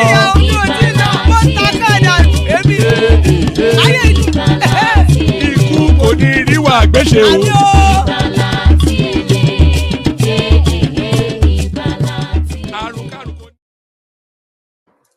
And there it is right there. Anytime the prince turns up, it's always good copy. You know, what always strikes me about him is he has a depth of knowledge in such a vast array of topics. But I enjoyed that. What did you make of it? Let's kick it off with you tonight. How was that? I'm sure you wanted him to spend longer, didn't you? But we have to, we have to let him go. So he would not have insisted to leave, but sometimes you have to manage these personalities in order to be able to bring them back again. Yeah. For once, he was actually discussing a kind of on a macro and a geopolitical level, something he doesn't get a lot of chance to do. But I guess in a way, you did me dirty. He didn't let me get back to that point about the Bretton Woods.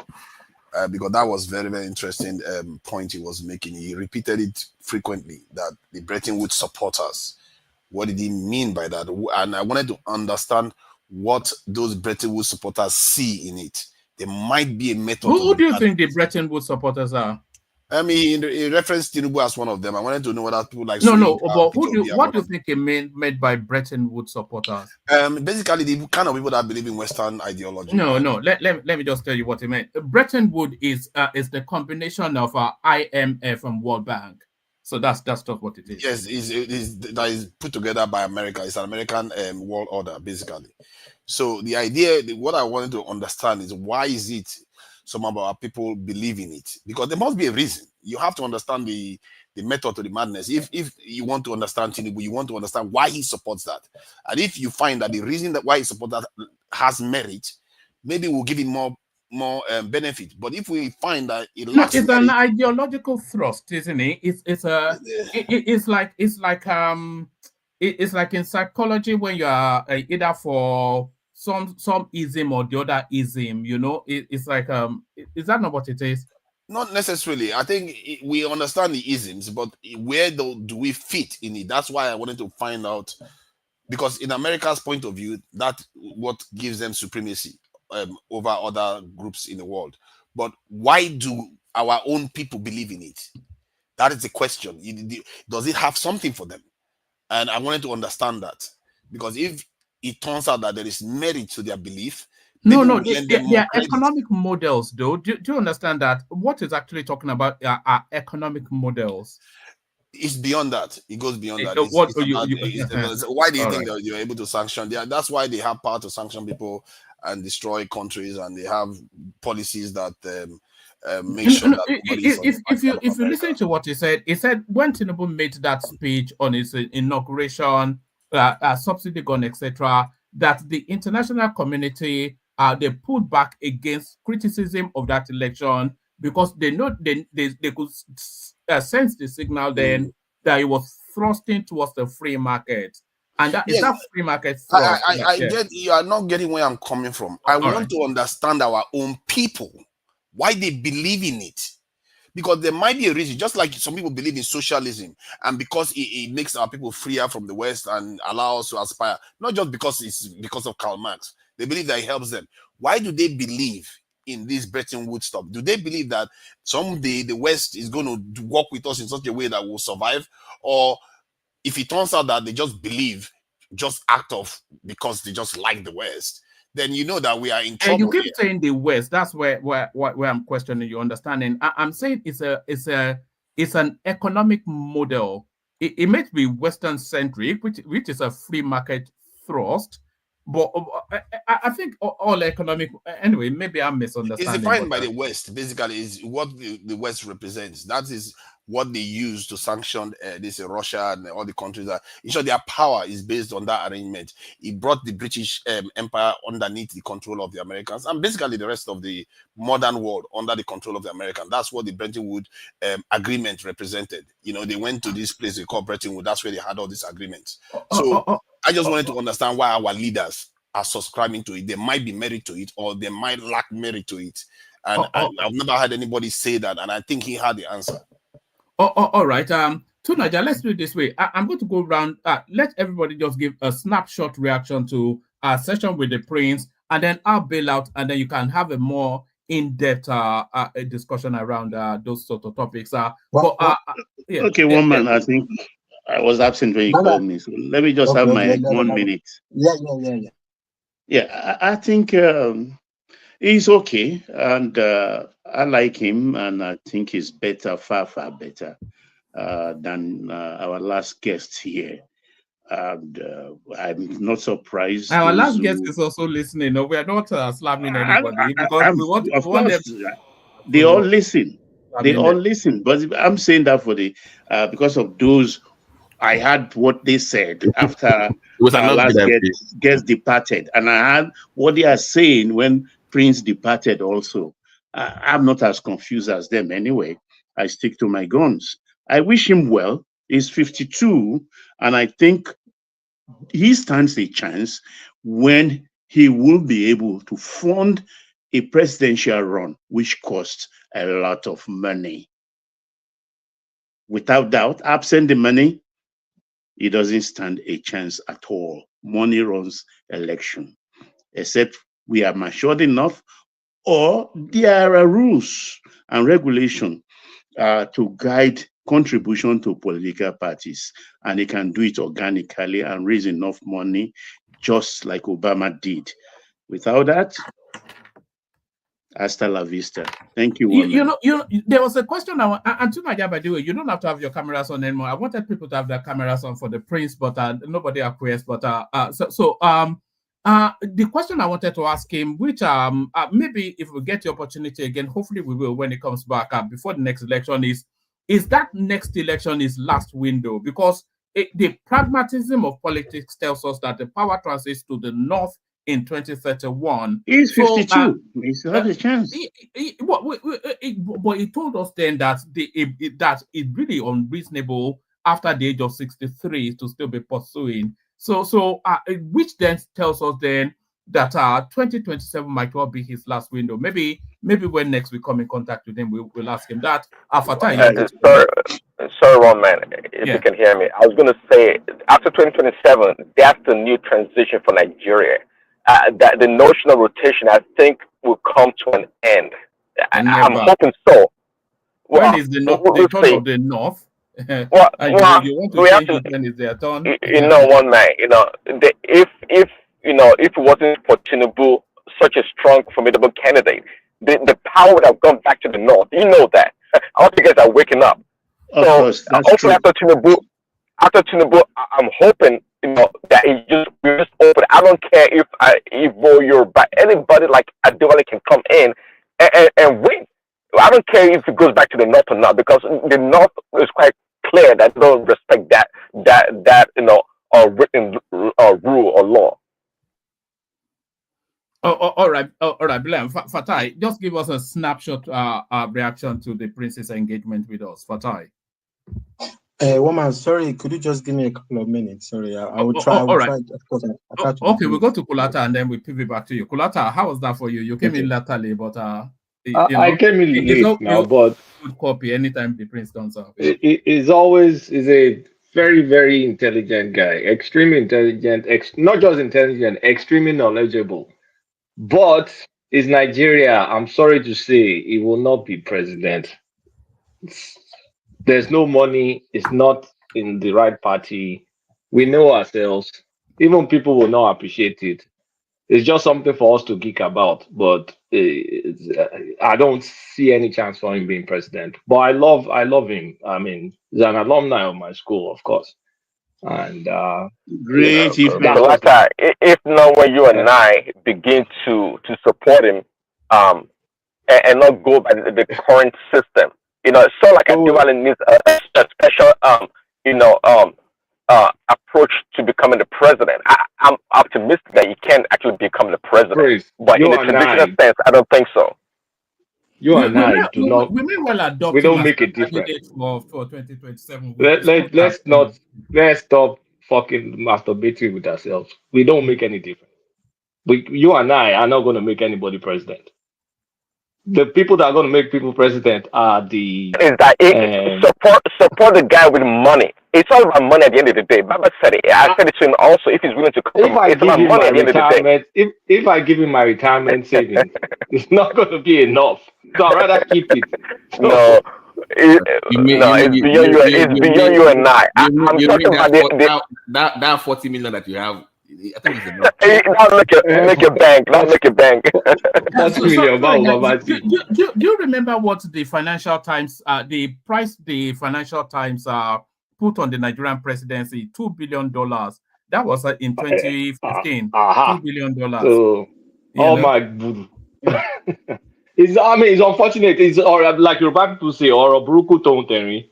It's unfortunate that we have such a brilliant guy, and I just kind of like know the limits. Except he joins one of these crooked parties, and the what's it called? The who are the people that vote people again in the parties? The delegates. There, the delegates. He has to bribe the Okay, delegates. panelists, how about him becoming governor of Ondo State and show us a sample of what he could do in the center? Baba, that's not also possible unless he changes parties. You see, Right. this is the issue of with the take just now. Why are we focusing on him? Just because we like him, his ideas. That's what matters. Whether he makes it to the center or not. But do you have anybody else that whether one man can make it there, it's easy for anybody to say, "Oh, hold on, please." It's easy for anybody to just come and say, "Oh no, he's not going to make it there." Of course, oh no, he cannot make it. He's not going to make it there because we are 250 something million. How is it that you can just come and say one man will become president? It's not possible to just make that kind of judgment. But the point is, when you're not a child, you know the country. That is the trick. Can his ideas make it to the center? Because there's something he's saying that I think is quite pertinent. And even our own chief of defense staff is saying certain things that you will not hear them saying before. When he was at this Al Jazeera just recently. So I wish I had time to talk to him a bit more, because there's a lot of things that he was talking about that wasn't brought out a bit more, fleshed out, because he was discussing about how his own fellow politicians are, their allegiances and why they do what they do. These things are important for us to truly understand why our leaders do what they do. Because I don't know the end result. What is Tinubu's end game? Everywhere I've looked, his policy doesn't seem to make sense. But maybe there's method to his madness. I want to understand that. Because I don't think okay, shine your eye, you will understand. I don't think that Tinubu wakes up in the morning and thinks, oh, you know what? I want to kill my people. I don't think that's his plan, but I want to understand why. And if you understand why, you might see where he's going wrong and say, no, this is where you are wrong. But he gave a speech to Nigeria. Why are you pestering us? Tinubu gave a speech, and I'm sure you can go listen to it on YouTube. Let's move on to the next person. The speech he gave is not. Go to the next person. I'm tired. All right. Let's go to B. Are you ready, Fatai? Or all right, let's go to BT. So BT, you came in at the tail end. Because I had my schedule planned for yesterday. I thought, because you told me yesterday. Yes, apologies. The Prince had a bit of a sore throat. Yeah. That question that I asked him, and even though he said nobody should go to farm to go to anybody, he did bring up setting up funds. But because when he was discussing the skills gap deficit some few years ago, he said the problem was that the LG councils were being controlled by the states. So I wanted to ask him that not that they have some form of freedom now, as he changed his position on that, and how can he work together with the LG councils if he ever becomes president, like the government did in 87, 88. And he worked in agriculture in my own state with the federal government. So that was the reason why I was asking the question. Time to kind of engage him on that. But it's a brilliant mind. Unfortunately, our people don't. Let me be nice. We are just. I know what you mean. It's a case of last guy finishing nice guy. Yeah, it's too nice. Yeah. It's brilliant. We all know, but the street thing is just missing. It doesn't have that street. Sometimes I see him in somewhat the Showren mode, not in terms of different personalities, of course. Like but if you can pour Showren to him, like not the way, but the way to the talks, that kind of that gone into him, it will be a different. I think ideas is what is important. Ideas can make that's what one man. I don't see Showren. Prince, Prince, go on. I don't see Showren in Prince Adewole at all. I don't know what you mean by that. Let me say what I mean, and then not the political belief. In terms of not yes. What I actually say, because I see somebody like Showore as a forerunner to something bigger that is coming behind him. I don't ever there's nothing I can't see Showore permutating into Aso Rock, but I think it's opening the eyes of the Nigerian persons just to their role and entitlements as citizens. So I see him as almost as a person that's come to reorient the space, and we've seen some of the impact of that. And I see the prince in that sort of manner as well. He's opening up that space. He's opening up the consciousness of the Nigerian person to say that you can and should demand more. You know, so that's let me just I mean, it's a brilliant mind, but Clotter, you said he has to go to a different party. Are you suggesting PDP or APC? And how will he fare in an APC primaries or a PDP primaries? If you don't believe I mean, if he goes there, okay, if he goes there, that's the only place he has a fighting chance. It doesn't mean he's going to win because he still needs the money, he still needs the machinery. But he has no fighting chance where he is right now. And I mean, he's not Nigeria. He's not a tribal candidate, and he's not a religious candidate. That is what's still. That fighting chance going in the PDP will be difficult. Like it's nearly impossible. Because BT, how about this scenario? BT, yeah. If Atiku is kicked out of PDP and he adopts SDP to become their candidate, and Adebayo is VP. He can never run with Atiku. I know him. He can never run with Adebayo now. Dude. He's not. That's why not? He doesn't know what because he needs a VP from the southeast or south. Yeah, even if the man does his own, is not going to. Based on what I've known for years, I mean, watching him from afar, I don't think he will compromise his own beliefs to run. You think it's too principled for somebody? Yeah, too much for the Nigerian political space. It's too, especially for BT Kolata. You get that for Prince Adewale. I'm thinking a long-term strategy for this candidate for him. Really, I'm talking about 8-10 years. The man is so young and brilliant, just like you guys said. 8-10 years plan. For how much is your 401k right now? How much is your 401k? It's not about you and I, Kawata. See, that's the thing. It's beyond us. Unless I don't see him.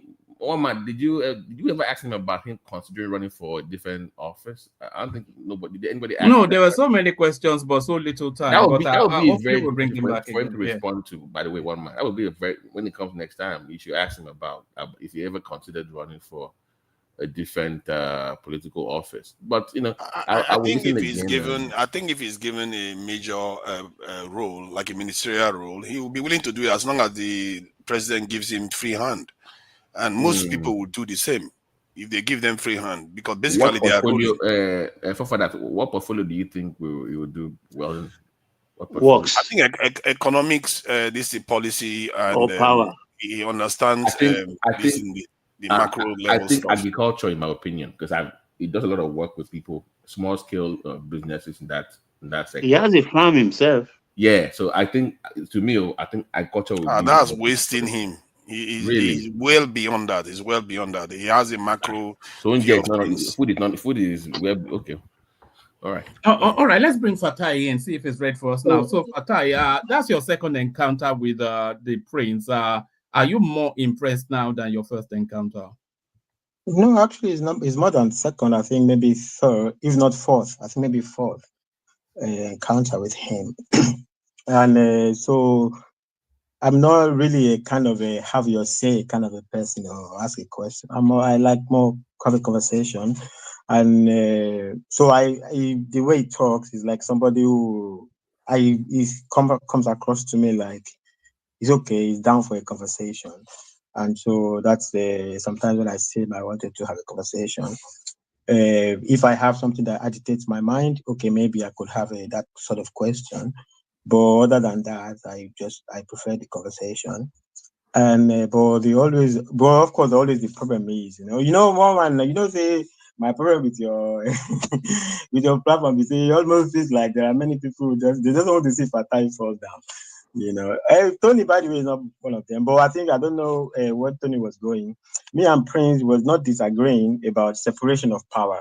As a matter of fact, I was saying to the prince that there is not enough separation between the central bank and the president. So that's why you had to the story he was telling about a former CBN governor. So if there is better separation of power, there wouldn't even that sort of a face-off would not even have happened. So I was actually talking about even better separation of power than what it is. So I'm not saying. So I don't really know what Tony's disagreement was, because we were saying the same thing. The point where we were arguing is he was saying that the U.S. Treasury Department is the same thing as the Nigerian Ministry of Finance. Okay, the Nigerian Ministry of Finance doesn't print money, and also he was saying that the U.S. Federal Treasury Department is fiscal. Whatever. Okay, primarily it is, but it's not doing only fiscal, because the U.S. Treasury Department prints money. So how do you separate printing money from monetary? So you can't totally say. And so I think that's always also the problem. Also in the Nigerian situation, there is a lot of putting together things that there's no proper definition of things, and it's causing a lot of problem. When you look at a lot of things happening, it causes a lot of problem. The CBN is doing open market. Even Cardoso was doing open market operations. Open market operations is done by the U.S. Treasury Department. So there's a lot of mixing of things that the roles are not clearly defined. It's even part of the thing that Cardoso was even saying he was going to do, like to take away some roles from some development financing or something, to take it away from central bank. That is part of the Cardoso policy. Even they realize that the CBN has so many things that actually, with proper definition, they will not be under the central bank or whatever. So, and also, even recently they created the debt management office. You understand? So stuff like that, take such role out of the central bank. Taiwo Oyedele wants to do centralization of money collection. Okay, the problem that they have is that it's not Taiwo Oyedele committee that will be able to do that. If you have a proper department between the CBN and whatever, it could work out. It could work out in that regard. But although it was just because he's a presidential candidate, and in last conversation, if I have a conversation, if I have my opinion, I could have my opinion, So I always look for a comfortable someone to have my opinion with. Even if it's just my opinion, doesn't have to be taken. But I think a lot of things, you lose a lot of credit. A lot of things came out of your platform, but if somebody has to do what somebody has to do. But everybody makes their own decision, but it's all right. It's not a problem. So that's how do you mean? What credit did I lose? So many, but it's all right. What have I done now? What did I do? Oh no, I mean a lot of things from your platform. You should be appreciated for them. But you mean I'm not getting enough credit for? Yes, I agree with that. All right, I thought you were telling me off. Mike, that would be crazy if you disagreed with that now. Essentially, I'm not getting enough credit.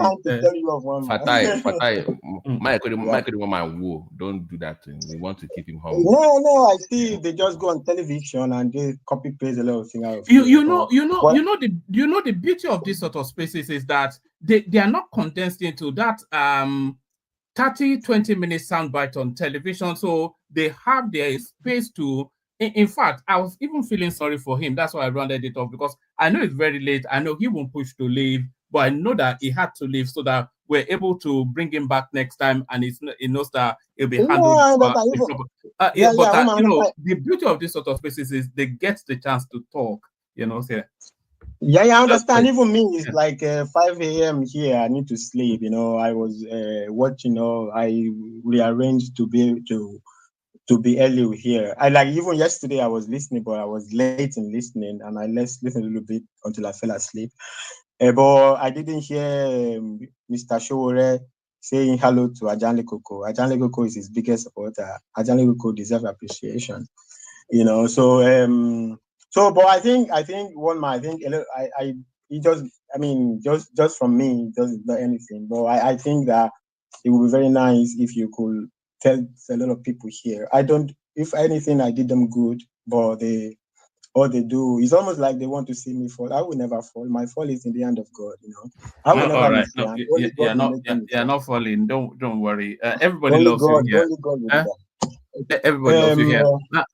Thank you, one man. So I don't know. I just wanted to straighten out that line. So it's not like I was fighting Prince. I was not even prepared to fight anybody. So, but as he was talking, it's the same thing we are saying. Even I was even saying there's not more separation. So, but the way we disagree is the lumping up, saying the Treasury Department is the same thing as Nigeria Ministry of Finance. If they are the same, Nigeria will work better. But they are not the same. There's a lot of things that the Treasury Department does that the Ministry of Finance. In fact, the line is blurred. There are certain functions of the Treasury Department that the line is blurred into the Federal Reserve. So it's not clear-cut thing what is monetary policy, what is, except when you talk about simply announce inflation, announce interest rates. Okay, but that's not all there is to monetary policy. And like I gave the there is example, clear money demarcation printing. between monetary policy and fiscal No, policy. All right. Let me just talk to Ogweni then. No, can you hold on. Let's have feedback from Prince Daddy, and then we have feedback from you, Tony, and then I'll bail out, and then you can have your more expansive conversation. No, I have to go as well, one man. Thank you very much. Sorry, Prince Daddy, just 1 second. Prince, by the way, Happy New Year. Sorry, I was misunderstanding the joke between you and one man one time. I thought he was saying you should play professional football, and I was like, hey, Prince, we don't get 21. I go play professional football. I think I misunderstood it. I know, Prince is still young and full of thrust, though. It's only 21 now. But I think he was referring to your daughter. Good luck to her, by the way. I thought he was going to you. I said, please don't marry 20 wife now. I go to play basketball professionally. So yeah, thank you very much, one man. So I just wanted to straighten that out. It was a nice conversation. Hold on for 5 minutes when I come in. Hold on 5 minutes. All right, hold on for 5 minutes. Just hold on for 5 minutes for Tony. I think he wants you there when he speaks. Prince Daddy, give us feedback. Tony, come up next. And then I'll acknowledge the Super Tatas bailout to Nigeria does his thing. Yes, Prince Daddy. Yeah, thanks, man. I was going to say, if my idea of a leader is one, I can accept their mistake, and I think Prince Adewole encapsulates that really. So it's a touching all areas of life, to put it that way. So I mean, and truly, unlike Kolata, I'm quite optimistic. I think it's the future. I'm not talking about next election, really. In the next 2 cycles or 10 years from now, I think there's opportunity for him to make an impact. If he keeps going around like on your platform and others and gets that notice, then it has a bright future in that country. I think the politics in Nigeria is going to eventually morph into something else, and I think a lot of people may be stuck with this idea about rotation and whatnot. I think it's going to change. It will change, and although that will determine the direction of the country if you're going to remain the same or not. But nonetheless, Adewale is a formidable candidate. Is brilliant. Is the future of that country, quite frankly, is versed in every topic. For his, at that age, I mean, he's barely older than I am, and he knows so much. I mean, he's a brilliant man. And I would love, just like you said, one man, why don't you adopt him on your platform? And on the long-term strategic plan, he can make a big impact. And in the next 2 cycles of election, his name will be a household name and somebody to look forward to. Thanks. Oh, all right, brilliant. We'll certainly we'll make that decision collectively as a platform, but it's certainly somebody that we can promote. It's very easy to promote him. So, because he chimes with what we believe in as well. Tony, you're up next. How was that for you? Yeah, I mean, that guy was, excellent, sir. That's what the German would call class, class 1. I mean, this guy. You don't abandon Peter Obina, don't join. No, but I never supported Obina, please, because I supported Donald Duke. You know what I'm saying? Till tomorrow. So because we saw what he did in Cross River State, all these carnivals, all this Obudu Cattle Ranch, the cable cars. I mean, let's call spade a spade. Yeah, that's the greatest governor that we ever had, you know. And then recently also this Obaseki also did, did some great job, like establishing 2 refineries, running ones, and the 2 power plants, even though they didn't do their doros. So the safety, that is just by the wayside. Now, to Ogbeni, my brother, we did, we have no disagreement here. It's just that I will just try to, let you know that this guy was actually here tonight to educate us. Other than that, this guy just came to educate us, because especially most of us that are still doubting Thomases that in abroad, that are in our speaking from our comfort zone, not even putting ourselves ourselves in those people's shoes at home, back home, in a country where nothing seems to be working, and that there's nothing is even attempting to be working. So hence, no chance, as you guys are saying, for such a brilliant guy. Just point to the fact that that country will never work together, because that country is a dead country. I never see a country where somebody will be elected as a president, and then they will be taking the people for granted. Like, I'm going to be here, and then we are also buying into that useless something like, oh, this guy so should be projecting for 2031. Why not project for 4 years time? What what is so special about Tinubu or Jonathan or Basajo that we say, okay, 8 years? That is like stupidity of black race. For letting this people to be taken there for granted. Like, so once I get this seat, then I will be there. Why should it be monetary or a monetized system? Why can't people like this Prince Adewale come into being our president? Because people said because of money. Okay, let just so for Ogbeni, I don't have any problem with you, okay? You're my brother and I know now. So this separation of power is what we need, and it can never be possible in such a lawless society called the Niger area or the British Royal industrial estate. So that's why I'm still saying that we should break the country up peacefully, and then we'll go back home to replicate how it's been run, and men like Prince Adewale can be our president in the Western region. Thank you, sir. All right, so brilliant. Tony, let me reply, Tony, now. 1 second. Tony, so what what did you, why did you bring me? Why did you jump on me? So I didn't say you shouldn't educate you people. I didn't. We were having a conversation. No, including yourself. That guy is a brilliant guy. It's more than us. And then you see that you see what all what he said about the governance. That's all we need to be to be equal with other race. All right, guys. Yes. Thank you. Thank you.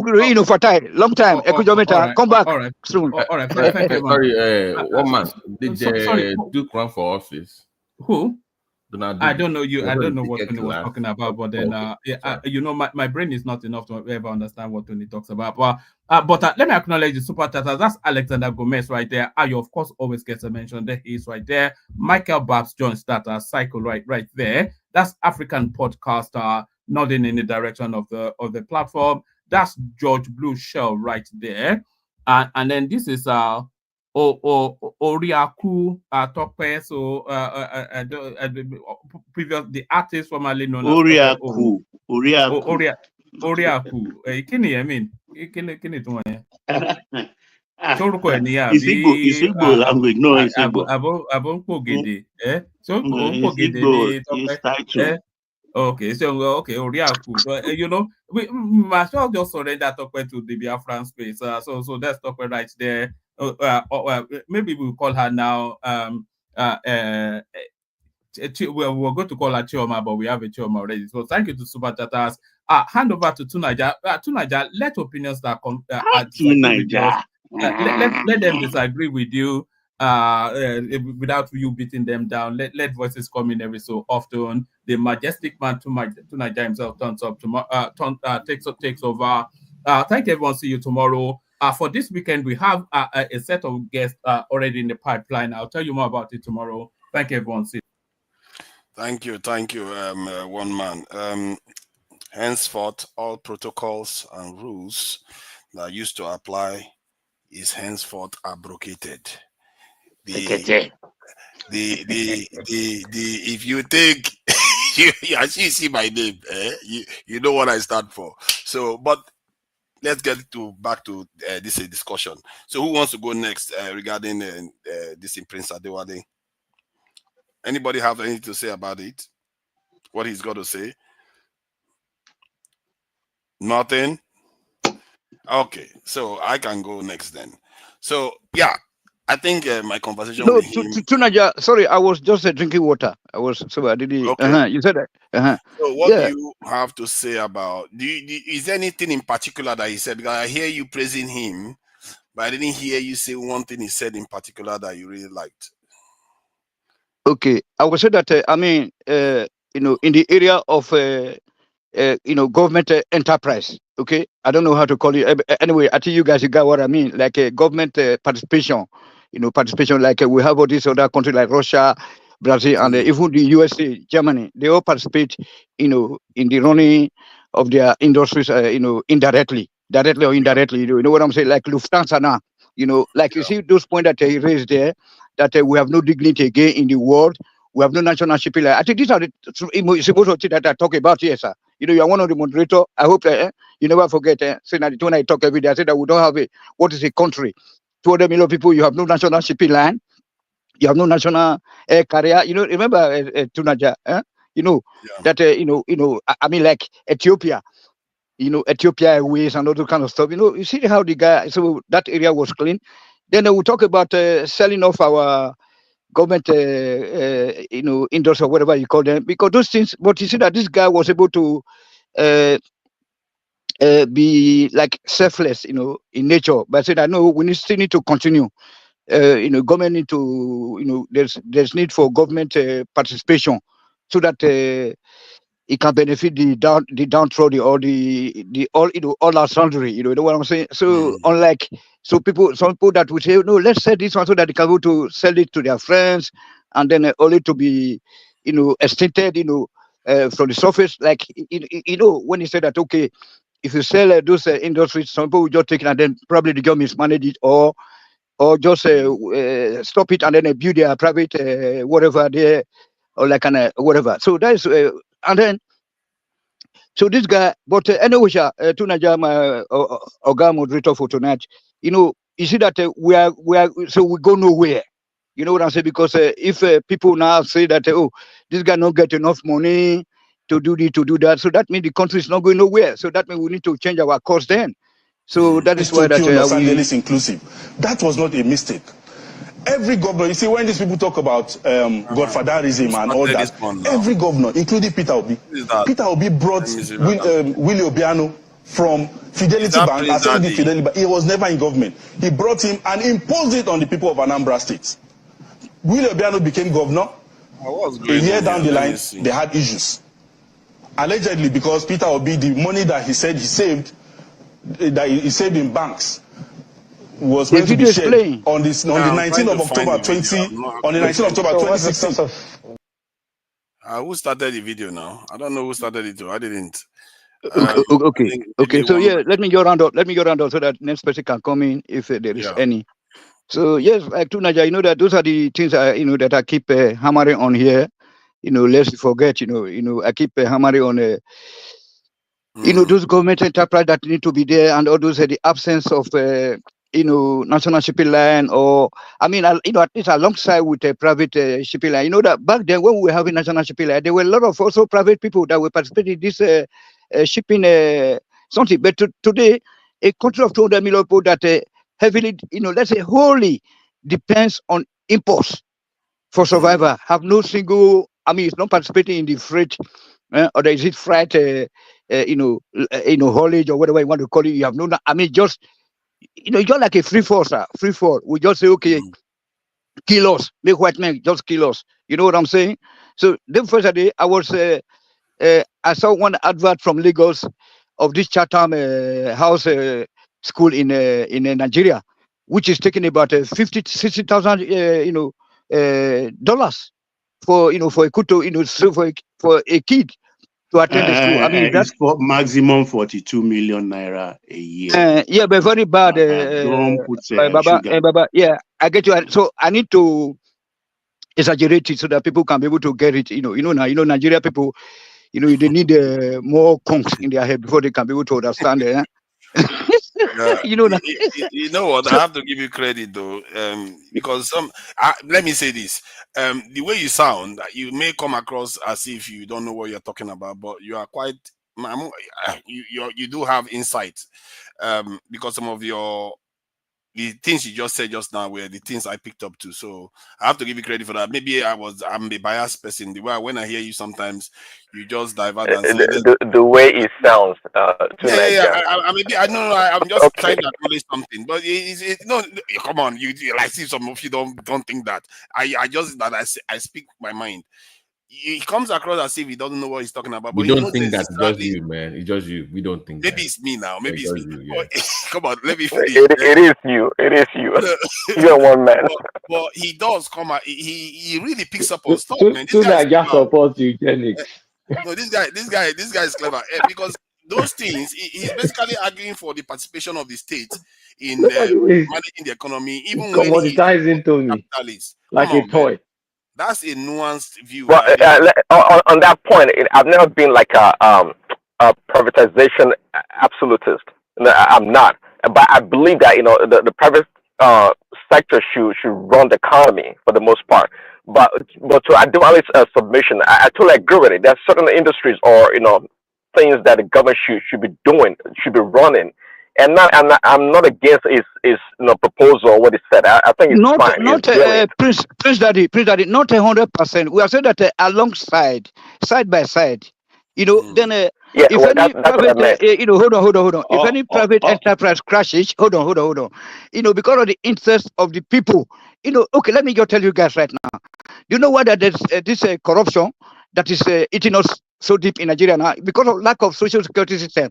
Assuming that you are a president, you are a governor, you are a commissioner, you are a local government chairman, and you have somewhere to fall to by the time you left office. Then you wouldn't be accumulating money that you wouldn't need, because but have you ever seen I hope you guys have seen a lot of government Nollywood people, that rich people before, because they didn't there is no social security system of ground where they can be able to follow to. Actually, they see that now that they become crazy people on the street. People that serve Babagida, they Okay, all all right, end so up. I hear you. So let me round up my Yeah, so point. no. I know To that you that are point, no. I know that you are. No, look, Prince. That you know that back then we were enemies, Tony but you know that we are friends. Mawa lost in gutter. So recently, so no, hold on. No, I don't go gutter fight now. So what I'm saying that I'm a cool guy now. Now I don't cool down now. They banned me yesterday now from another platform from commenting. So let me tell you one thing. So when we say that we need a social security system, I'm talking to all of us here. In case you want to be a president or whatever, you know what I'm saying. Please let us fight to have that social security system where you can be able to be guaranteed, a roof over your head, and then the basic need of life, as it's been done in Europe. You cannot have, I mean, uh, you know, a society without corruption if you don't have that social security system ground, and then governmental institutions. That's where this central bank governor and the separation of power that I was talking about just now came into play also. You need to have that separation of power, but you cannot have it if you don't have a social security system where then you try to steal because you have no way to follow to a kind of insurance. But what you're arguing for would mean Yeah. a larger state. So let's Yes, ask, sir. who supports having a smaller state in Nigeria? Because I do hear a lot of people saying the state is too large, you need to cut it down. Does anyone support a smaller state? well, of course, Small government I support a all smaller state. day, every One day. second. But Smaller the prince government. put a caveat. The prince put a caveat. Okay, he talked about good leadership. Okay, obviously that is needed in order for what is proposal to work. Okay, what he talked about, we had it before, okay, but it didn't work because people like Atiku and Obasanjo, right? Diluted the government. They stole everything.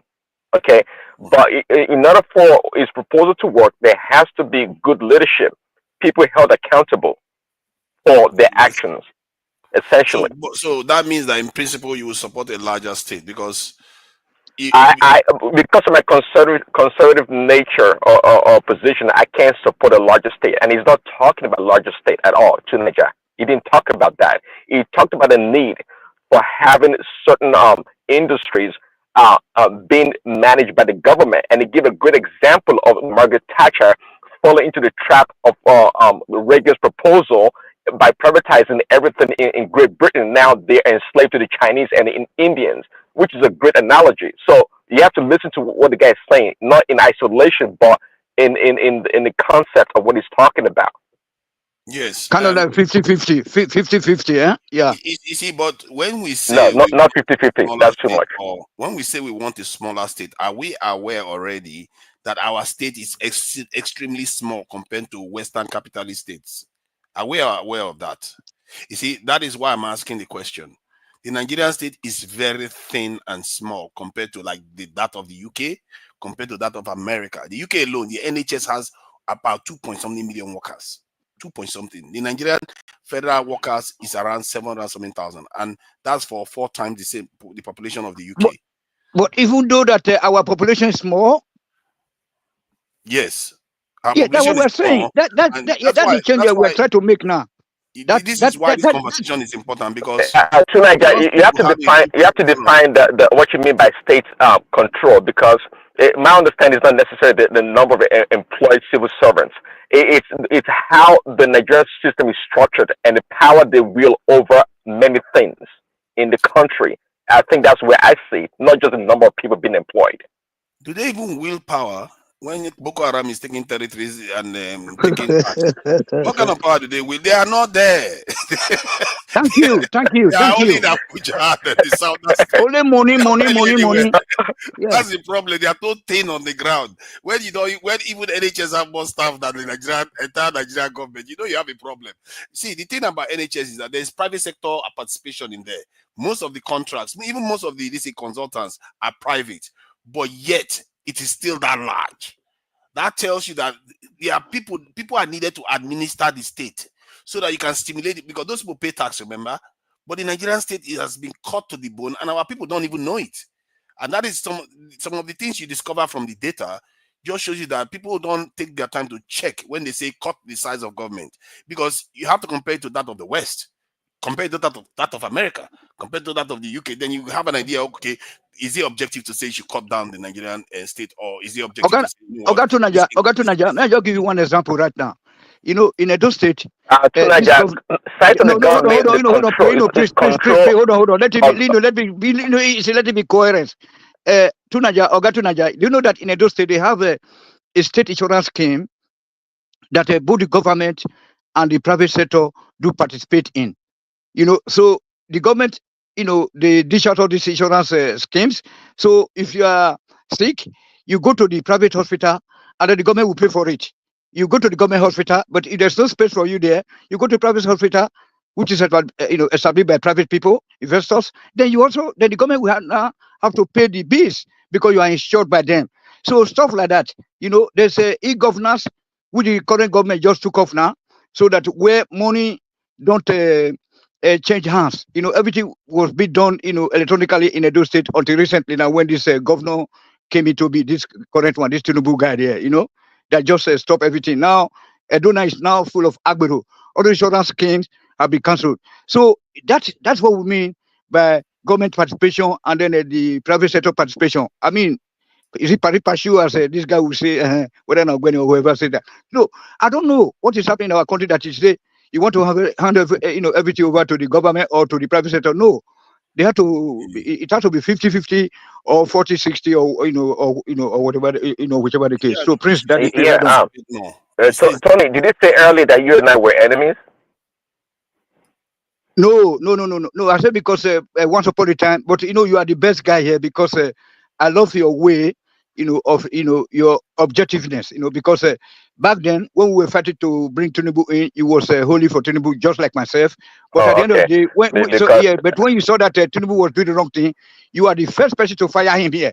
And then that one, I give you a lot of kudos for that. You are my brother. Yeah, you're right. Because I was going to say, I never knew you and I were enemies. Because I was sometimes at the comment section, I do, I do rubbish people.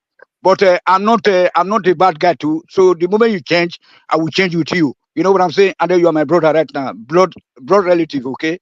Yeah, for sure. Okay, He's quite analytical in his take, but sometimes he's focused on Peter Obi makes him seem a little bit not a little bit biased. Your focus I'm not at all. I don't focus on Peter B. The only reason why Peter B comes up is because of the way people talk about him. He happens to be the center stage.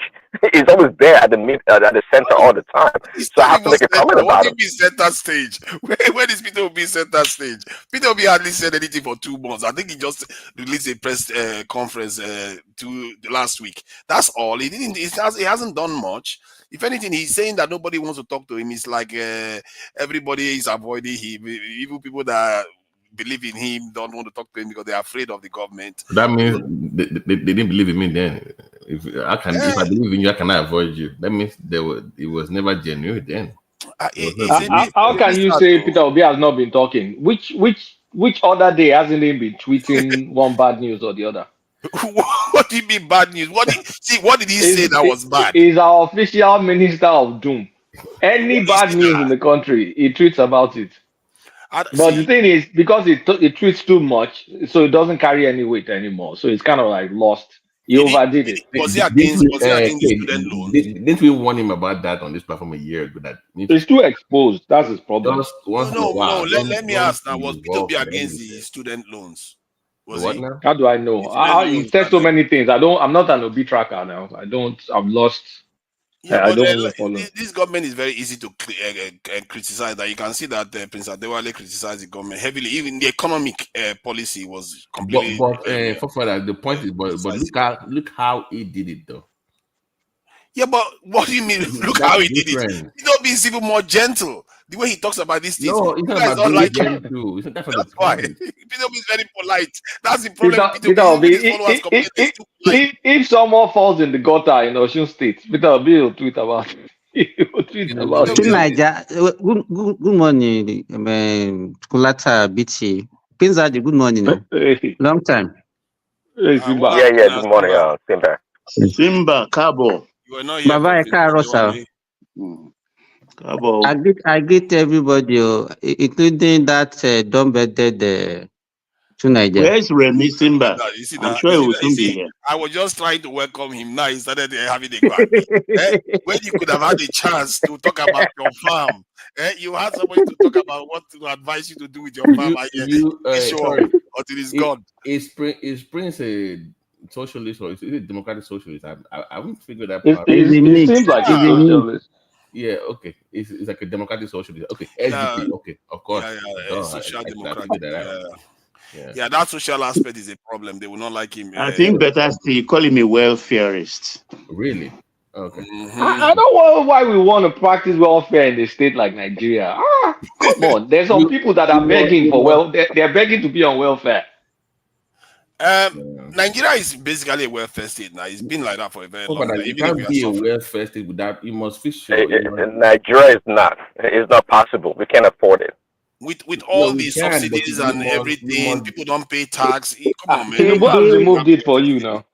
You guys, Nigeria is very much welfare state until now. It's beginning to change. People have to pay mortgage, pay student loan, pay all these things that Western people always pay. Then they will know that they're in capitalist system for sure. What do you call a student loan? What we know is scholarship. That is the stage that we should be, not student loan. What do you mean by student loan? It's a scam. What you need to do is to give scholarship to at least to some certain level of education. E.g., you can say from primary to secondary school level. Don't say that. It is no, just Tony. But most states now, primary and secondary school education is free. Are they studying under a roofed premises? People living in under the tree? Forget about that. If you are talking about at least is free. Primary and secondary education largely. I can't even remember any state that they are paying fees in public school. With not enough teachers. What? I think we are not discussing what we're supposed to be discussing. Seems like they said something now. The Nigerian child is the best in the world. The Nigerian child is the best in the world. You said they just banned you from another platform. You want us to ban you from here also? No, only the comment section. Only the comment section. comment section because they say that one up now, eh? and they say Adebulala people too much there. Don't worry, Tony. Shoma is coming. They say they buy you. The guy say it's only the conversation. No, only the conversation. Yeah. Why did you even volunteer? Are we looking at because it's like maybe because most of us are living in diaspora, we just want to project whatever we see and look at it as if our country can afford it. Are we looking at how we can make more money in that country? Every time we just discuss about what government should do. What about how can they get money to do all these things that we are talking about? Thank you. I think the people have been doing it already. The problem is that if you have done business in Nigeria, you will know that if you are doing business, if the government passes a policy, it could affect your chances of survival or not. So I'm talking about government making money. I'm not talking about individuals. Tunaja, are you doing business in Nigeria? I've been saying it now. I've been doing business in Nigeria now. Okay, how much taxes have you paid to Nigeria? You see, why are you asking that kind of question? I think you see, Where lies the problem? You see the kind of attitude you are taking. I don't reveal personal stuff. Why would I reveal personal stuff to you about my financial status? No, it's not personal. Just say I paid my taxes, but you don't pay your taxes. No, I pay my Even taxes. all the people that you have been praising, you have been praising them. Okay, this is what I will do. This is what I will do. What are they going to do to get? How are they going to get money to get all these things done? They should come and tell us. How can they raise our revenue? A major Even oil including and the one gas that came this exporting morning. country. They have beautiful ideas. Hey Tony, keep quiet, please. Let me talk. We've been talking since. Simba, just start. You come here for trouble. Go ahead, Simba. So what I'm saying is that they should come and tell us. Let them even analyze our budget. Forget about borrowing. You can't keep borrowing forever. You understand? But how are they going to do it? Okay, this is what I'm going to do in this sector. This is how much we can make from this agriculture. We can make from technology. We can make from solid mineral. We can make from petroleum and all those things. Let them come and tell us how they can raise that revenue. What we are dealing with. 400,000 barrels. Hold on, 400,000 barrels of oil are being stolen on daily basis from Nigeria. How much? Then hold on. Some countries. Hold on, my brother. Please. Some countries are surviving on just from 50,000 barrels of oil per day production. Which country? No. Hold on. Hold on. Hold on. And if you think that a government is serious in Nigeria, when any government is sworn in, it should take issue of electricity power like declare state of emergency. They will know that okay, they are starting from there because that's the basic. You know what I'm saying? That's the foundation. You don't know anything that you are saying, Joe. We are talking about this thing. How are they going to get it done? It's not money that all these things that you are talking is going to cost. What how money? Are they going to get money to by barter? Why can't you trade by barter? Invest Siemens or whatever, take some barrels of oil and then establish all this power plant. It's not allowed. It's not trade by barter. Is no more allowed. One, they can take tax. They can get money. The money they get from even let me tell you, whatever tax you want to Nigeria, even if you want to get tax from people, is what you put out there that you get back from. If you put in, if you put out just people, 2 billion, are you expecting 5 billion as tax? If I was in Nigeria, I will create 2 million jobs almost instantly because there are so many industries that. Thank you. You create jobs and you take tax from those people. They are generating tax every month, and at the same time, wait, Tunanja, how does the government create job? How does the government create job? By providing electricity for people to set up industries. I think it's based on fiscal policies. Now, if you want to build this in infrastructure, you want to. That's what you should say. Don't say government should provide job. Government should provide an enabling environment for industries to thrive so they can get more people into job. Don't just give it a broad blanket statement by saying government should create job. It's not the business of government. But look at this from this point of view. If the state is not functioning optimally, the government can create jobs so that the state can function optimally to create even more wealth for the state. Like, who is fixing the roads? I'm sure we don't have enough staff on the roads or hospitals or security, all those areas. It's by investing in infrastructure, the government can create the jobs. You can't just create jobs. Not only that, you can by creating employment in different sectors. You also increase these things because those people that you are employing, they have to buy things. They have to. Okay, employ them for what? What are they going to be producing? Because you say, at least for you to wait to Nigeria, for you to employ people, you need to pay them. Yes. And so where are you going to get the money? Wait now. Where are you going to get the money to pay them? We are making that's what I ask you. Whatever you put out is what you're getting back. A fraction of it that you get back as tax. If you don't have money to give to people, so how if you say create job, okay, $30-40 billion a year just from crude oil alone. So we have some money. That is if you are producing 2 million plus a day. Do you know how much 40 billion is in naira? Yeah, we are making our whole 1 year budget is not to that. Maybe after we where do you get that one? Even the last time you are putting that statistics, say okay, NHS has more. Do you know that? We can do the math. How much is crude oil? You want to expose yourself this morning. Use 70. Use 70. You want to expose yourself. And use 1.4 because 1.8 they claim 400,000 is condensates. So use 1.4 per day. The condensates are dirty now. We throw it away when we get it. Baba, it doesn't even know what you're talking about. Let's even do the mathematics for us. Oh yeah, do the mathematics for us. Okay, I'll do the maths. So the original point is not wrong from that. Original point. Not wrong. Tell us how you arrive at that 40 billion, because those are the people things that you'll be spilling out that you make some drop-dead people like you to believe. Tell us now. By 70 multiplied by how many? 1.4 million a day. 1.8 million. Oh, No. Don't be dubious with that. No. 1.4. The condensates are not free. The condensates are worth something. No. We are talking about the 1.8. 1.8 million and then 1.8 million times 365. This thing isn't because condensate sells for $70 to Abi. Yes. Okay, carry on with that. Yeah, multiply by 365. All right, let's see how much it gives us. So the number about $50 million, right? Yeah, in billions. Let me say in. No, just let's go to make it easy in dollars first. It's 45 billion. That's what. Okay, I'm correct then. Okay, so how much does Nigeria get from that? Wait, Timber, let me tackle him for you. Okay. 40. Let's say 46 million a day, right? Times 30, that is 1 billion.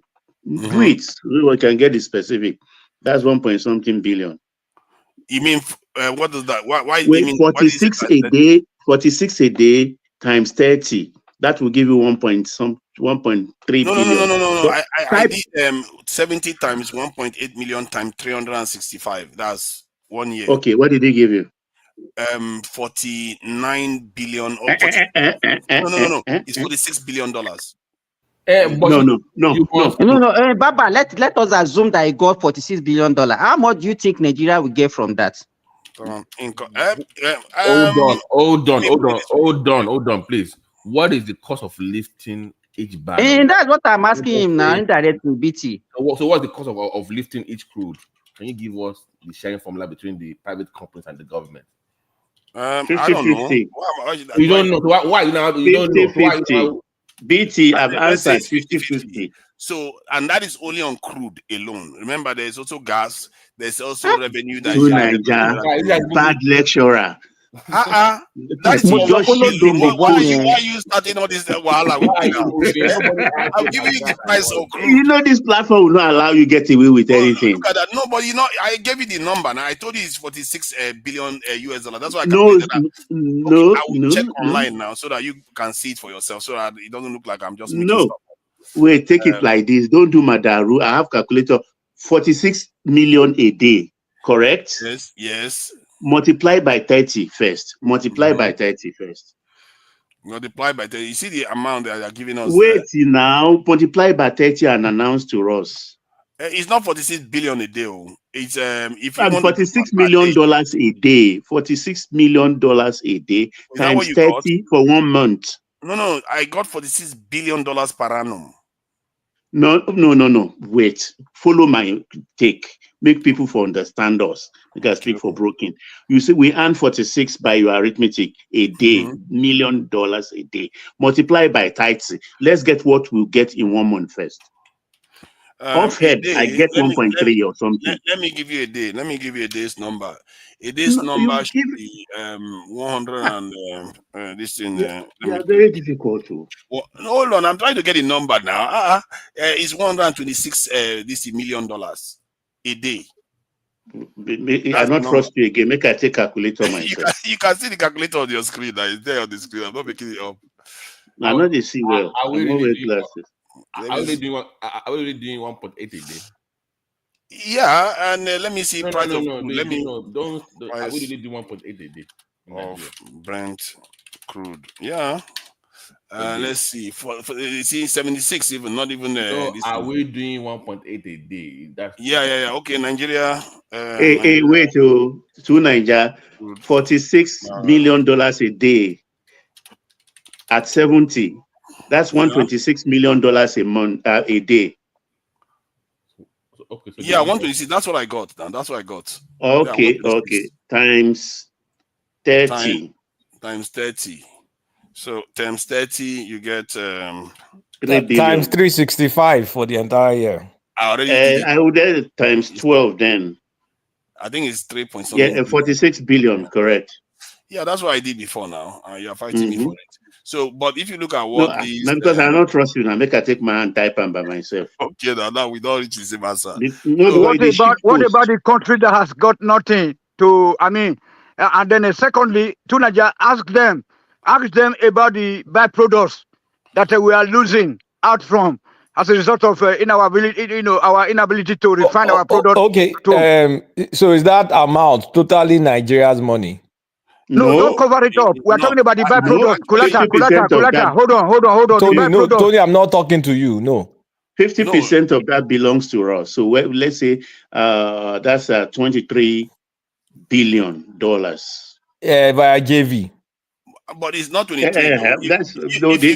Let's take for the benefit of this arithmetic, because each contract is different. So let's just use averagely 50-50 on JVs. So that's if 46 is a year, then 23 is for Nigeria as a nation.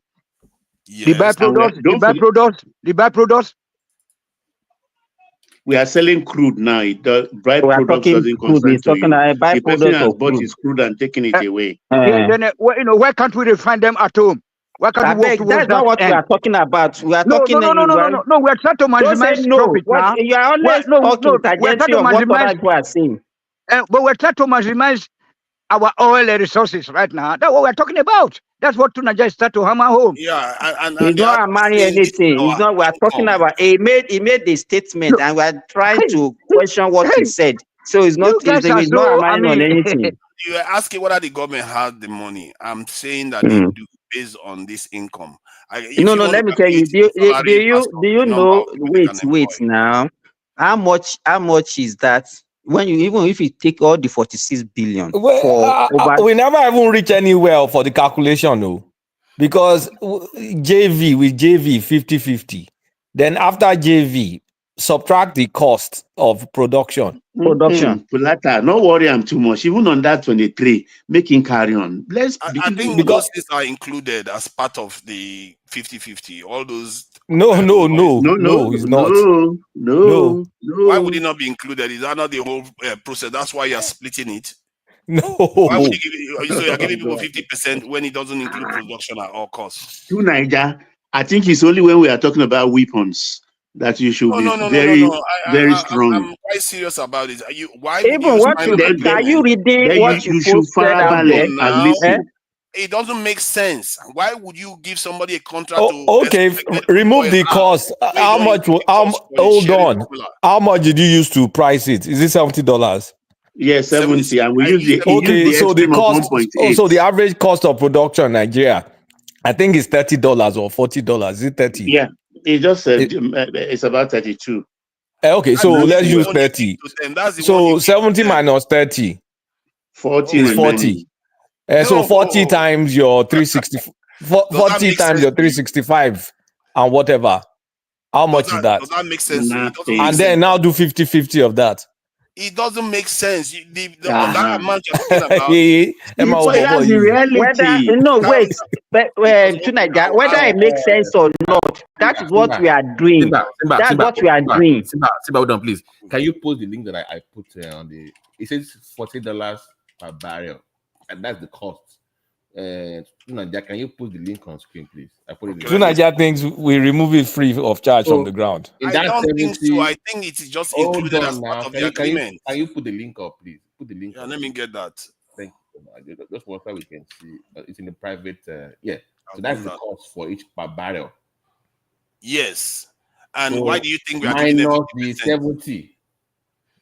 Yes, that's why we're giving it. Do you think if that was the case, we are going to be making any money from it? This is exactly the reason why we are giving them this 50%. That's why they get 50% for getting the crude oil out of the ground. No. 50% is the balance after expenses removed. Okay, let me read that again. It said the cost of production per barrel, which the Nigerian National Petroleum Company Limited vowed 3 years ago to reduce to $10, has soared above expectations to $48 as the company spent a whopping $11.4 billion on operating costs in the first half of 2000. First half only. Yes. The question is who pays for this?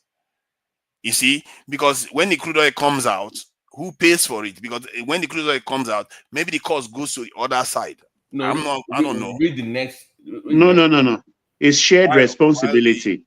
While the operators in the country made about $19.5 billion in the first half of the year, rising corruption, inefficiency, logistics overhead, dual regulatory challenges, widening project cycle, and high cost of funds push production cost to revenue ratio to 58.46%. There you go. Production cost to 58.46% in the first half of the year, when the Nigeria's estimated oil revenue for the entire operators stood at $19.5 billion from the 235.9 million barrels of crude oil produced. The cost of production was $11.4 billion meaning that Nigeria's average cost of oil production against revenue stood at about 58.46% in the first half of the year. So what does that imply in the revenue sharing? That's the area I'm concerned about. That means that the number is even lower than Baba is even giving you. It's not even half and half. It's about 42, Abi. About 42%. Yeah. The thing to Nigeria is, look, the country is not making money. That the country is rich in monetary terms is an illusion. I don't know how that got into our head, but the advantage we have now is that every 5 years, every nation has a right to rebase their economy. We've not done that for about 8 years now. So if we rebase our economy based on the last rebase was 2014 by Jonathan. So we've done that's about some 10 years ago. So we when they rebase it now based on the new economic this thing we are using now, please, maybe can you we'll have a explain the relief. rebasing of the economy so that viewers can understand, and including myself, by the way? Yeah, the rebasing is that the naira has been devalued tremendously too, and there are a lot of industries that we've not captured into the rebasing formula, like the blue economy. Nollywood has expanded. Some single movies are making billions on opening week, opening month, and stuff like that. So all those has to be taken into consideration. What about the companies that are leaving, like Cadbury, all those companies that are leaving the country, tire companies, the Dunlop, Michelin? Okay, when they say a country is leaving, the country is not like they do Oshuka and carry all their factory and installed machine capacity and just leave the country. They sell their equity or they sell the totality of their equipment. Another company will take over. They don't leave their things behind to rot. So, like we learned that hold on. We learned that Ajakuta steel mill equipment are gone. The Benin Guinness factory equipment are gone. Also, the Indian came and take them out. What the hell are you saying? Nothing's working in that country. That is not true. Ajakuta, according to Senator, what's that beautiful senator name from Kogi? She said, according to her, because she's been the lawyer of Apota. She's been the lawyer to that company for donkey years. She says, with whatever they are doing now, that industry will be coming on stream sometime this year. So they are working on it. Even though I don't like it, I want them to sell it. Look No. The last line only. So that 48 is the highest in the world. Is that true? According to what? Yes, Nigerian production is actually the highest. It's the highest. Saudi Arabia, the cost of exploration in Saudi Arabia is about $10 per barrel. So it's not supposed to even be more than 12. Most African countries are $12. So 48, that's too high. That's because we keep busting pipelines. Felix is also asking question that what is the difference between Nigerian oil and Saudi Arabia oil? Forget about even the cost of production. Saudi Arabia is pulling out about 10 million barrels every day. Can I go back to 10 million? No, just hold on. Let me finish, please. They are putting out about 10 million barrels every day. And in addition to that, they are refining additional 5.6 million barrels every day. So you look at Saudi Arabia. Saudi Arabia is just like 27 million people. So I don't even know where we get that illusion that Nigeria is a rich country. I don't get it. Okay, from what I can see here, these are from the operators. So this is for half of the year, and this cost doesn't include the cost of the operator. The operators have given the Nigerian government their own share, and the Nigerian government has spent half of it, more than half of it actually, on production cost, which to me seems like a stupid agreement to go into. What is the point of having an agreement with people to get oil out of the ground? They still end up paying for production costs. What is the meaning of that? That is basically only 75% or more of everything. To Nigeria, in that country, we have fundamental issues with our resources and the money we earn from that resources. People have been taking us for a ride. I've been saying that for almost 2 years on this platform, that individually, some people are even richer than Nigeria. Individually, in that our country, these are the kind of things. So let us divest everything, just like the model of not Aramco, Petrobras, or Petrobras also, the Brazilian one and the Malaysian one. Let it stand as a PLC. Let people invest in it. Let us run it as a business. Then we can know. For years now, NNPC has not been remitting money until October. I think in October, I can't remember how many millions they remitted to CBN. So but hold on. Why do they charge Nigeria for producing? Nigeria doesn't produce crude oil, do we? I thought it was the IOCs that do that. Breaking news. No.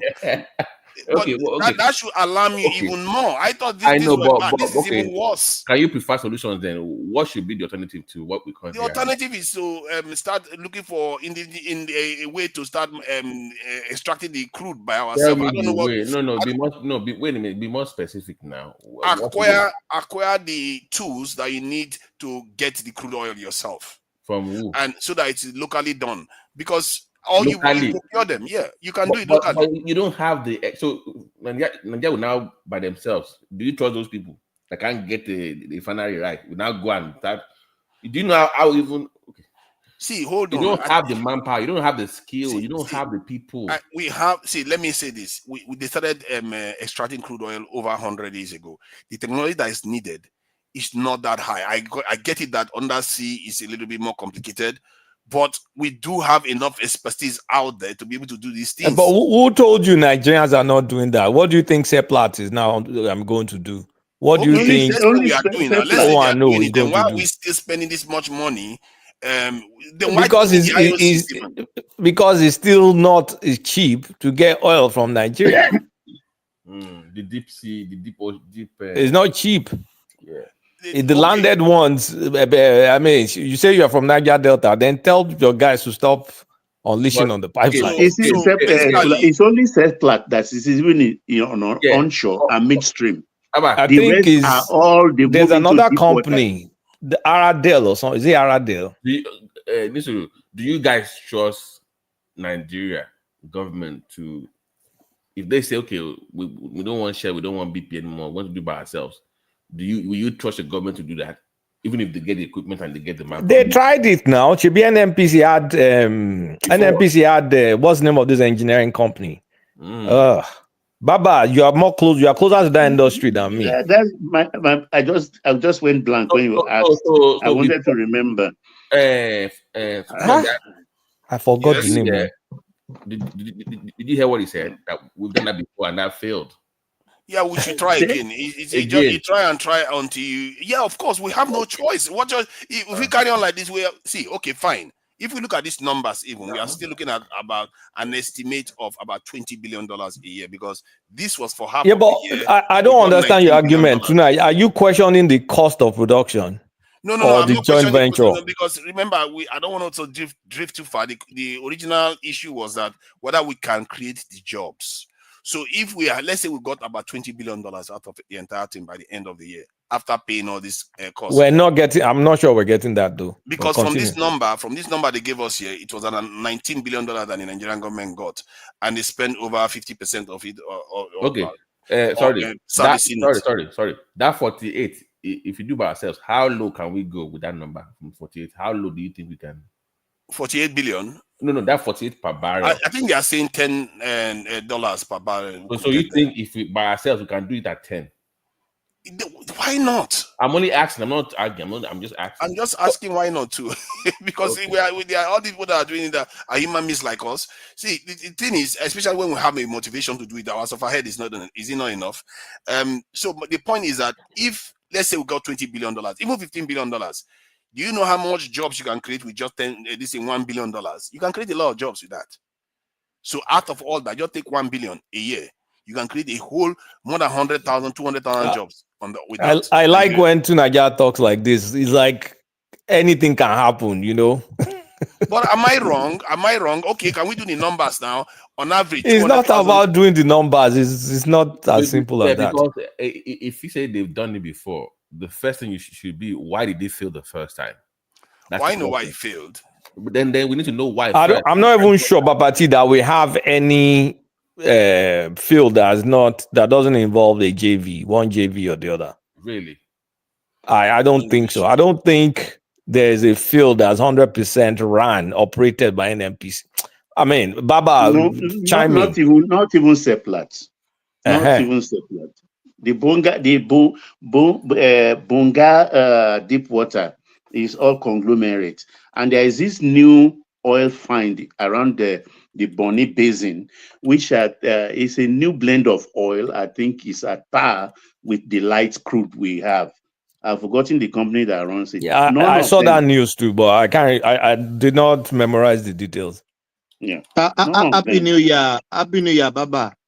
Everybody, Happy New Year. Happy New Year. Kolata, I want to ask a question. No, when is this oil going to dry? So I think this oil is a cost to us. When is it going to dry? It's true. It's just like a cost. We shouldn't be. You know what Venezuela's prime minister called oil? Devil's excreta. But there's a word for it now. It's the Dutch course or something like that.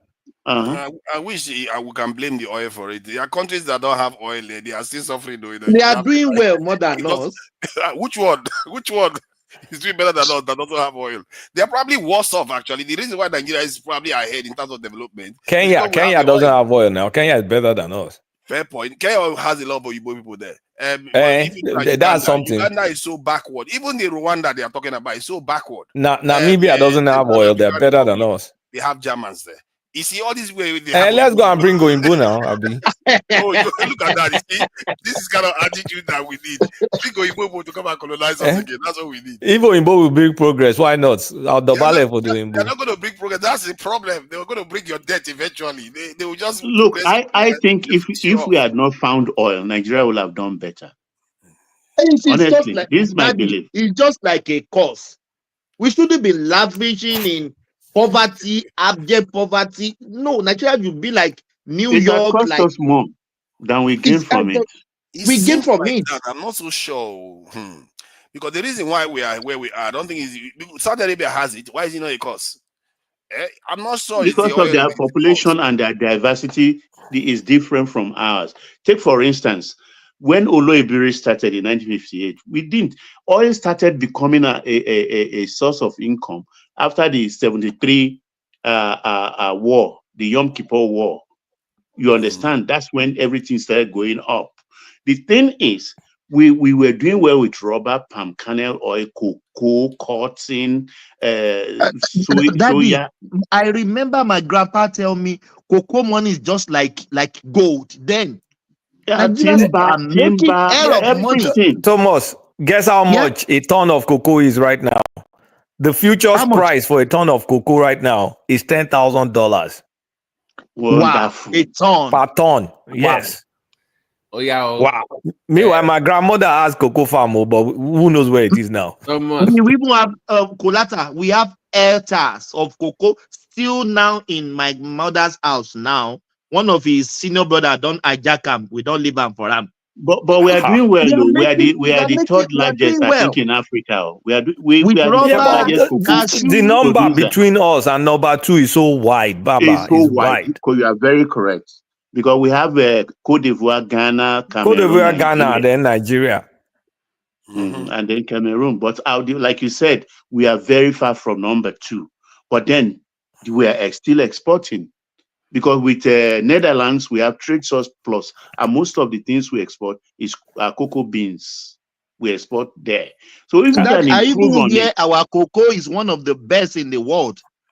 Our cocoa is one of the best in the world. How much do we make from cocoa? Because we've abandoned it now. We abandoned it now. What are you talking about? Last year, I think we made almost over half $500 million. I think, but I've checked. I'm just taking that offhand. Do you know what I'm talking about? Do you know what I'm talking about, cocoa? I grew up in Cocoa Research Institute of Nigeria. My mother was their chief chef.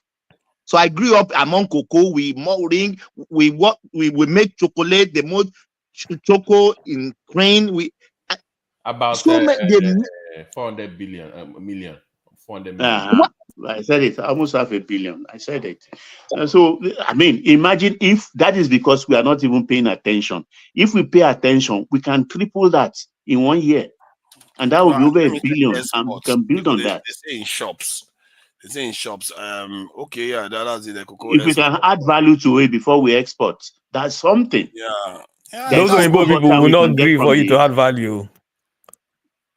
Then who cares what they agree with? We should stop worrying about what they agree. They won't buy from you, none now. And let them not drink chocolate now. We make it. And then we hold Nestle to a ransom. Let them bring their factory here and then produce cocoa. We have to start manufacturing these things and selling it ourselves. Value-added manufacturing is the way forward. I went to the list. That thing there. I've gone to the list with you guys before. This top thing that you have to make this with those companies through tax incentives now to buy from your farmers. Make a deal with them. You increase production.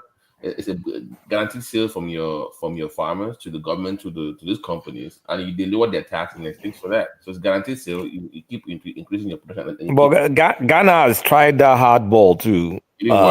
I'm not sure if it worked. Cote d'Ivoire sabotaged them, and the consumption. Look, Their think own Ghana like earnings for cocoa probably went up. They spent about chocolate, 2 the billion. chocolate bar Yeah. made in Ghana has 90% pure cocoa there. Nestle cocoa, that Cadbury, has just barely 40 something percent. Yet we'll go to shop and we'll rather buy the Cadbury and abandon that of the Ghana Remember, chocolate brand. years ago, the Ghanaian president was saying that they're going to stop exporting to Switzerland. They want the entire value chain of their. They want the value chain. And they were only doing about 12% of the worth of the cocoa. But there's no progress. What happened in that one? Did they forsake their life from Sweden or? No, it's Cote d'Ivoire who produces more that sabotage that. It was the Ghanaian president that was talking about in front of the Swedish prime minister, whoever she is at the time, and he said, "Listen, how come we are exporting to you, and we're only getting about 12% of the entire value of the cocoa?" You know how much Mars bars? You know how much Mars company makes, or Nestle? But we did buy if it's made in Ghana, we did buy in Europe. They won't not now. buy. They won't buy. Okay. And it contains 90% pure. Whatever you charge them locally, they will pass the cost on to their consumers, and in reverse, the cost is going to come back to us too. I think Ghana wanted to start doing local manufacturing, but many of their farmers started taking the cocoa beans across the border. They smuggle it to Cote d'Ivoire. Yeah, to Cote d'Ivoire to go and sell it, and they were making more money. That's the thing. We are not coordinated in West Africa. If we're coordinated, we'll make a lot more the resources. This is why I keep advocating that Nigeria should assert itself a bit more. And maybe that's what Ghana run into trouble because every cocoa season they borrow money to buy farm fertilizer and things and these chemicals they use and give to the farmers in the hope that the farmers will sell to the government and government will sell it. The farmers sabotage it. It's part of Ghana's debt till today. You see, whenever European country pass a rule, they know how to enforce it. But whenever we pass any law, like Ghanaians now, they try to reduce value this raw cocoa leaving their country. Guess what? They couldn't close the borders. They can because they don't have the people to close the borders because it's a useless country. And the same thing happens to Nigeria. Whenever we do anything, we don't have any way to enforce it. We don't even control our borders. Okay. Oh, wait. How about we, the citizen? Say, okay, we won't die. We don't want to sacrifice. If you can't bring the factory and manufacture it, why is Nestle here and we can't produce this thing? Are we not doing even the Ovaltine and the Milo and all the rest? It is the powder they bring in. And it's the powder they bag. It's not like they process the cocoa itself. But I'm saying that Nestle is here, right? There's Nestle in those countries, right? What if there's Nestle?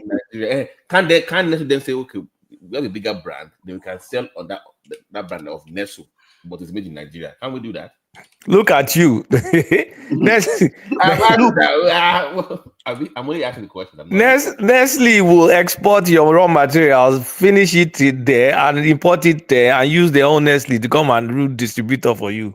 That's how they do it. At best, they bring the powder already prepared. Then they just put it in Bangolo here. And then they say made in Nigeria, made in Ghana, made in Cote d'Ivoire. But Nigerian government, you see, I saw already working in me. You don't see the game they didn't play. Your government they don't give a crap. Okay. No, you are here already now. It is the citizen. If they say we will go hungry and refuse to sell the thing and everything, let everybody do some sacrifice. After 2 years or 2 seasons or 3, these people will bring that factory down. But they know our long throats too much. We can't stand hunger. That's the advantage they take. And how can I be preparing and farming cocoa and you are determining the price? I consider that to be an insult. They determine the price. So I just did a math right now. If Nigeria government had $1 billion, they can create 200,000 jobs, and the job will be super highly paid of about 625,000 naira. So, but in other words, you could double the amount of 400,000 jobs, and you'd be paying them 300 and something thousand. So that $1 billion, the job is just to be sharing the $1 billion, like $2 per head. No. Is that product? What Employment. product did they What produce? program Or I be? what Okay, work now, did they do? okay, you see, What that is a program very I fair be? question. Like, because Nigeria is losing well over up to $50 billion in security alone. If you if you give people that job, this is what it's going to cost you, and you're going to save money because What the kind? exchange is better. Wait. What kind of job? Number one, and what is the value of those guys? Are they going to make me that 1 billion back, or even Yes, more? I just said the Doing Nigerian what? economy is losing over up to $50 billion a year. What kind due of to job? insecurity. Wait now. No, security jobs. You can create well-paid security jobs. These are relatively well-paid security jobs. If you are paying people up to 300 and something thousand a month, that's highly motivated people that's going to do those jobs, and they are going to give you a return. If you are losing up to $50 billion, the amount may reduce even in the first year to around 30. That is a lot of savings for To 1 billion. Nigeria, these figures that you are quoting, how did you arrive at that Nigeria is losing $50 billion? It's the way he calculated the money we're making from oil. No. You see all this attitude there. These two Nigeria, you think government business is like trading in Alaba International? It's like moi. Nigeria. I think Nigeria loses due. Look, our country is so porous. What is your Wikipedia Googling that you are doing? This type of anti-intellectual attitude. It's not anti-intellectual. You show the Wikipedia something that the last time that Nigeria is making. You asked a question about where did I get the figures about how whether we are losing up to $50 billion, and I want to find it and see what I can find. Okay, show us. It will be there, but tell him to turn it to the opportunity. Yeah, to turn into opportunity is this thing. Let me see. Is the statement that anybody can make, but how did they calculate it? How did they arrive at that figure? Anybody can say anything on Wikipedia. Nigeria had this almost have $1 trillion economy.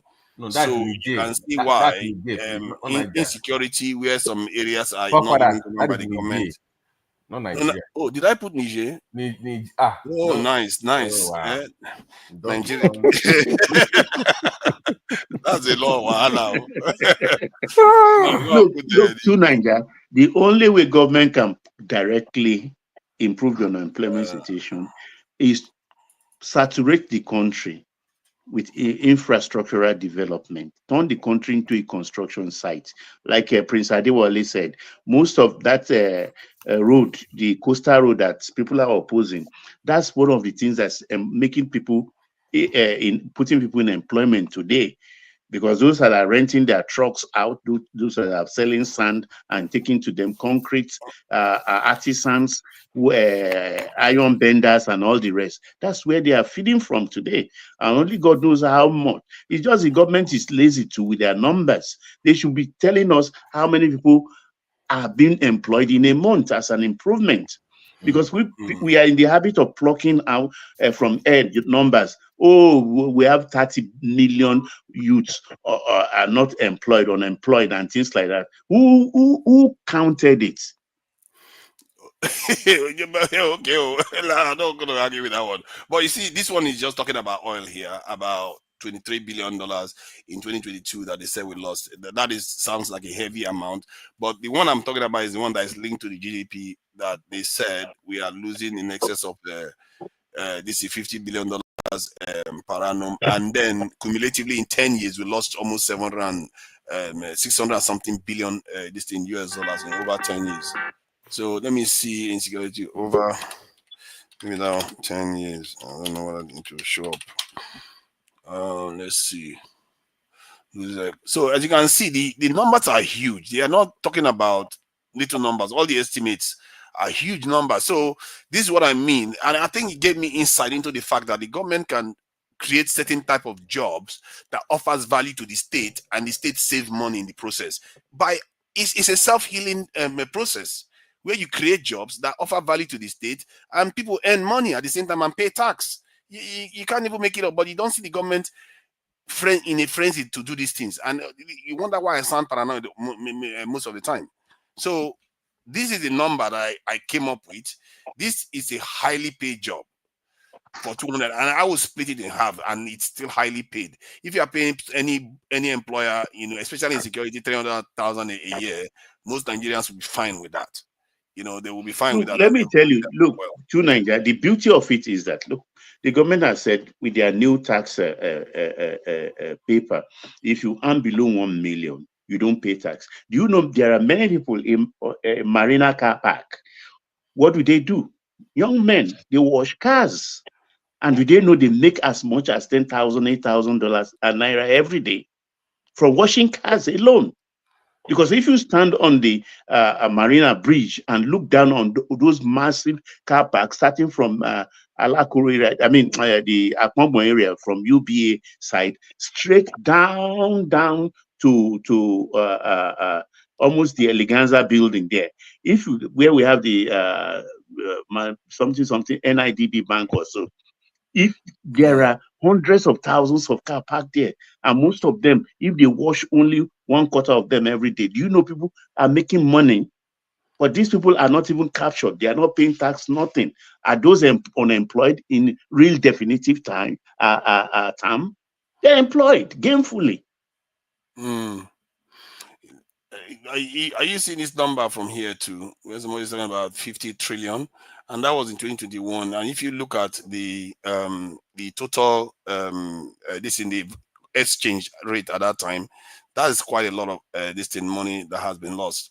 So Nigeria losing. Anybody can tell the now. issue is, Anybody can tell that we are losing the question I'm asking you is, don't just look at the number. How did they arrive at this? If you are making so much from this sector or from this so-called notice, even before the insurgents, how are you sure we can account for the even before the insurgents? See, when I went to Abuja, I'm able to go and cut my hair almost in midnight. That's midnight. You can cut your hair in Abuja, but in Nigeria you can't do that in most areas in Nigeria because of insecurity. So it tells you that the night economy is non-existent in many parts, especially in the north. It's non-existent. That is a lot of money we are losing to create jobs and get tax money. And that tax money we get also enables us to even borrow more money to build even bigger infrastructure and look secure to Nigeria. I listened to one governor, I can't remember, but he was among the governors that visited the president on Bodilon during the holidays. And he said the farm products coming out from most of the states in the north, that they are selling them across the border to earn safer. On microphone, he said that. Then I reel back and ask myself, so we still even produce in this tension security situation, they bandy around.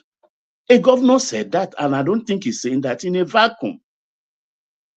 So this security thing too, I think is being overflogged and overexpanded and extended to some extent. See, just imagine, just because you don't have light in certain environments, guess what's going to happen? Insecurity is going to increase and shops will close 1 hour, 2 hours early. How many hours do they normally open in a day? If you calculate it, you have about maybe 8, 12 hours at most. If they close 1 hour, 2 hours early, it means you are losing 10%. If you have an economy of about 500 billion, that is $50 billion. I agree with that. I agree, no doubt. Yeah, I agree with that. So power is very important to us, because I know Nigerians are not lazy. If there is 24 or 18 hours light guaranteed to everybody, blankets, but then sorry, you and Baba. I know, yeah. Sorry, Baba. Good morning. You just mentioned Nigeria are not lazy. I think I do not totally agree with you on that, because your generation is quite different from the present generation. I think presently I would say that if you talk about the productive age of, let's say, 18 to 40 years in Nigeria, I doubt whether 60% of them are really hardworking. I doubt it, because when you give people job in Nigeria, sometimes they will be telling you, first they will be interested, and later they will say, oh, the money is too small, I don't want to do it. Or they will be telling you this is not the kind of job they are looking for. I think things have changed in Nigeria totally. And I think what is happening in Nigeria is not that food is not scarce. There is enough food, but maybe the purchasing power is low. And because people sometimes seldom cherry pick the job they really want to do. So that's our problem. No, I think it's more of attitude, Remy, because I have an experience sometime early last year, I think about a year ago. The kitchen in Nigeria needs refitting, and they look over the place and selected this guy to come and do it. With the catalog he brought, very good. And he started the job, nobody asked him, and paid him everything up front. Beautiful job he did. What caused the problem? It got to the fitting of the microwave. The one we bought couldn't fit into the space he left. Okay, come and adjust it. 1 year he has not. 1 year till today, he has not shown up. And you think I don't have the capacity to introduce you to someone else? Yeah, so and if I have that capacity, will I introduce you? That's the problem. That's another problem. That's why I say it's a problem of attitude with most of our people. I see in Nigeria people that are doing skill, let's just say kind of skill work like tailor and the rest, and carpenter, bricklayer, is that sometimes they don't know when they give you a quote and you rely on that quote to give them whatever they want. After about 2 or 3 days, they will come back again and tell you, we still have to buy this. I would be mad with them. Are you not the one that do the quote? Are you not that do everything? So that trust is not there. That is one. They continue to change the goalpost every time. And when you want to give them job, they know that they don't have time at a particular time, but they want to secure it. And when the time comes, they will not say, give us 1 more week, give us 2 more weeks. They don't take time, and they don't really put themselves in the right perspective about their business. And because of this, they always lose opportunity. That's quite true. Yeah. That's quite true. I've seen such happen. And let me see, I wanted to share one video about what somebody was talking about. This is the Federal Capital Territory, Abuja. Today, I'm about to expose what some of these criminals are doing in the Federal Capital Territory. So if you are in Abuja, tag the FCT minister, tag Very Dark Man, tag any government official you know that can expose and show what is really going on in Abuja. If you take a look at this, this is Bolingo Hotel. This is the Defense HQ. And if you go down a little bit, you see the Bank of Agriculture. Bring the camera here, let me show them. So if you are driving through this part, in between these two bridges, come, let me show them. Come, leave the road. Let's expose what these guys are doing in Abuja. Now they are removing all these things and selling them. This one is new. All these are for sewage and for drainage. They are removing them and selling them as scrap metal. This is what these boys are doing in Abuja. They come in the night and steal and sell them. This is another one. Bring the camera close. All of this is new. They are removing them and selling them. 80% of all these metals that are used to cover the drainage and the sewage system, they have removed most of them and sold them. Now, this is what they have done recently. I mean, take a look at this. This is in the center of the road. This is for the sewage or the drainage system. And they have, bring the camera close, let them see how deep this thing is. See how deep this thing is, okay? If you are driving from this other side, let's see, show them. If you're from this side, how can somebody come to this place and remove this thing in the center of the road? This is absolutely wrong. Take a look at this. You see how close that car was to it. I cry for my country. Look at what these boys are doing. They'll come to the center of the road and remove it. You see? You know what? I've seen something like this when I was waiting for a taxi in Abuja, and I was like, why would you leave something so deep? And they don't even put wood to cover it. Somebody could just put their leg in there and smash their tibia or femur bone And it just left open, and it's just a small hole. As you can see, when you see that hole, you are not going to know how deep it is. And so, Tunaja, who are you blaming? Who are we blaming now? A state that is not organized now. This is the problem. When I say No. Hold on. Government that did that road, I can confirm to you there was a slab on that hole. Of course. When they did, yes. So who removed it? It's even cast iron, Nigerians, but very the problem expensive is that metal. Nigerians, you have to yes. secure So your country. This is the problem. When you have a country that is secure, that's when you So get if they do shoot at sight now, you now go say human rights. Not shoot at Let me sight. talk. What are you talking about? You just have to have Bobby on the beat. Go ahead. You want to be talking? Let me finish, please. So they constructed that road. There was this cast heavy iron covered that road. They put another one. They did it. People remove it. So what do you want government to do? To get a security that will be monitoring that iron, that slab, to cover it, or we should blame Nigerians that are sabotaging the government and sabotaging themselves. I can tell you, it's somebody that stole that slab. No, they are saying human rights because they are hungry, poverty. That's why they are stealing it. I don't know what is going on in Nigeria anymore. There are two-layer problem. To me, there are two-layer problem. The higher level problem is the lack of security network in the country. The lower level problem is that people are also irresponsible. This is small. Power supply things, they are stealing everything. Road, this thing. What of railway? What of railway rail? Railway rail. People are cutting the railway rail. Have you seen that before? What of bridge rail? What of the bridge? The rails on the bridge? The rails on the bridge. See how they do it in the UK is that no, everything is poverty. Everything is poverty. Tinubu should come and feed them. Let me explain how they do it in the UK. In the UK, they have what they call Bobby on the beat. You have police officers. They don't even have carrying gun. They are just everywhere, just walking around, making sure people are behaving themselves, and they form relationship with the people. Even using bicycle. Yeah, they form relationship with the people in the area to keep the environment safe. But you have to have people there. But our people, they are not everywhere. Where do you expect them to be? These police officers, 40% of our police officers are protecting VIPs. You know that? So where do you have them to make this place safe? We don't have enough of them on the ground. That's why I said you have to create these jobs. But what we are discussing now, if Nigeria doesn't store that slab, it will still be there. Yeah, can we blame Nigerians? No, hold on. You have to hold Nigerians accountable now. Hold on, please. So wait. There were over 14 to 15 slabs that were removed, right? Oh yeah. So a lot more all over Abuja. So they spent all the hours on the street, and there was no security, there was no CCTV camera. Somebody just on the road, and nobody said, "What is this guy doing here?" They are experts now. They know how to remove it. There was no security force that drove by on patrol or anything.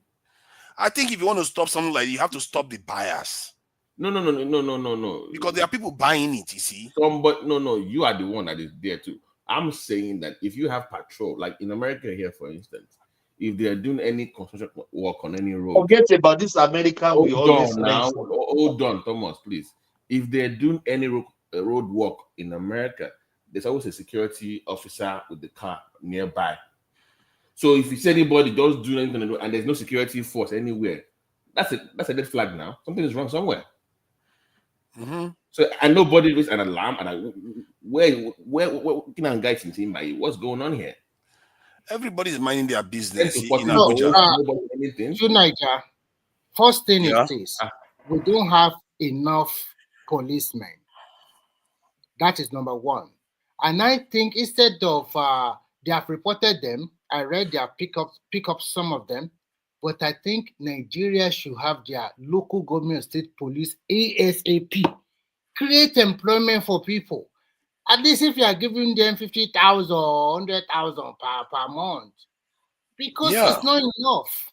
Wow, with that kind of money, you can recruit almost 1 million with that kind of money with $1 billion. No, even at least every state we have their own police, and even they have their own police, they have to pay from their own pocket. But the problem in Nigeria is that as we continue to share that cake from the central, most of the governors are are lazy. They don't want to do it. If they pass state police now, every state create your own policemen. And if your state is crime infested state, nobody go there. Investment will not go there. So, but the problem we are having in that country are numerous. The tax bill alone, some section want it to be passed, some section does not want it because you don't look at the way I see some of these states as very greedy.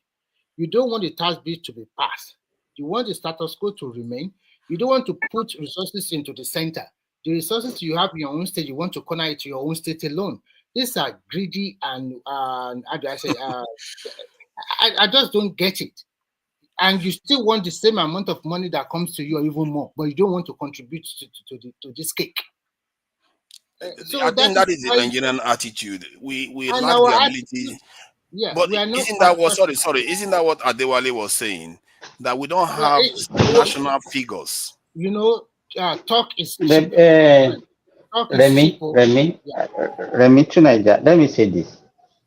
We cannot be saying, let me give you, for example, around 2016, I went to Tanzania, and it was like a government organized excursion for health workers in Tanzania.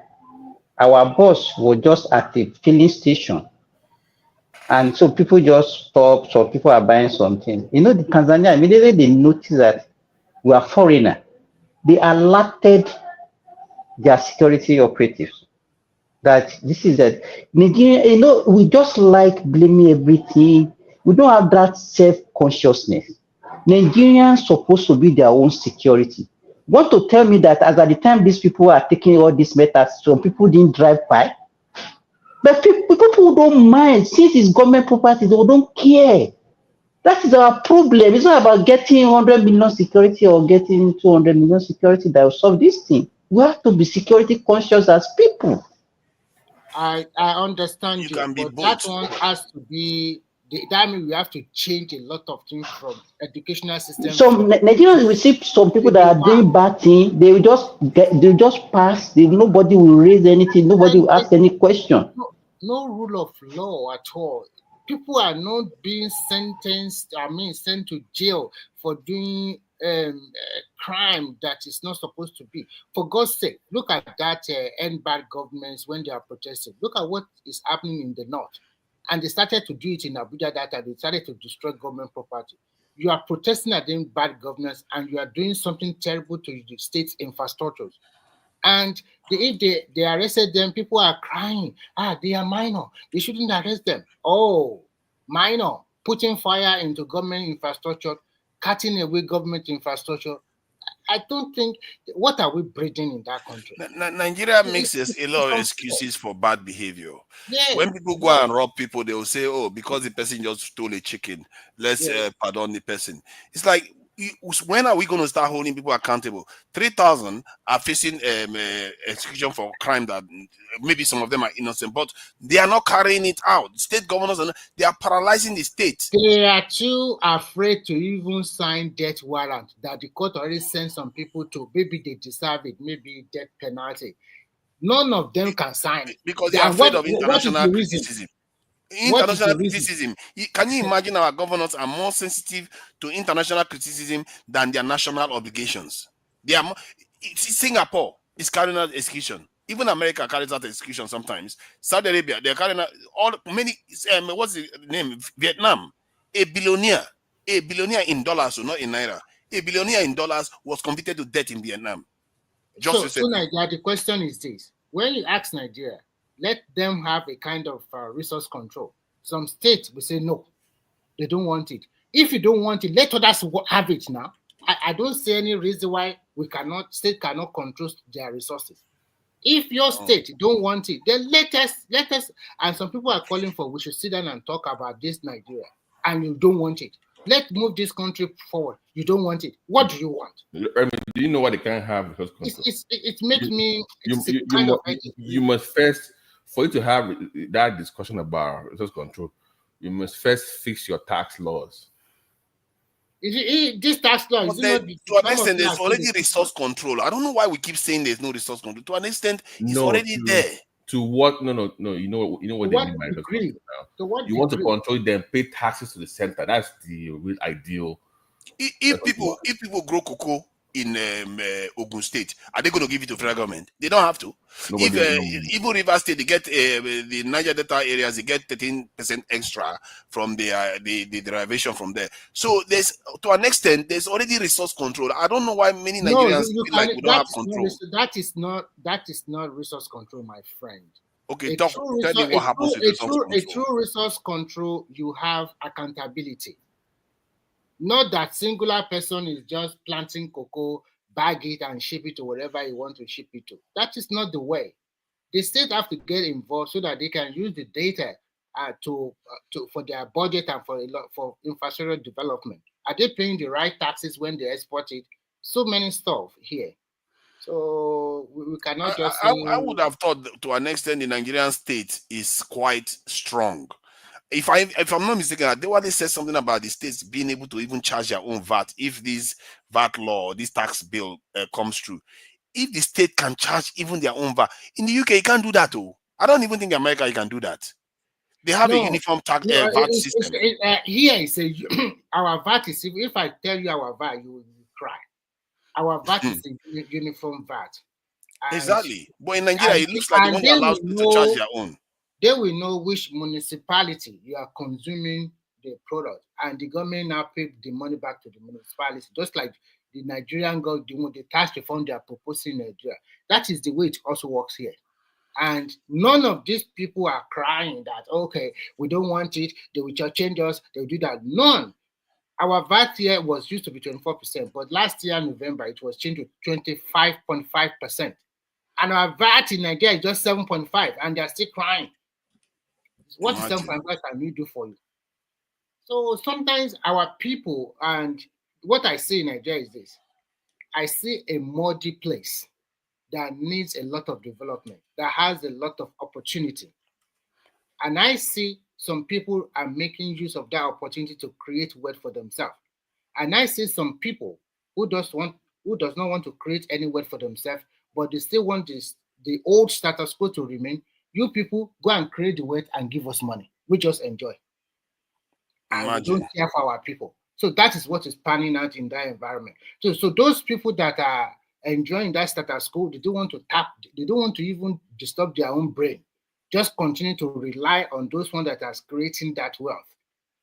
So, and they don't care about their own people over there. If they like, they should just jump to the well and die. So but regarding what was said, I just feel like many Nigerians, whenever we talk about states, we act as if the states don't have a lot of powers. The governors are like gods in states. We are not talking about that. Okay, to Nigeria, let me ask you one question. How about a state like Zamfara, with a huge amount of gold resources, sell its gold and then just pay about 10 to 15% royalty to federal government and keep the rest of maybe keep 60%, maybe another 5% for environmental issue or whatever. What do you think will happen to that state in the next 1 year?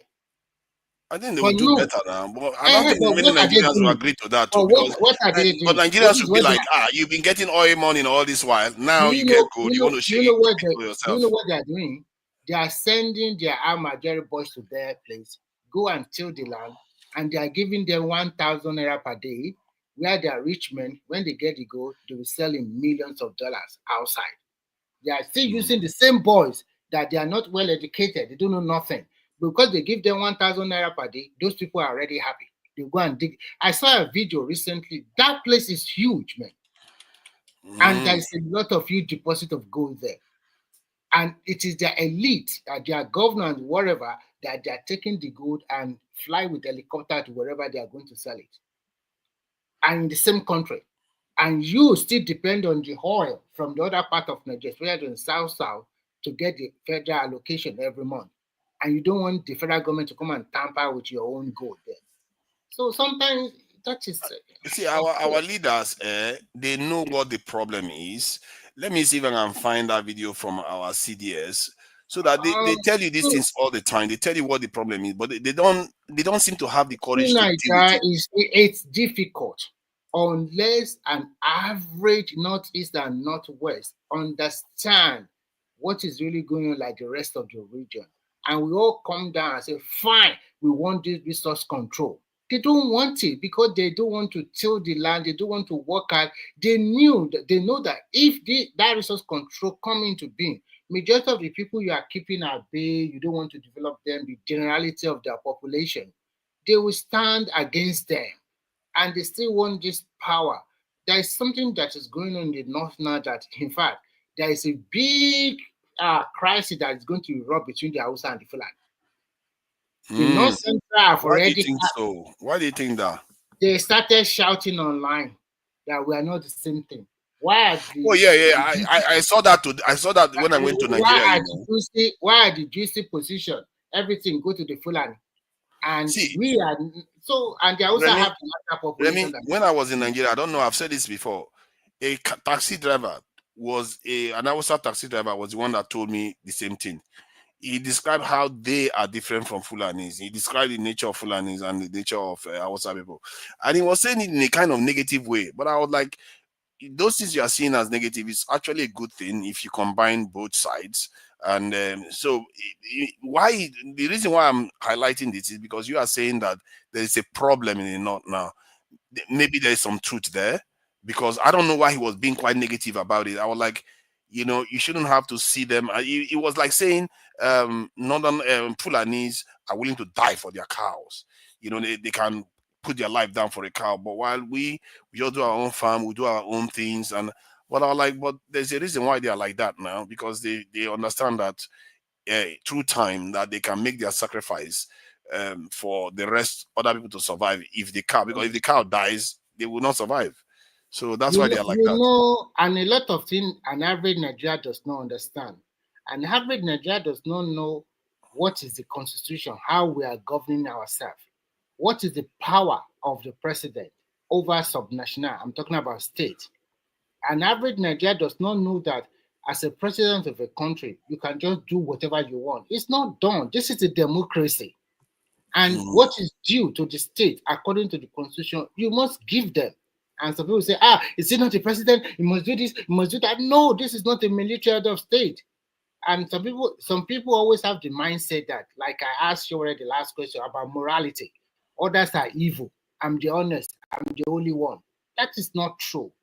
When people get to position, there are so many interests. How to balance it? It's not an easy task. If you have been a manager or you own a business, you have what I'm trying to say. How do you balance the treatment of your workers? How do you bring out the best from them? And talk less of a complex country like Nigeria, where we have various ethnic groups, everybody is fighting for their interest. How do you balance it? A simple service ships, if you did not pick from any region in Nigeria, it's a wahala. I don't understand. So Nigerians should at least understand their constitution, understand governance. Try to read, please. And sometimes the way some people talk, it always baffles me. Simple thing they don't know, and they will castigate it. A local government chairman is supposed to do this, and then the next thing everybody just go is the president. How can a president come from the center to come and administer your local government of maybe 12 council or whatever? Can I compare something? So I'm just checking the US now, whether the United States, whether the states control their resources. So from what it says in the United States, states generally do not have full control over all natural resources within their borders, but they do have significant control over certain types of resources, especially those on state and private land. Here is a breakdown. Resources on state and private land. State authorities. States have considerable control over natural resources located on lands they own, such as forests, minerals, oil, and gas. They set policies, issue leases, collect royalties, and regulate extraction of activities and stuff like that. So some of the stuff they control, but the limitations, I think there are areas where they have limitations, where the federal government can come in and they control some stuff because the federal government owns lands.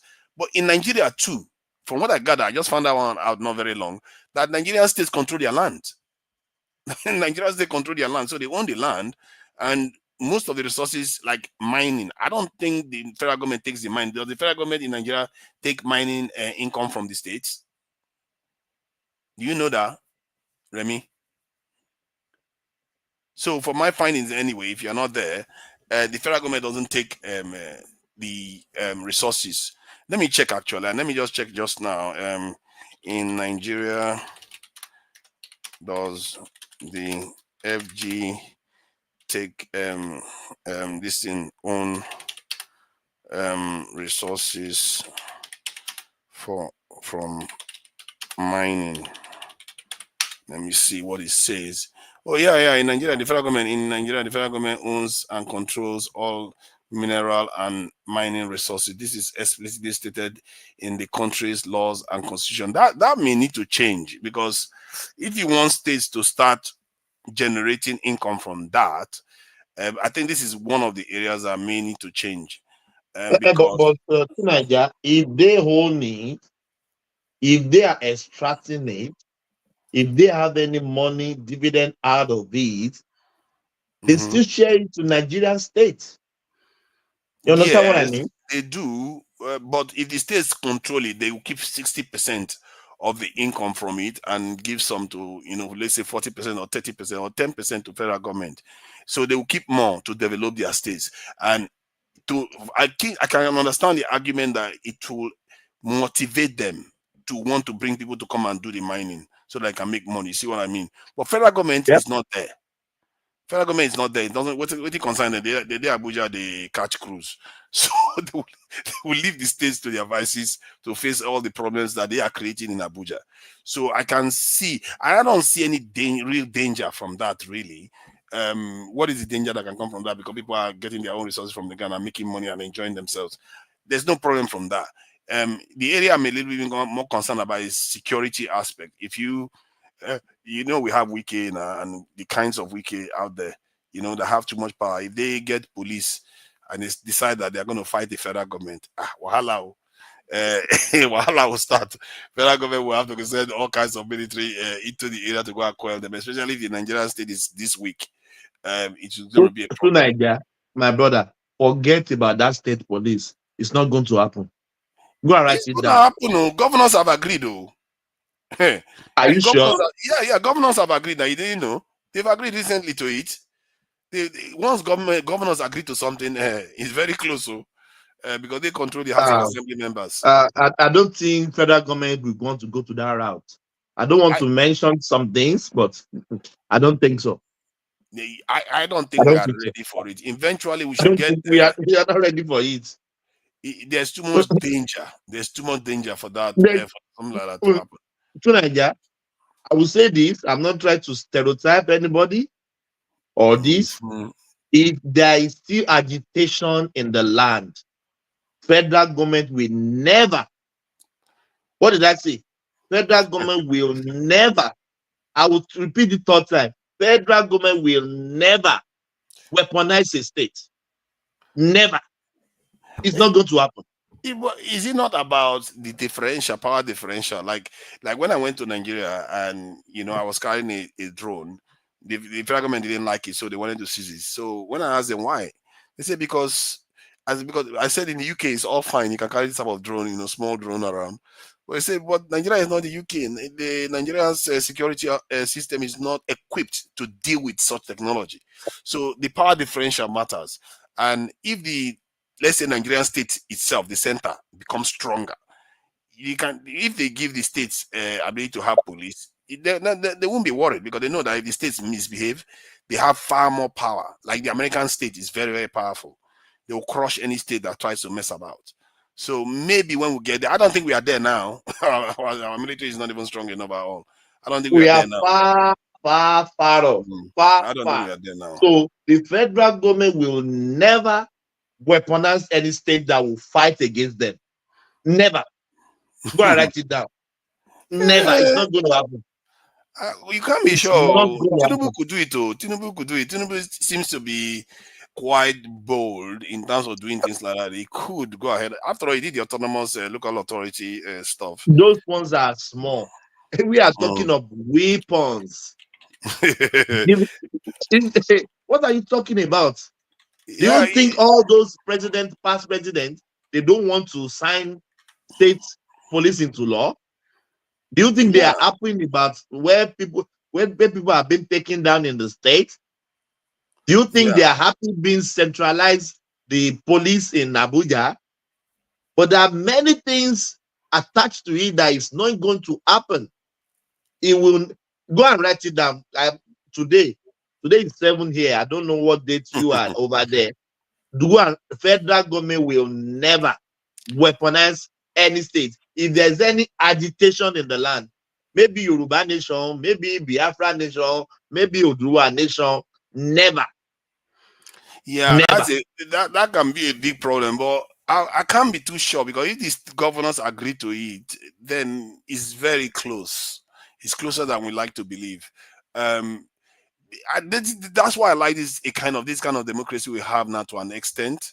It's not perfect by a long shot, that's for sure, but they have the ability to keep changing it a little bit, making it more accessible to people, like the power generation thing that they did. So, and this is why it's lasted so long. It's the longest system that we've had so far. So I won't be surprised though, based on that the federal government will consider maybe we should, put state police. After all, technically they're already state police. Look at the Lagos police now; it's different from River State Police.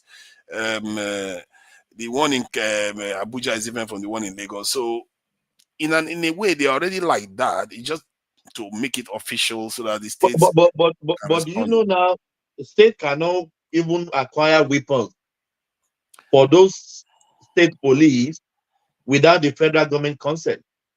Yes. Yes, they still manage heavy weapons aside from the one that came into the country illegally. But any legal weapons that come into that country is still in the bosom of the federal government. Oh they yeah, still manage. you have to monitor it like crazy because that is a kind of a tool of power. You can't allow it to just walk around in the country anyhow. Otherwise, you find yourself out of office now. I was listening to I think it's Jake Sullivan or something like one. I think American this in a security advisor talking to Indians. And he talked about that. He said something very interesting. He says their cooperation with India includes something about controlling access. That's all the people that will be able to access India's environment in terms of their weapons, their technology, and everything. They have access. They have to have access to it to be sure that doesn't fall into the wrong hands. So can you imagine? Even overseas, other countries are paranoid about what other people are going to do with their technology, not to mention inside Nigeria. Why would they? The federal government would never allow people to just carry guns, and you have to know who has gun, where they have it. If you don't know, What are they using it? What are they using it for? Exactly, and how many of them have got it at all times? You have to be monitoring closely. Otherwise, you find yourself outside Aso one day. Another tenant will take over. They will just take over. Another tenant will just move in. There's always somebody out there that is trying to take over now. What did you expect? There's always somebody. Let me make an example for you. Let's just imagine Yoruba nation, they are shouting Yoruba nation. They want their country.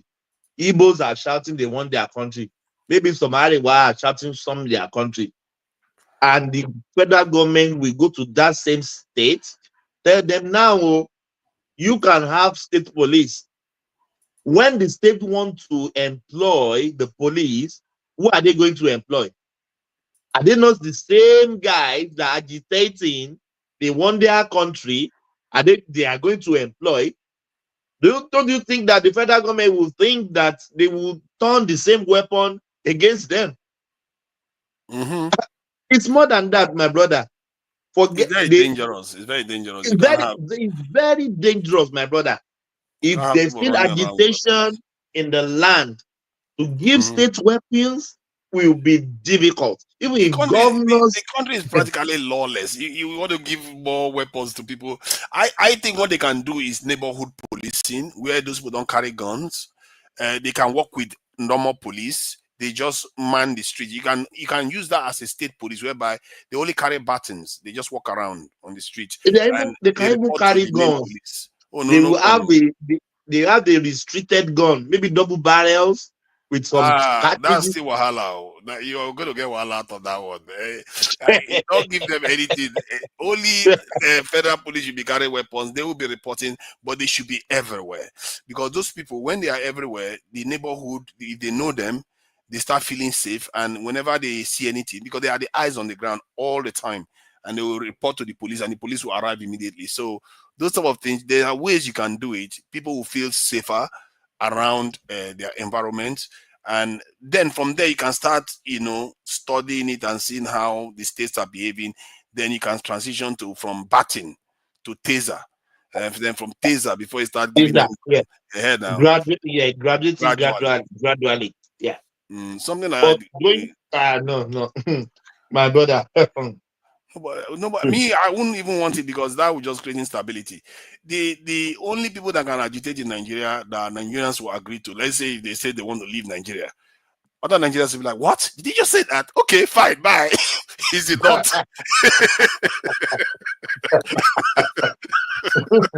Can you imagine if the North says, "We want to go"? Say go, go tell them, say go, babe. They go. The Southerners will be like, "I'll miss you. I'll miss you, but bye. We'll see you later." But they are the only ones that can choose to leave that country, and it works. Every other part will fail. I can tell you that for now. And even if their leaders say they want to leave the country, half of them will refuse. Like, what are you talking about? So that we'll go into the desert. That's not happening. They will never agree to it. So, and that is what is holding Nigeria together, unfortunately. To break Nigeria up is extremely difficult because of it. Why would they agree to that? They won't. Look at Niger, how poor it is, because they don't have access to the sea. So they don't want to sign up for that nonsense. So nobody wants that kind of wahala. But but if they know that they are the only one that can decide to break Nigeria, and the other Nigerians will agree, that's a lot of power. Like, maybe we should just, if I was all these Biafra people and anybody that wants to break up Nigeria, just make the Northerners hate you so much that they're like, enough of these people, we can't stand them.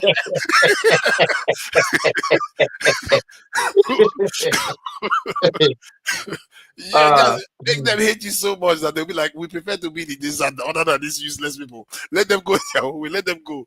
They are just too much trouble. Just make them hate you. Don't bother trying to be attacking them and fighting them.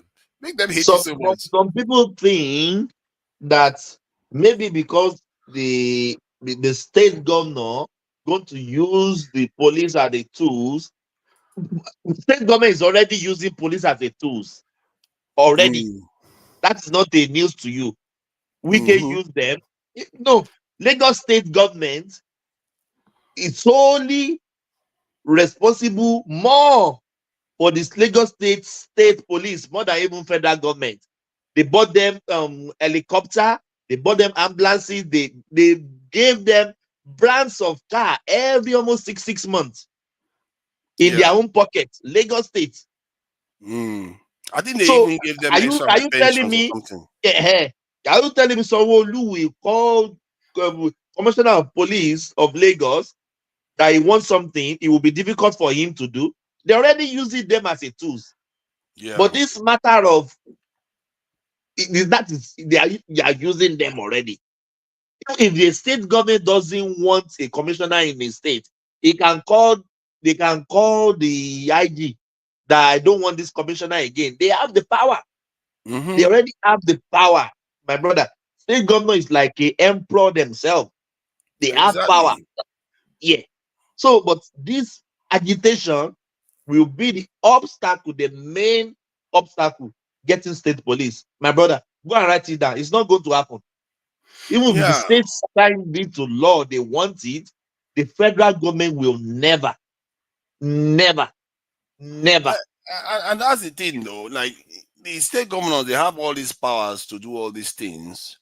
And yet, if you also ask Nigerians, just like they talk about resource control, state police, they will still say, "Oh, the president is so powerful." I was like, "But the governors, 36 of them, they are like gods.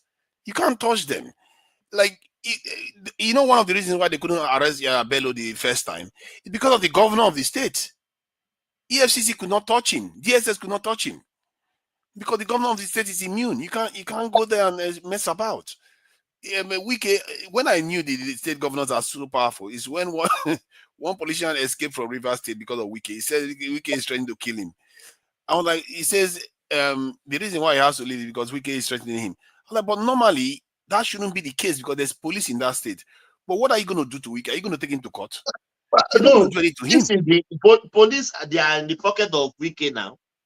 Exactly. And he's even though they are federal government police, they are in the pocket of Wike now. He can do and undo. I can maybe understand. I can even say the governors are even powerful more than the president. Because president will still approach the House of Assembly, the Senate, before he can do anything. Senate can kick against president policy, kick against anything they want. President can't do anything solely on themselves. But state government, they are just like a god themselves. They can do and undo.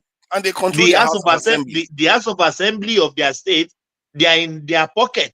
They can't. Those ones that they are just figureheaded. They do nothing. They can't even question the governor. You are right. More than 100% right, Thomas. Do you see the state assembly? Have they ever in their life criticized or probably do the budget of their state very well? Never. I have a first-hand experience with them. They are just collecting cheap money. And what do? Most time, bring a lot of girls, buy phone for them, buy this for them. Some of them cannot even write. Some of them cannot even speak the English concept. They can't even read. Some can't even read. So many budget. It's just unnecessary. I'm telling you, everybody always say, our leaders are corrupt. The followers are even more corrupt than the leaders. The followers. Those followers you are saying, they don't know their barbaric. But is it that our lawmakers don't know their powers, or why? Oh, why am I asking? I think I have an idea. Even if you know your power, what am I saying? Even if you know your power, what are you going to do after you pass the law? What are you going to do? What are you going to do? What are you going to do? To Nigeria, you see, this central system also affects us. It's because the reason why they are doing like that is because whether they like it or not, whether they work or don't work, they will get money from Abuja. Let's say they are not getting dodo from Abuja. Do you think everybody will be doing rubbish like that? They won't. They will never do it because they know that the money they generate from their state, they use it to pay their workers. And if things are not going on very well, they will impeach the governor.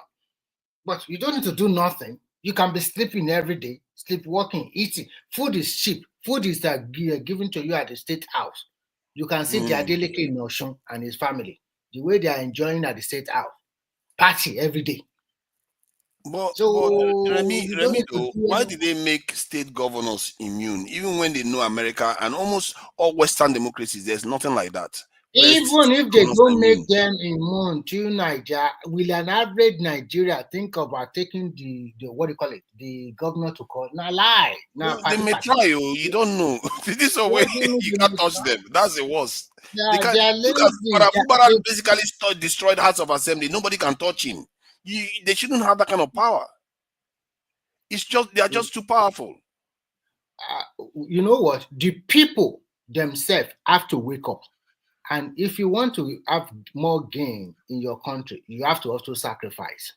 We don't want to sacrifice. Like you guys have been talking. We want all the enjoyment of life. I was listening when you are talking about cocoa, you have the resources in Africa. But still, how many Nigerians or Cote d'Ivoire or Ghanaians are really interested in building factory and add value to the cocoa they are getting in their country? How many of them? They don't want that wahala. They don't want to. They would rather go and import from abroad. Yes, export it, and they just get the money like that, and then they will now import chocolate back to their country. It's very funny. I'm not sure I agree with that though. I think we want to. After all, Simba is one of them. Tell me how many cocoa is totally made in Nigeria? I'm talking about Ovaltine and the rest. Some of them are being mixed abroad and they package it for you in Nigeria. What are you talking about? Yes. But the federal government doesn't support the farmers like other countries do. It's a lie. The federal government are supporting most of the farmer, like reduce fertilizer. They have access to loan. Let me tell you, I have a friend. They give them seedlings. I have a friend. He got a loan from that CBN Anchors program. This guy I'm talking about has a poultry in Ibadan. Now he has more than 100,000 chickens that is catered for in his poultry, and his business is thriving. His friends that they also got the same loan. Some of them go and buy Lexus. Some of them go and buy travel abroad. What are you talking about? Now, ask yourself, they said there's no money in Nigeria. How come are people that are jackpotting? People not saying, where did they get the money? Okay. You see, that's another issue you just opened up just now. Part of it too is you can hold the government accountable, because why our people are jackpotting is because they don't have any restriction on their access to the internet. Because if you have a people that are seeing the rest of the world constantly on their phone, how their lives are, you don't be surprised. None of them want to stay in your country anymore. It's a lie. Oh, you in Nigeria, you don't know how big Nigeria. If you tell them that this is exactly what you transfer, the answer that they'll come to their mother. If it's so bad, why didn't you also come back home? Yeah, come back home now. How do you defend that? How do you defend? If it's so bad, no. I mean, most people want to go overseas because they see all the good things overseas. They see the lifestyle people are living, and when they hear the amount people are earning in dollars, they are seeing it with their own eyes. It's not like before they just tell you somebody is overseas will tell you and they'll send pictures. So they are seeing it on videos all the time. That's 2 or 3 problems with that. The diaspora too are not really helping matters. Someone will be in Canada for 1 year, and in 1 year we quickly post it everywhere. Look at me, I'm in 1 year in Canada. Now I have my own house, I have my own car, just 1 year in Canada. Lord, mortgage. If you not tell them that it's a finance or mortgage or something like that, it won't tell them the truth. So even if you are in Nigeria, you hear that kind of stuff, what will you do? You will not try to get but that's the thing now. Is it not the access to it? Who is giving and who is making it easy for Nigerians to travel overseas? It's the Nigerian government. If you want to slow this thing down, you're going to slow it down. I don't like us to be such a government. Every individual is your choice. The government cannot stop you. Even everything is El Dorado in Nigeria in the 80s, 60s, 70s. Our people still travel. So you can't stop them. Oh, no. You can reduce the rate of departure. How do you reduce it? Government cannot be creating job for everybody. They can just make an enable environment. I think what the government should do now, unfortunately for this country, we are starting again. If we have enough resources, maybe they don't give people cash. But if you want to go to farming, they see your land, and then they now channel, what do you want to buy? Seedling, they buy it for you.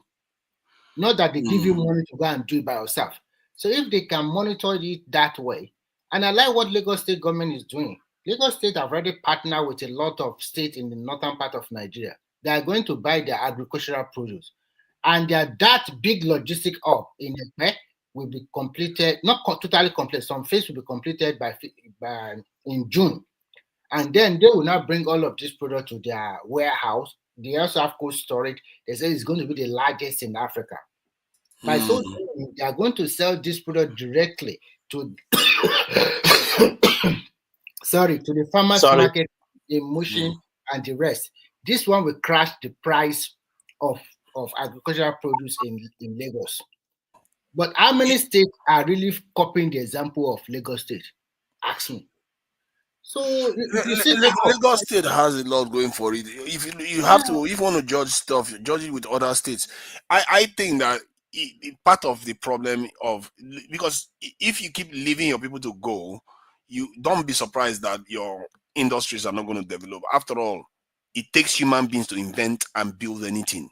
And if your best minds are leaving to go and serve other people, why are you surprised that your country is not developing? Even when you have the money, even when you have the know-how to do it, but the people that are supposed to execute it are no longer on the ground. I've seen it happen to me in Nigeria, where the people that I'm working with, I find that one, the quality of the people that I get are not as good anymore because the best ones have left. The motivation to work has reduced because all their eyes are overseas. All their eyes are, they want to get a computer, sit at home, and try to earn money from overseas, which some of them actually do earn. But well, that is fine if you can work anywhere in the world. But these are some set of the youth that are doing that. But what and are it the leads to majority? Majority, what are they doing? Some of them are not even willing to jackpot. They are just waiting to just become or just wait for the money that people that have jackpot are sending back. No. Just become a multimillionaire. Just do any deal to become rich very quick. Because Nigeria has changed. It's not the Nigeria of what you are looking to. The present generation believing that you must enjoy your life to the fullest. Some of them are taking the opportunity to be content creator and they're making it, they're getting their money. Why majority of them don't know what to do. Some of them are into farming and they become an instant millionaire. So because there's so many success stories, but unfortunately, majority, what are they doing? And majority, some will tell you that I cannot be a farmer, I cannot be a chicken farmer, I cannot do this, I cannot do that. But what can you do? There's not that white collar job anymore. Even in the so-called developed country, no more putting that white collar is thing of yesterday now. It's everywhere in the world. What are you saying? It's like for us, like the way some of our people work right now, I just feel like even the banking sector, they are complaining that the expertise that they need to service the Nigerian space is so scarce. Like sometimes you want to pay them money, you can't even pay them money because the app is not working properly anymore. True, Niger. Let me tell you the truth. My brother, senior me very well. When he was tapped to work in the banking industry in the 70s, they trained them. The bank, they don't want to train too. They are just looking for cheap labor. Why don't you train them? There are so many graduates from the university. They are doing the same thing in abroad. They tap them immediately from the university, maybe master or bachelor. They tap them, train them. They look for what they are looking for. They cannot tell me they cannot see good students or good graduates from federal university or state university to tailor into what they are looking for. They are training them.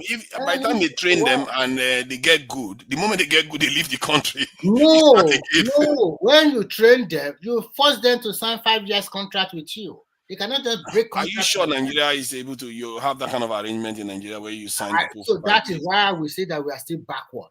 In developed country, most time they don't just give you job for life like that. I'm not sure. Do they do that in the West where they sign people for? No, I'm not talking about public institution. I'm talking about private. Private institution. When I was working, I didn't think they did that. They did that for football, but I didn't think they did that. Even here in Finland, let me tell you the truth. Because the job is about 1 year contract, 2 year contract. When you finish, they can renew it or they cannot renew it.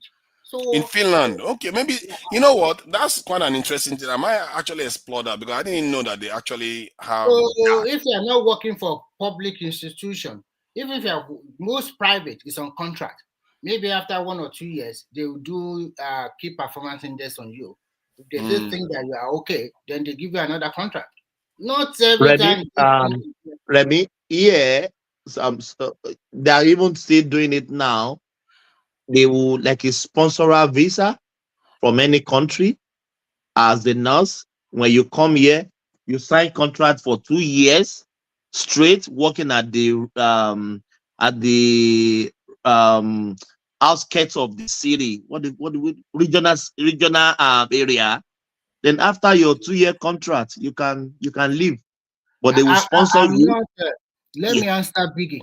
I'm not saying I force anybody to stay on a job, but if I tap you from the university when you graduate and I train you for 2 years, you must also be willing to give me something back. Not that you just say, okay, after 2 years you just jackpot, I just leave my job like that. No, before I even employ, if I want to, I put everything in front of you. You are either take it or leave it. Because I cannot just be continuing to train people and then they are jackpot or they don't want my job or they go to my competitor. There must be a way to maintain that. There must be a way for me to keep you for some time to work for me. I think I deserve that. and if they want to leave, then in a way, you know how footballers sign off contracts sometimes. The people that are receiving them have to pay some money. They'll pay So some amount, because to that let them money now go. you can use it to train new people. So because the way our institutions are being hollowed out right now, I think there needs to be some kind of response in Nigeria. And you know what? Through Nigeria, all those professionals that are Japan, I've seen the bank manager with his wife that Japan to Canada. Today they regretted it because they could not find that banking job in Canada. And they are just doing unskilled work. And they have told everything off. Yeah, she's probably going to learn nothing now. So this jackpot step, we should just pray to God that God give us that luck. Because some people too, they don't know what they are doing too. So it's not an easy country like Nigeria that you can The just problem do. with our own jackpot is that our own jackpot is jackpot without base. It's like that's the problem. Jackpot without brain. The Indians, when the Indians jackpot, they I think they said they took on 800,000 or 1 million Indians last year alone in America. When they jackpot, at least they have a massive country and a big, powerful nation behind them. We are just jackpotting, and many of us are not going to even come back. We never intend to come back again. We are going forever, and that concerns me a lot. To Nigeria, do you know some people left Nigeria? They don't even know what they are going to do, where they are going. They just leave. Yes, now. If I reach there, I will find level. When Nigerians are there's no plan. There is no. You don't. Some people don't even have where they are going to sleep. Maybe it's one friend. They will just pick them up from the airport. From the airport, you will stay with that friend for maybe 2 weeks. If you don't they eat the food in that friend freezer, that one go they give them attitude. Before you know it, they will throw him out in the streets. People like that, my brother. Many people like that. Yeah, you are right. I think it also depends on the patriotic, how patriotic we are. If you look at the Asians, no matter what happened, they always long to go back home. Even their country is not as developed as America. Everything they have, they want to pull it back home and help the local people there. Our own, once we arrive and you have that money from diaspora, you want to go home and oppress the people. Majority. Show them. You want to show off that you are different. Come on, you just travel and then you want to show off that you are different. You want to show off. You want to oppress that them. part of our culture is quite ugly, I have to say, man. This thing And that we are not also helping ourselves. For example, at this 24th century, what do we have said? At this 2025, we are still talking about I am Igbo, I'm Yoruba, I'm Hausa, I am this, I am that. Nobody is talking about that. Who care about that in the abroad? You see, when you look at they'll bring tax reform, they not to say it's going to affect my people. What do you mean? Is it not the same Nigeria? Are your people from Taraba, from Kano, are they not going to Lagos? Are they not Nigeria? Are they not Nigeria? They are different. As a Nigeria, you are thinking people from Niger, Chad is your friend. The rest of the people in Nigeria from the south, they are not your friend. Come on, why are we together then? Oh, ask them that now. Each other, we as a people, we don't think as a nation. We think from the point of view, we start first from tribe. And Adewale covered it today now. He says our people, we don't have national figures. We just have only tribal figures. Everybody comes out to represent their own tribe. They are not coming out to say, you know what, who is one central person that you can say is a nationalist figure? Right now, it's only Obasanjo I can argue. I don't know any other person. No, don't talk about that, Baba, please. I beg. You see that? That's why you don't like him, because he's not for anybody. No, you know what? I think, to me, generally, I think he's the most luckiest Nigerian. But he did not leave good legacy. He has the opportunity to come back where he has nothing. I'm telling you, zero in his account. The pour you up, they prepare you up to be the president of the country once again. And what do we have for 8 years? Baba, tonight, if I were you, go and watch Obasanjo interview from 1999 to 2003. Come and see the arrogancy. You see a lot of Nigerians, all these politicians, whether they are opposition, you see that sense of entitlement in them. They always see themselves they are better than the rest, and they're not better because we make them feel like that. And when you ask the opposition, they are good to to oppose the government. Tell them what would they have done. They always make it easy, like you can rule Nigeria. It's very simple. It's very easy. Let them get there. They will know that it's not a piece of cake. Mm-hmm. Yeah, it's not a piece of cake with over 250 ethnic group with a lot of major tribe asking for this, asking for that. You will know that some decision you want to take, just based on religion alone, you won't be able to take it. And if in Nigeria they said they outlaw all religion, you will see hell in that country. Hell will break loose. If the government say, okay, no more church, no more mosques, let's just believe that it's God. Let's continue to demolish churches and mosques. There are so many of them. Or let's just find a way to separate business from religion. Then you will know an average Nigeria. The people you want to help, they are the ones that will fight you back. They will fight you back. They will fight you back. Let me just share one thing about Nigeria to just show people somehow. Maybe the event that I'm about to show is still happening in Nigeria to an extent. Let me just share this. If you look at this map, this is the map of migration in Africa. And in the last couple of thousand years or so, what has been going on in Africa? Have you seen where the arrows are pointing to the most from Africa? To the center. Yeah, this area in Nigeria, this is basically Kanamburu area. And these other groups, the other people that went to the south, is from Nigeria again, towards South Africa. Some people ended this region is extremely important, especially because these people that are moving, they said many of us, when people in Nigeria say some of them come from Egypt and all those things, we think it's a joke. As you can see the map, how they are moving. They all, because this area was once green, and there's been a lot of pressure over thousands of years for people to be moving. Even from East Africa, they are moving towards Nigeria. It's unbelievable. And then from Nigeria, then they spread south, spread this way. And that trend is still happening. Now it's even happening globally.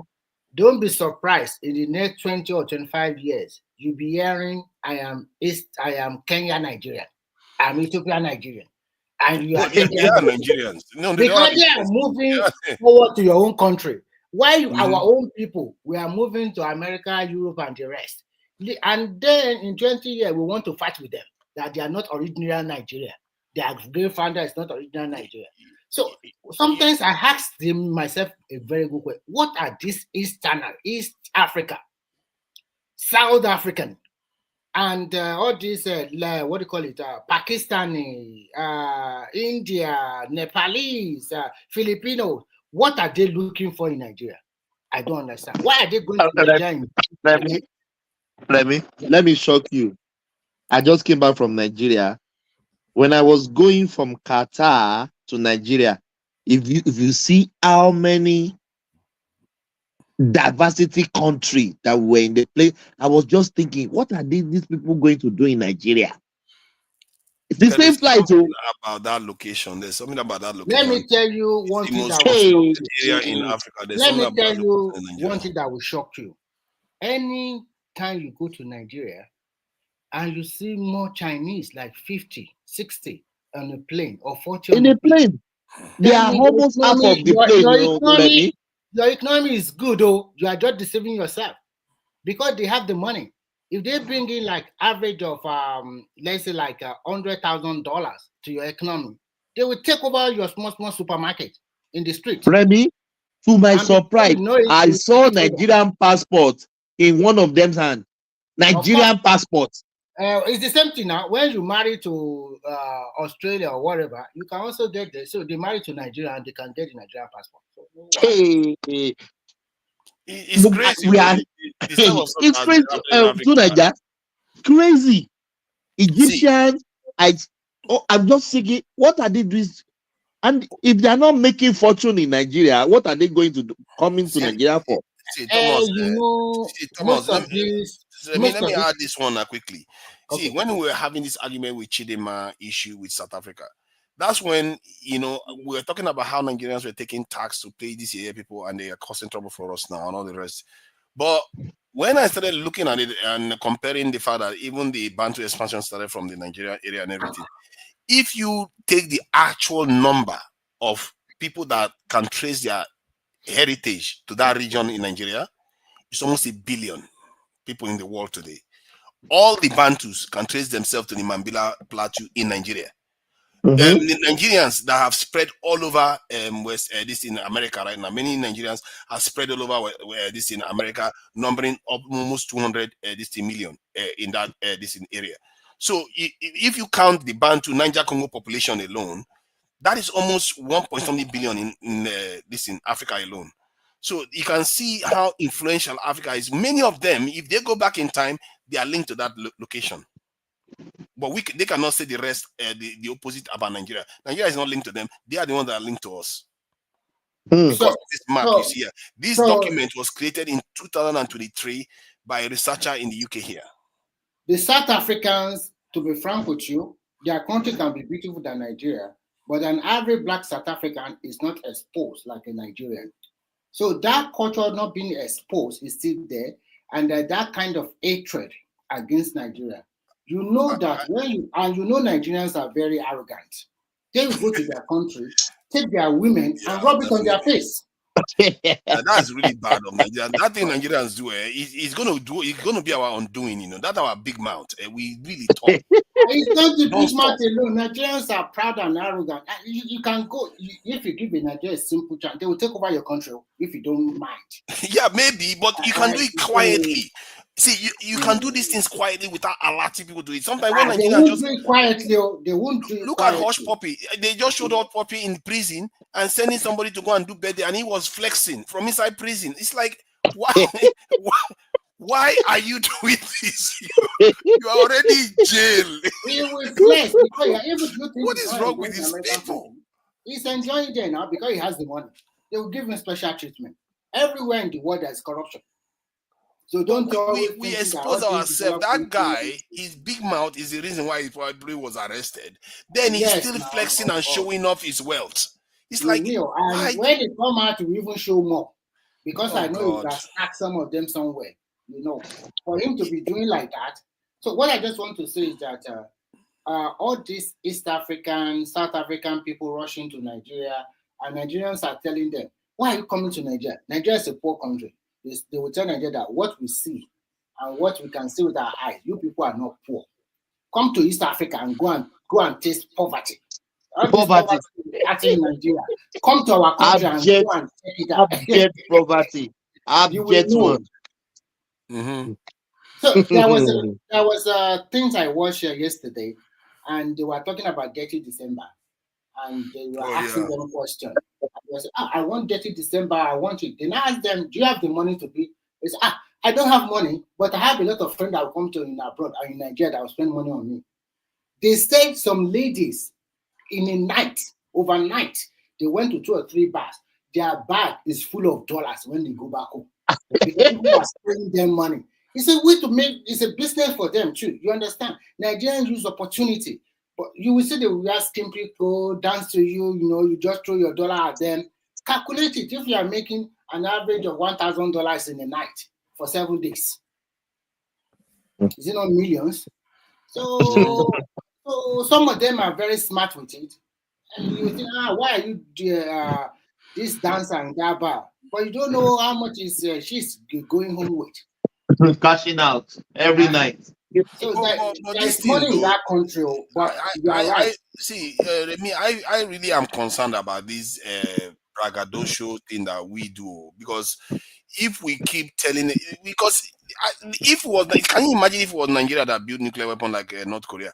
At the moment we started building it, we will be announcing it. Look at us. Are you going to test us now? If you tell us, we will burn you. I just feel like we like to mount off too much, and it might be our undoing if we don't learn how to be a little bit more, how do I put it, reserved about the kind of achievements we make. Yeah, we need to be a little bit more conservative, because we will just blabber everything, all our secrets out, and they will come for us. We have to learn a little bit of calm down. Let's pretend as if we don't know anything. Everything we do is gold. Why do we do everything with gold? No, tonight, that one you are saying, go and tell an average Nigerian, tell you are speaking nonsense. Nigeria like to flex. They will never stop. It's too much. Oh, it's too much. Me, They I'm will worried never that stop. That flex. It's like they were born with it. They will never stop it. It's too much. Okay, let me ask you one question. Look at Davido and the rest. How many Rolls Royce or limousine does Davido have? Why is he collecting the car like that? Every 3 months, 6 months, he will buy a new car. In his yard, it's already more than 4 or 5 limousines. For what reason? Is it not part of the blessing? How many cars is he going to ride in a day? So when you look at the Nigeria, so when they have that money, they want to show to all of you. Our flexing is too much. Make we calm down. The other day, we just won a case against, I think it was in America or the UK, and somebody was just putting online at Jim. He was like, Nigeria gave them woto. It's like, keep saying woto. You're annoying them. You're going to invite trouble. Who needs all that wahala? Why you say you give them woto? Tomorrow, you just win one case in court, you're already giving them woto. Tomorrow, when you do something more big, what are you going to do? You're going to go out to the mountaintop and shout what you have done. We have to calm down and be humble a little bit. In as much as I will agree with you, I also want them to show them that woto too. Because remember, several years ago, it was extremely difficult to give Nigerian visa. Even for holiday, it was extremely difficult to even think about us. Why are they not begging us now? Because they now see that Nigeria like to flex. They are giving them visa to go to holiday anywhere in the world now. Safe flight of going from Lagos and Abuja almost on daily basis. Yes. So that is what you want to do sometimes. Sometimes you need to also show a little bit of money to tell them that, look, we are not all that poor or something like that. Look at that poor. We are quite poor. We're just talking about sharing $20 billion a year. Okay. Tonight, you are living in UK. Do you know how much an average Nigerian spend on tree shopping to go to UK?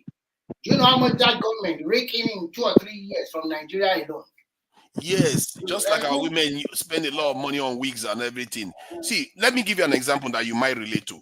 If you see a poor man in Nigeria that doesn't have a lot of money, and you are a rich man, you know you are very, very rich. You are walking around being conservative, doing your own thing. Even if you have your Lexus, you're not flashing it in his face. But that poor man that doesn't have anything, he spends almost all his money buying the same car that you are driving and keep showing off. Would you consider that poor man responsible? You see what I mean? You will not consider that poor man responsible. This man is not serious. The point you do not realize is this. Any kind of car you are taking to Nigeria or any module you want to flex, there are so many Nigerians that do not step outside and they're even riding more better car than you, living in a better house than you. But they will come out and tell you that they don't have nothing. It's a mixture of, I don't know how to put it.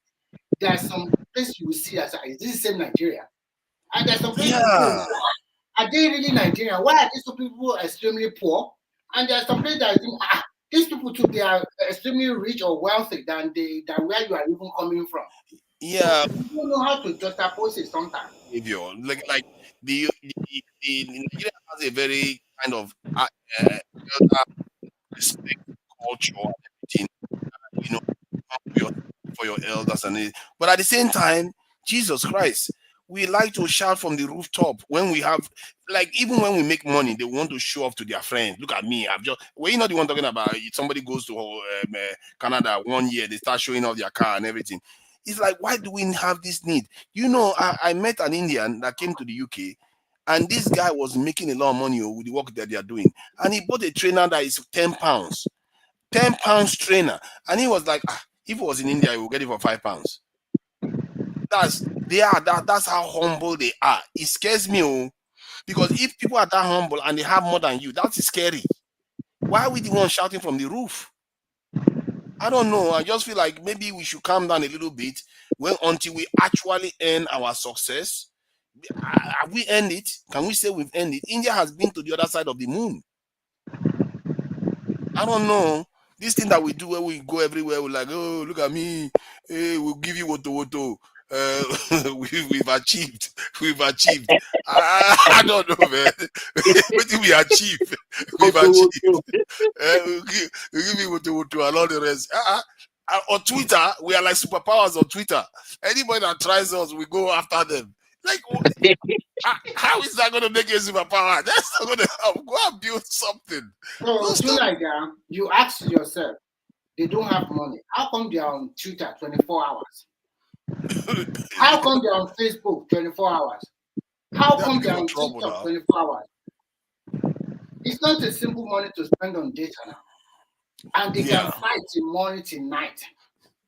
And social media people like Nigerians because they know Nigerians don't have much of a life. So all they have to do is praise Nigerians a little bit. Nigerians will come patronizing them. You see the thing. So because we are always praising, and in a way, that's how African Americans are too. African Americans, that's why money doesn't stay in their communities because, like hair wig, nail filing, and all those things. Many things people supply them stuff. They are consumers of goods and stuff. And we too, as Nigerians, are in a way forming the same image. Like we are consumers. We don't create anything. But I must say though, Dangote is creating something now. At least he's selling petrol. We were not doing that before. But we don't create anything.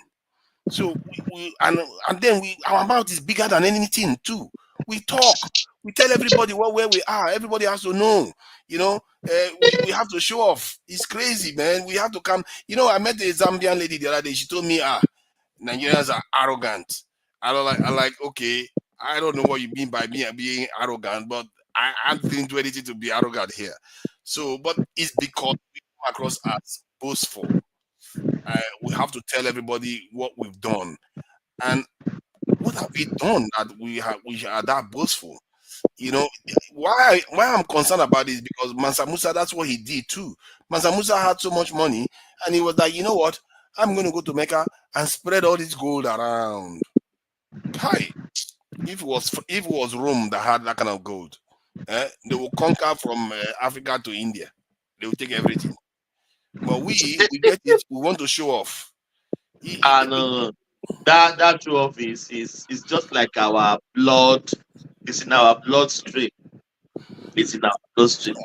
We need to talk it in. I don't wonder we don't have proper secret service in Nigeria. Because have you ever seen that they catch a Nigerian secret service spy overseas? No, they don't catch Nigerian spy because we don't have them. They will be talking. They will not even cut them. They'll be like, hey, I think you are wrong. You don't know what I've been up to. They have. Where did they catch Nigerian spy? You might not even know. Maybe you are a spy. Can you give me one example, man? If we got the you are number one. Anywhere. You are number one.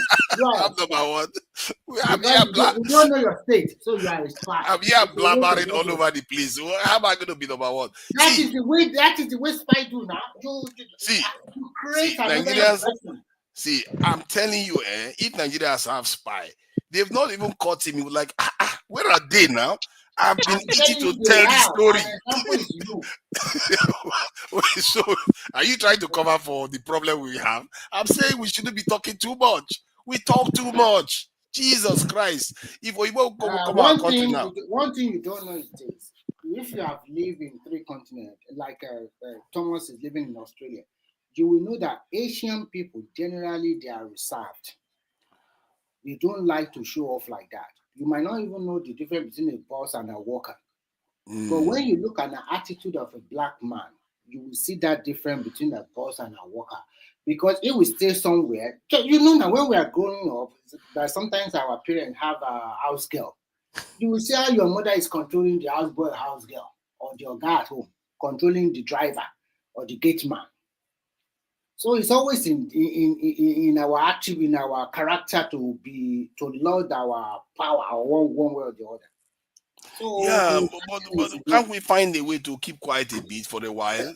Maybe we just have a body. People that like, you know that an average Nigerian, whether Hausa, Yoruba, Igbo, or Agbo, or whatever, they like Igbadu now. They like enjoyment. Have you ever been to Nigerian consuming food and NSC? They just get drunk almost every night. You see them in 30 December, they are going to 3 or 4 bars overnight. They will go at 11, come back at 7 a.m. the following morning. Do you think they are spending $0? They like to enjoy, okay? Okay. I may have a solution. If we have to blabber our mouth, make we lie on top of them so that we confuse people. Because this is what the way we talk, that we talk too much. I'm telling you, I don't know what a Nigerian can make a spy. If you say a Nigerian spy, he will tell everybody the whole story before you even leave office. So maybe we need to misdirect people a bit more. If you cannot control your tongue, if you have to say something, then use it to misdirect people. At least say things that don't leave you vulnerable. You know, I feel like we talk too much because if you look at Oyibo people, the more you go from like Italy and you go north to England and you go to Nordic, as you are going north, the less they talk. That's how it is. I don't know whether it's something to do with evolution or something like that. The further north you go, the less they talk. You know how Italians are very expressive, mamma mia, and all that stuff. But the English are not like that. The English are known for their stiff upper lip. If you go further north, towards like Scandinavia, they talk even less. Then you go to Iceland. Oh God, those ones are basically mute. But what that means is that they can keep secrets. They might be angry with you. They may not tell you. So you see what that does? It gives them some kind of advantage. But we, the moment anything pops into our head, we don't even wait. We want to show it to everybody, show them our weakness and everything. But if we have to do that, since we are blabbermouth now, I'm saying maybe we should find a way to deceive them. Find a way to, or say things that don't matter as much. Then the things that matter, you keep it indoors. If you have to talk, because this thing that we do, I feel like, you know, I was watching, I told you now, the security advisor that went to India. The way he was talking to Indians, I'm telling you, I've never seen him talk to any Nigerian official like that. He was bribing them with so many things. Oh my God. They were like, we will do this together. We will do that together. We will build jet fighters together. We will travel to space together. We will do this together. Who is giving Nigeria anything? Who is talking to Nigeria for anything? Nothing. Nothing we get. Our leaders don't negotiate anything for us because we talk too much. By the time, instead of us to keep quiet, so that they will read our mind. You know, when you want to post for somebody, you just keep quiet. You like, just have a serious face. Don't say anything. Even if you're about to give in, don't say anything. You don't know what they're thinking. They might look at you and say, this guy is worth $100,000. But because you just blabber mouth that 10,000 will be sufficient for you, you will sell yourself cheap. And that's what we do as a people. We sell ourselves cheap because we talk too much. People know all our secrets. They know what our weaknesses are, how to get behind us. So I just feel like I don't think that kind of show off attitude has helped us much as a people. And if we have to do it, you might have a point, but at the same time, you cannot change the character or personality of an average Nigerian who likes to show their muscle, flex their wealth, or something like that. And I think at the end of the day, to me, I would just suggest that unfortunately, we are not working together in unison. It's always about what we go to my region. If to say we all jettison that idea, and the opposition or the so-called young element or wherever, when they also talk, they feel so much entitled also. You even ask yourself, if they become leader, what is coming out from their mouth? It's like, when I get there, this is what I have, I just do it. Like, whatever you want, just do it like that. Is it so easy? If it's so easy, Tinubu will be controlling the government as anyhow he likes now. But the law is there. He cannot just do whatever he likes. He has to follow the tenets of the constitution. He can't. He can't do that. I think what Nigerians should do now is that maybe as from this year, from age 1, start again, start reorientating them. Forget from age 10 upward. Nothing you can do anymore. Yeah, from age 1. Personally, from age 1, every Nigerian has to be technology trained. Because those ones from age 10 above, you even ask them, it's all about money. So look at what I discovered here in Finland is that the northern part of Europe are conservative and they don't want anybody to disturb their life. This is their character. They don't even talk to one another, talk less of talking to an immigrant or any other person. Here is a very peaceful, quiet country. Everybody it is an individualistic lifestyle. If you work hard, even they don't even promote you to work hard, because you work hard, you pay more tax. So they just want you to have a work-life balance. Yeah. Yeah, you will see them early in the morning, people are running. You will see them again walking their dog in the evening. Where you come from in Nigeria, I have to make more money now. But by the time you slam the tax on you, you now try to say, okay, maybe I should slow down. But they are not totally about Western Europe or maybe America, everything about material wealth. They have rich people here that you will see that this neighborhood is different from that neighborhood.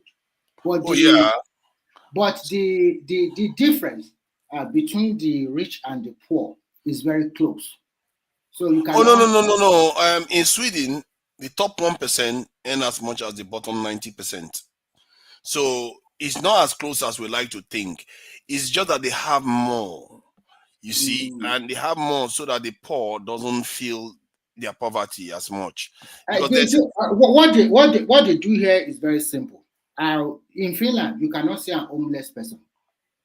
Yeah. People will take them they give them a house to live. And if you decide not to work, they will give you something just to live. But you yourself, you know that money does not give you luxury to go and buy this, buy that. Just money for food or something like that, and it's over. But if you want more of life, if you want to live a better life, then you have to put in the hours, work more. So that is the way, and they take some burden away from you. Look at you, to Nigeria, Remy, or Thomas. There are so many baggage you have to take along with you. When you are making that money in Australia or in England or here, you still have to think about some people that need your help back at home. Can you imagine being homeless in Finland, man? That is death sentence, man. That place is cold as hell. Yeah. So what I'm trying to say is that here, the money they make is only for themselves. They don't have to think about their mother or their father or their children. Yeah, they don't have to worry about they that. They get money for their children, though it's not enough. They also get money for their old age, for their parents. So the money you make, you can spend it on yourself. Not that the money you make, before you even start to think about yourself, somebody already call you from your Nigeria, maybe uncle, auntie, cousin, brother, sister, friends, asking for one favor or the other. How can you survive it? No way. And if you do not give, they will start to talk rubbish. And if you give, they will tell you it's not enough. So that is the problem that is killing us in Africa. When some people rely too much on people, I'm not saying outside Nigeria, but people even within the system.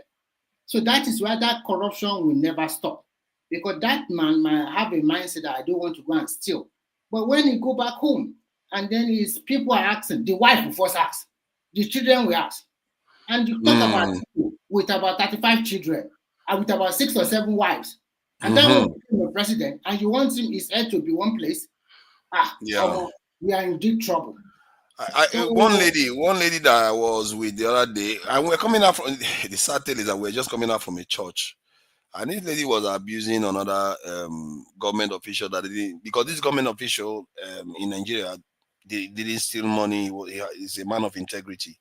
And the lady was abusing him, saying, this man had the opportunity to make money. He didn't make money. He's useless. And I was like, and that was the first time I truly had a kind of idea of how Nigerians thought. Because I was in the UK for a while before I started encountering the Nigerians again. So when I heard that, I was like, why would you be against him? You should be praising him that he's one of the few that didn't steal. But yet you're abusing him for not stealing. So that cultural change is one of the things that would take something significant to change. Maybe it can happen gradually, maybe not. Maybe it has to take some dramatic event to change it. So it's quite a tricky situation that we are in because of the culture that we have built up over time.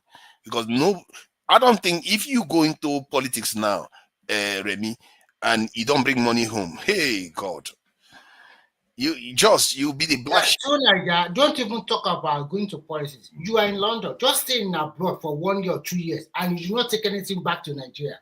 you will see the mockery of your life. Remy. Let's even forget. Let's say your dad or uncle was a governor, right? And he's a good man. And even you're a good person. You don't want to steal money. You don't want him to spend state funds of you. You start losing opportunities because people will say, well, we can't give you this job or this money or this loan. Your uncle's a governor now. So everything you do, they will not give because they think, why are you asking me for money? Why are you asking me for loan? Your uncle's a governor now. So you start losing opportunities because you know the governor, your family is to him. So that's why so don't blame people for asking their uncle or auntie for money as politicians. It's because if you're related to them, it also blocks some opportunities for you somewhere else because people think that they're already giving you money because they are in government. Yeah. So that's also that reason. Because I have seen it with my own eyes. When somebody came to one of my uncles, he was a House of Rep member in Ogun State, and for them to pass bill, they give them back then they gave them 20 million naira each, and that Akura $2. That was the first like okay, welcome to the assembly. Back then, anybody that heard that you have the same last name, you have that's I say Momonkwe now. We know him. Why are you asking for this? Go and ask. So that thing is not really good for family member if you don't collect for that side. I'm telling you, because it's quite double trouble now. You are not the one that is enjoying it, and they are still it's still costing you already. Nanja, let me ask you now. Let's say your mom is a House of Rep member, and everybody knows. You go apply for a job. They say, why you a whole you? You know your mom now. They expect you to somehow use her to make. If you say we don't steal money, we are very. Say must go back kick out idiot. Man, that culture. I worry that is one culture that may take that will even force. That will even force you to go and steal because people think that you're going to steal anyway. So Kuku steal there. I mean, what's the difference? Because at least if you're overseas, you don't have to steal money to generate wealth. But this one, they expect you to break the law of your own country to satisfy the family. Otherwise, you are a black sheep. That is quite sad. Babati, I have an experience, personal experience like that. That time I was in China that time. And I went home, and one guy was gossiping about me. Just that I have not been the house, just be the place I rent apartment. The guy was telling to other people, what does he do? Where does he go? He only went to China. What is China? But that guy was the mechanic. About 2 years later, when I bought a car in Nigeria, and I took it to him, he's not the one fixing it. I deliberately took it to him, okay? I deliberately took it to him. He's not the one fixing it. I want it, but I cannot tell him that I had what you are saying that year. But I cannot say that. What I'm trying to tell you in a nutshell is that people will start counting days and months and years for you once you step outside that country. They don't care wherever you go if you don't bring that success home. But that is one of the problems Nigerians have, some of us in diaspora, because you want to go back to that Nigeria and show off that you have made it in abroad. That's why some of our guys, they find themselves doing illegal stuff in abroad. Yeah, that illegal one overseas, the pressure to do illegal stuff is not good. The society is also bad, to be frank. The society just worship money, and they don't care where you get it sometimes. It's all about what you bring in. So that's what I'm trying to say, that if the government want to do it, just start from age 1, 2025, start nurturing new society, new Nigerians. Forget about my generation and this generation of today. So there's no vision. There's no vision for. Can you say that this Nigerian government has any vision for the next? Do you know how many Nigerians died in Libya in the late 80s because of pressure? Because back then, somebody would just go through. Back then, one of my uncles went through Libya in the early 80s. That was when they used to give them when you finish school in Libya. Back then, they used to give them car. Mazda. Wow. It's a very rich country back then. Once you finish high school or college, they will give you Mazda. That was the thing back then. So he went there. He now went to that place into Spain. You know the usual thing now. So people would now go. They would just go 6 months, 1 year. They will come back with. They will ship a car in and come back. And people are like, you know, and you know, in the area they say, look at your friend that went last week. He's back with car. Look at that one that went. But people are doing, you know what I mean. We're in live program now. They were doing interesting things to make that money. So they were putting pressure on the youth to go out there and also make money. And back then, during the military, they catch you, they carry something at death too. You know, if they carry things for airport, all those kind of things now. So they were putting pressure on people, on the youth to also go and make money like they they say, that's our neighbor. The son went to America or SA 3 years ago. He's beating us for his grandmama. I say, go and ask him now. What is he doing? Join him too now. Don't be lazy. So they'll be putting pressure on the youth or in the street to also go and join the whatever they are doing. We don't care what they are doing. Go and do the same thing too. So that's why that thing just went out of control. It was going to that border. It was carrying drugs. It was man, that time was a terrible thing now because people are getting killed now. They catch you for airport now by hand. Yeah, those days they didn't take chances. Yeah, very serious. So Mickey Mouse maybe the cultural. Babati, do you know what the Chinese did? Like, you know, in Nigeria, some regions are asking for separation of power. Chinese, they are terrible human beings. First and foremost, they will make sure they follow you everywhere. They will make sure you never leave that on your Enugu or Kano. They are asking for separacies. That is one. Two, they will make sure that your wife and your children, they monitor them to death. Then third, they will make sure that if you are on blacklist, there is no way you can ever leave that country. You cannot go to say, oh, I'm running to America. I'm running to this. If you talk any rubbish about their government, you are gone. They not even only punish you, they are punishing all your family, including all your extended family. People they don't play around. They don't play around. Let me bust your bubble and for that would not work in Nigeria. Do you know why? Nigeria, they will do it because they don't care about their family that much. They don't send you. They will go and do it. They don't care about your family honor or that thing. That will not. Oh no, think about it now. Think about how it starts. First, the first generation will not care. But every child you raise henceforth, you're gonna be warning them. If you try any nonsense and you put all of us in trouble. So the way people are going to be raising children, they will be warning them not to misbehave. Like tonight, they're listening. You know that some Nigerians government send them to go and study in America on government scholarship, and you won't come back. Are you kidding? Why wouldn't you come back? They will stop your scholarship. They will arrest your parents. Remy. They will arrest everybody. They will forced to come back. My college, I didn't go to Ivy League. I went to second tier school. Boston is still highly rated. All the Africans, Ghanaian or Nigerian that came there, they came on scholarships that are meant for Nigerian people. Like, you know, they have all these things that they send to all these countries, all these through the banking, whatever, UNICEF, whatever. All those guys not even put it in public. So you see the title of senator, of House of Rep member, of one military guy, and they were the one that collaborated the scholarship. That's the way. You will never see person who is supposed to get the thing collect them. It's always them. And to Fofadat's point about the nation coming up, have you seen the new schools that are building in Nigeria now? The one that are paying 46 million a term. Those ones, wow. There's no local language in their curriculum. What? There's no. You didn't know that. There's no TDM Yoruba in that school. What kind of school is that? Who is creating it? It's the British school now in Nigeria. All those schools now. They don't teach local Nigeria in those schools now. But I want to ask a question.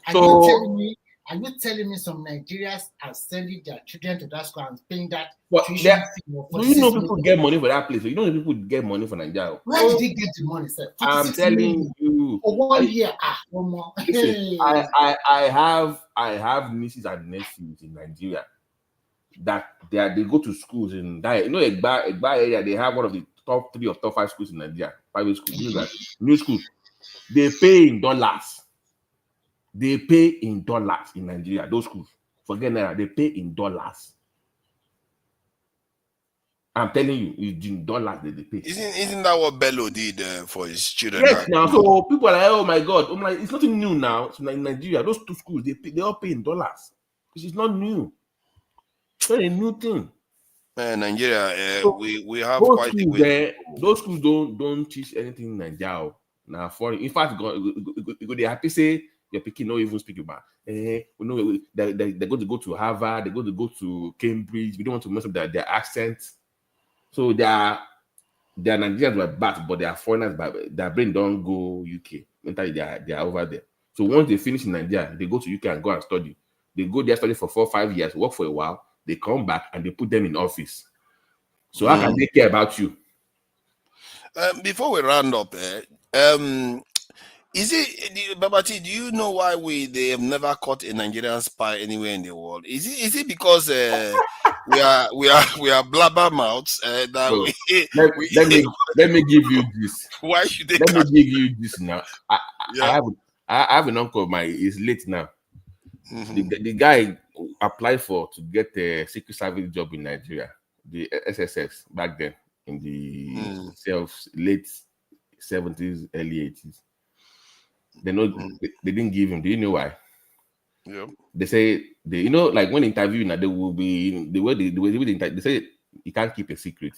The man they talk too much. Is it that Nigerians? Is that not a problem? I'm telling you, he told us that they actually applied the SSS whatever. He didn't get it. I can imagine a Nigerian spy going around like, this secret is too much. I have to let people know. How are they going to know I'm so special? But his brother, that one actually worked for the FBI for 30+ years. When they go overseas, they don't have to do the job. Not him.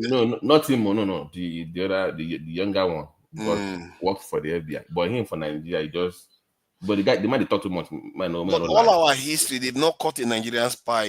So they have spies. Though we have spies in Nigeria. My point, the question is, have they been caught once? Because you catch American spy, you catch Israeli spies, you catch Russian spy, you catch all of them. But Nigerian spy, where are they? I believe we have spies in like, I know that for a fact with the military, but they were in the ones in Nigeria. Yeah, it looks like it's only Nigeria they are spying on. I don't know about for outside, but in Nigeria they were like, Jeez, spies man. and stuff like that. Yeah. The way we talk too much about everything, part of the reason why they catch hush puppy is because he's busy mounting up from the internet. For that. You see that Nigerian way of showing off your scam. I don't get it. I don't understand. You, man. Like you are committing fraud and you are putting on Instagram. Common sense now. You will see Indians, so the guy will be stealing millions, so he'll be driving on their wear slippers. Those guys are diabolical. Indians, they will be doing something great and you won't even know. They will just remain humble, pretend as if nothing is happening. Before you see an Indian guy blink, it has to be his big wedding. It has to mean something before he will blink. But us, Jesus Christ, we will be bragging. We give them woto. Like, gee, calm down. What have you done that you are wotoing people? I just worry that this. I was telling Remy this, that I worry that our people, the way we talk too much, it might kind of negate our chances to prosper. You know how somebody is proud and telling everybody, "Oh, look at me," and you know how people don't wish them well, or even when people wish you well, it will attract also wrong actors to come and cause problems for you, so that you don't get all that benefit for yourself. Because other people want success too. But when we shout our success from the rooftop, we are inviting people to come and take it from us too, to an extent. So I don't know why we can't change that culture.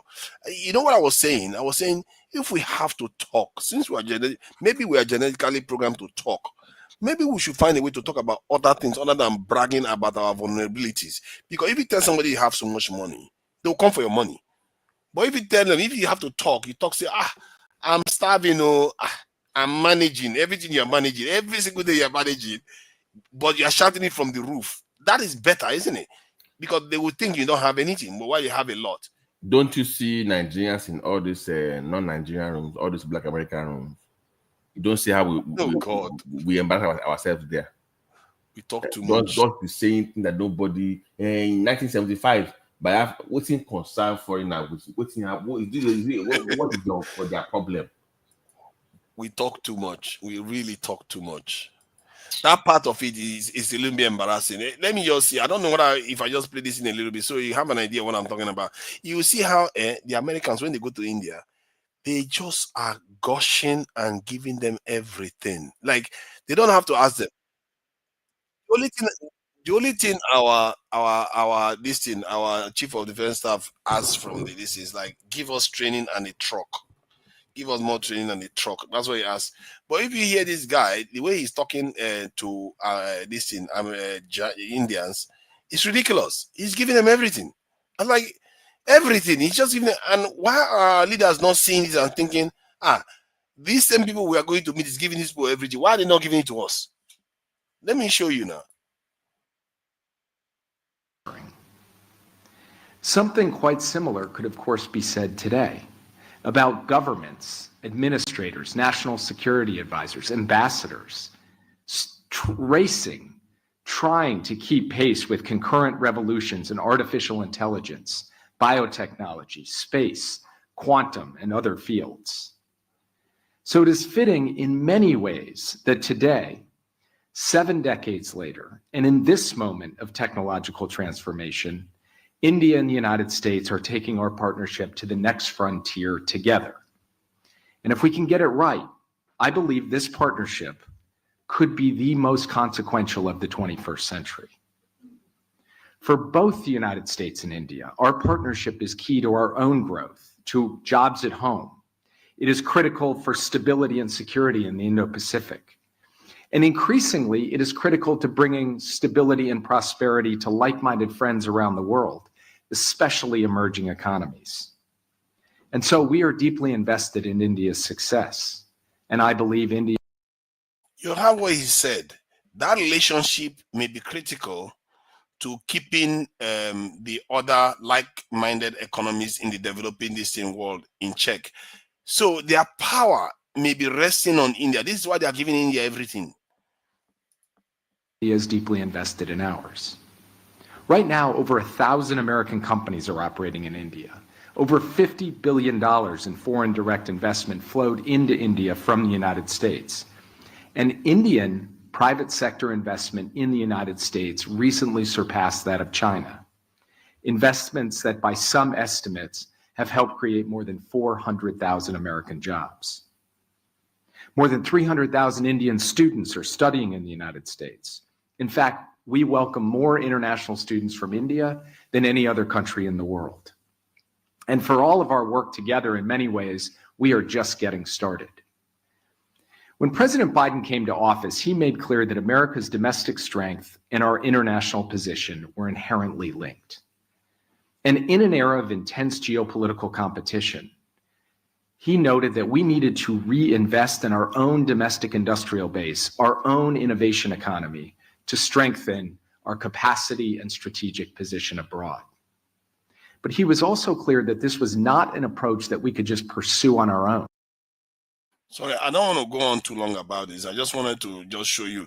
He went on to talk about space, building jet fighter engines in India. Just name it, all kinds, nuclear technology, everything. They are partnering deeply with India. But African leaders will go to these same people and come back with just training manuals. It's like, do you know what they call it? We have gotten some commitment from them. I say, what is commitment? Commitment. Oh my God. And this is why I wanted to speak to the guest today, because he was talking about it. I wanted to find out what he meant by that. Although you are right, what did they believe in? Power also, they deliberately also look down on us, and it's not their fault. It's our fault because we are not working together in unison. Those Indians, why are they not giving the same treatment to Indians? Welcome a lot of Indians to America. Why do they not welcome a lot of Chinese? Because Chinese will steal their whatever. So you see, but the Indians are more deceptive. Okay, our people, we are the architect of our own downfall. Okay, and when you see the one they interview today, he will be giving you that morality. He can do this, can do that. Is it so easy to become the president of that country? It's not a child play. All these things that all this guy come here and I just laugh. If you know the complexity of how to become even a flag bearer of a major political party in Nigeria, it's not a child play at all. You have to have.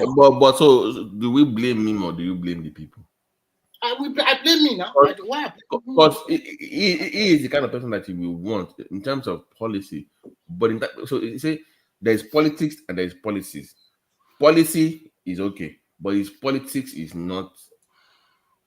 He just is not there. You know, I like the guy.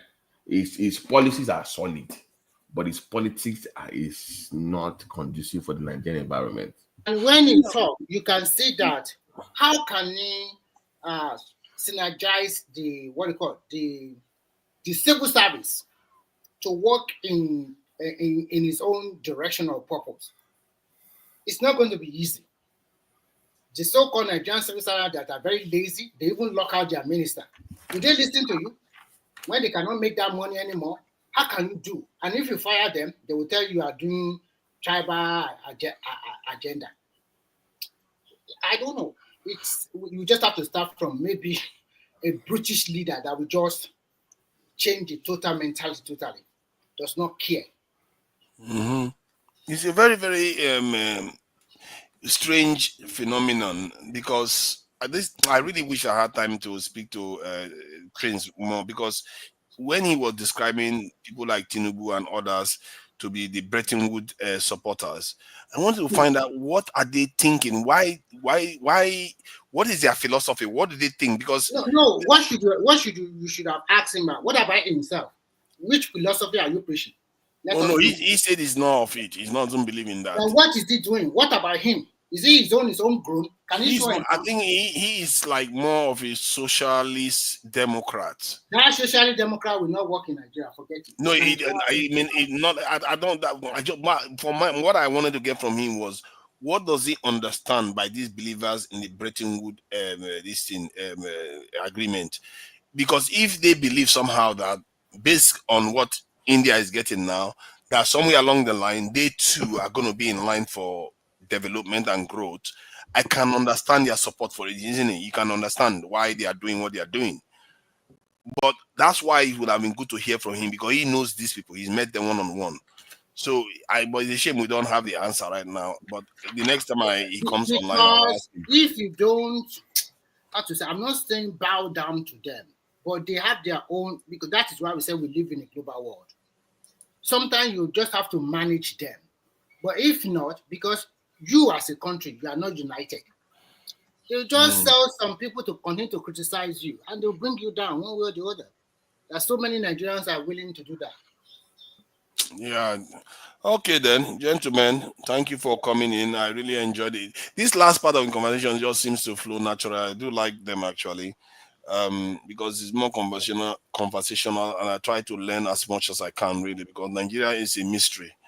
And our Woto attitude, I need to learn a little bit more about it. And because I'm one of them now. I like to wear nice. You are right. You are a spy. Look at this one. Can I be a spy? Isn't that the problem? The way we talk, talk too much. I just worry that we might not. We as a people don't. First of all, we don't understand our place on the African continent, which is very important. You must know who you are as a people and what value or what power you hold. If you don't know that, that is one of the problems. Like if here's my point. If I tell you,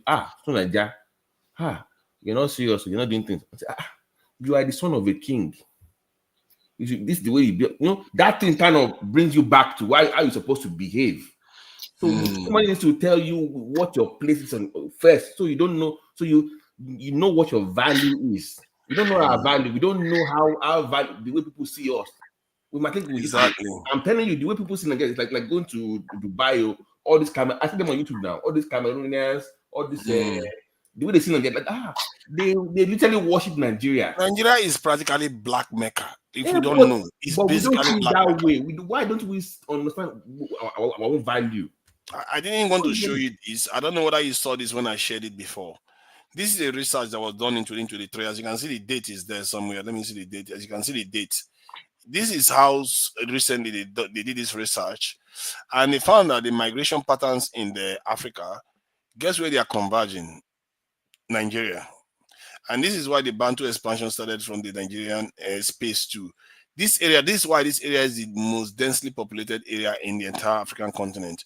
There's something about this region that seems to connect a lot of groups in on the African continent, and about 1 billion people can tie their location, their descendants from that location alone.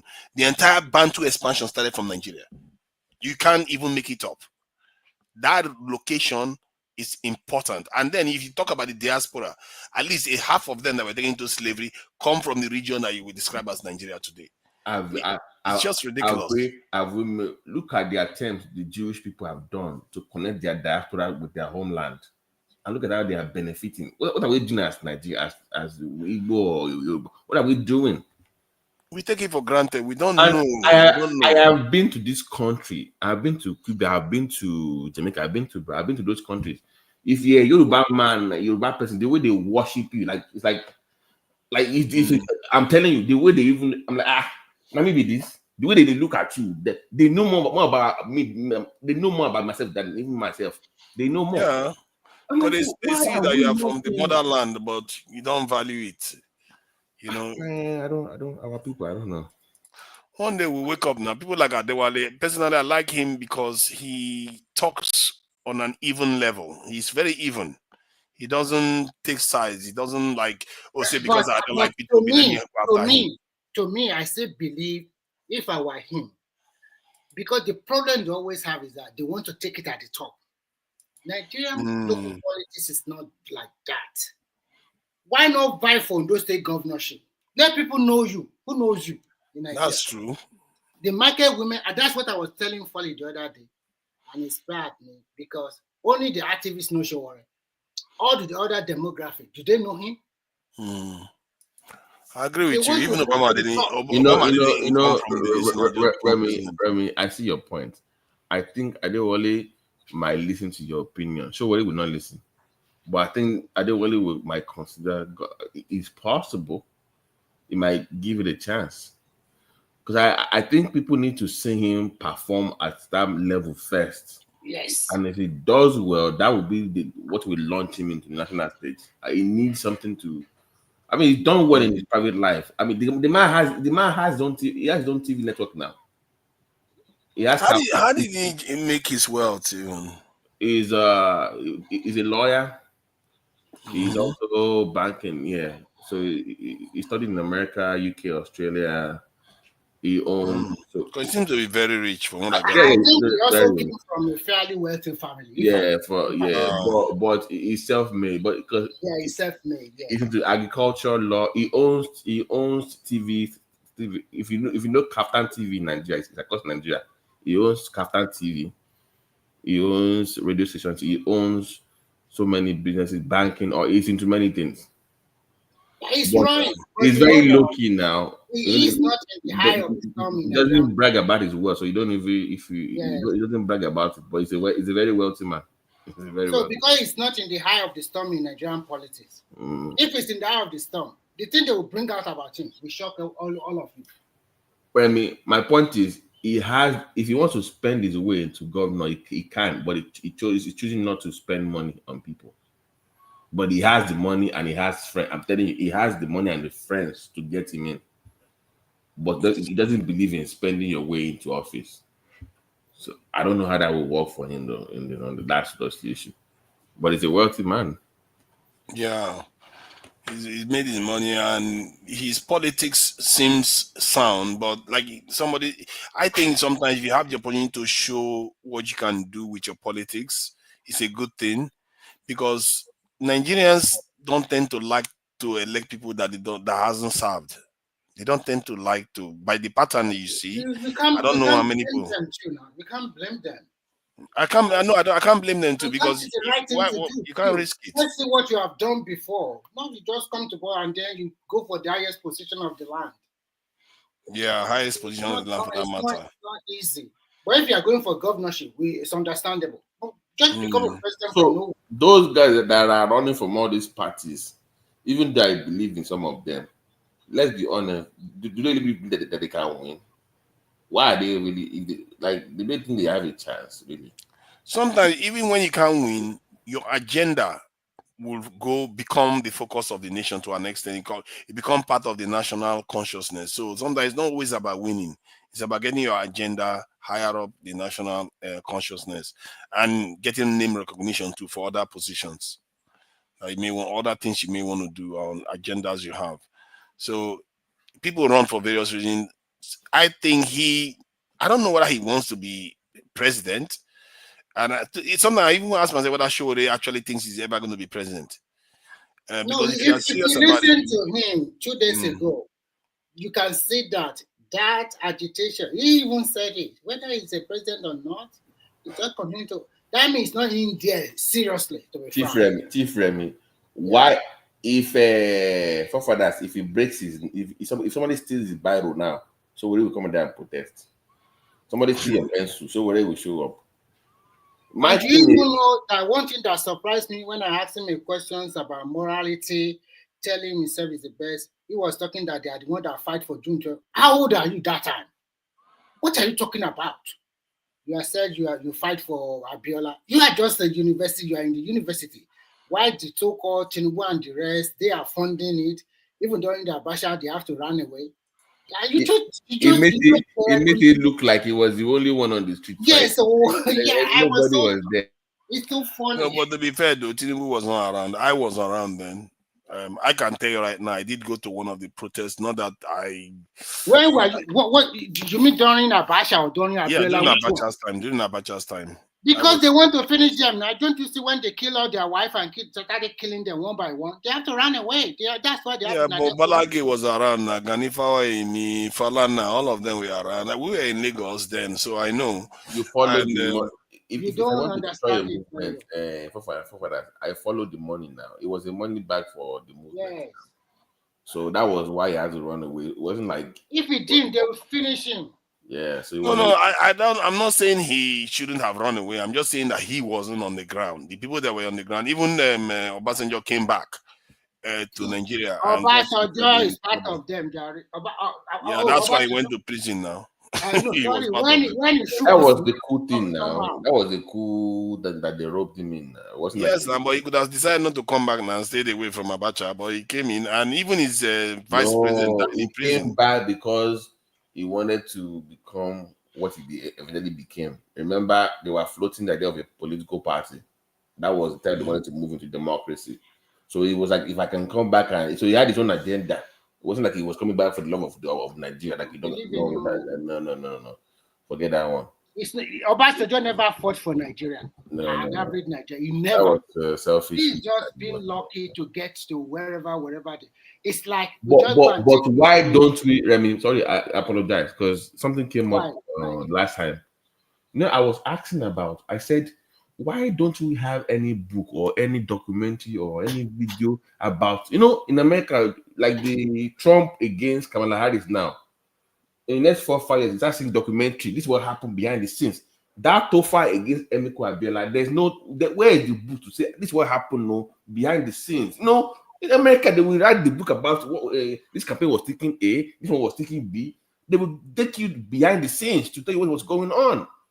For some reason, in our country, we don't do nobody does documentary on elections, primary elections, just to document what happened. We don't have anything on Tofa. I couldn't find anything. Even if you are looking for it, you won't find it. Because that's a society. The society does not want you to paint. It's because everything boils down to that tribal ethnicity again. Hey, you know what I'm saying? Like if you go back now, you can go and read how Obama won his election. They'll tell you how it began, where he was campaigning, how they will start giving you all the numbers, the details, just to learn how we don't have that for our own. We don't have nobody writes anything about what happened during any elections, no documentary to even watch, to even reference. No, we don't have that. We don't have it. I don't know why. This is what we are dealing with now. The entire system and the entire approach that we take to things. Sorry, look at Buhari. You spent 8 years as president of the country. You are there as a military.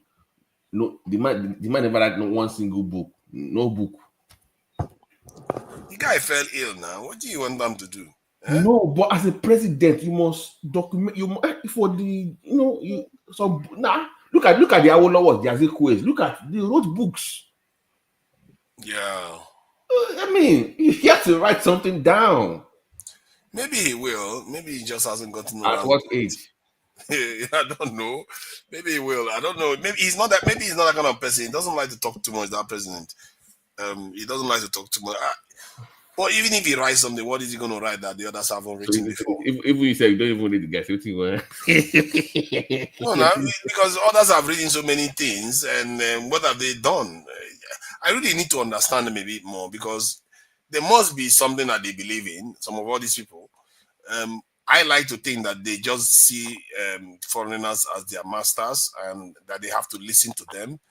That they don't necessarily have their own individual ambition for their people that is outside the scope of what their foreign partners allows for.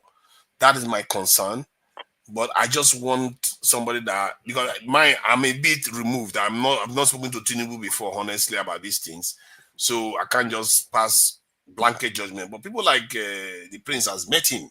They've spoken, they've eaten together probably. So you want to understand their reasoning, why they do what they do, because it's a mystery to watch how all these countries that they run to every time, the way they treat Indians, the way they even treat China. They went to China to invest first before they invested in us.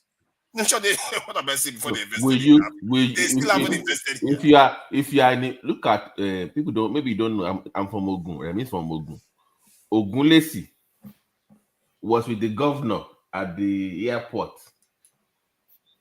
The man doesn't have a single portfolio in Nigeria. It was in his own state. If you're a governor, this guy has access to all these black rocks, all these people there. The kind of things he was even discussing. I'm like, do you know who started with you from your own area, from your own state, your own town? And he has all these connections. You are discussing Agbado and Mosquito. Who is this guy?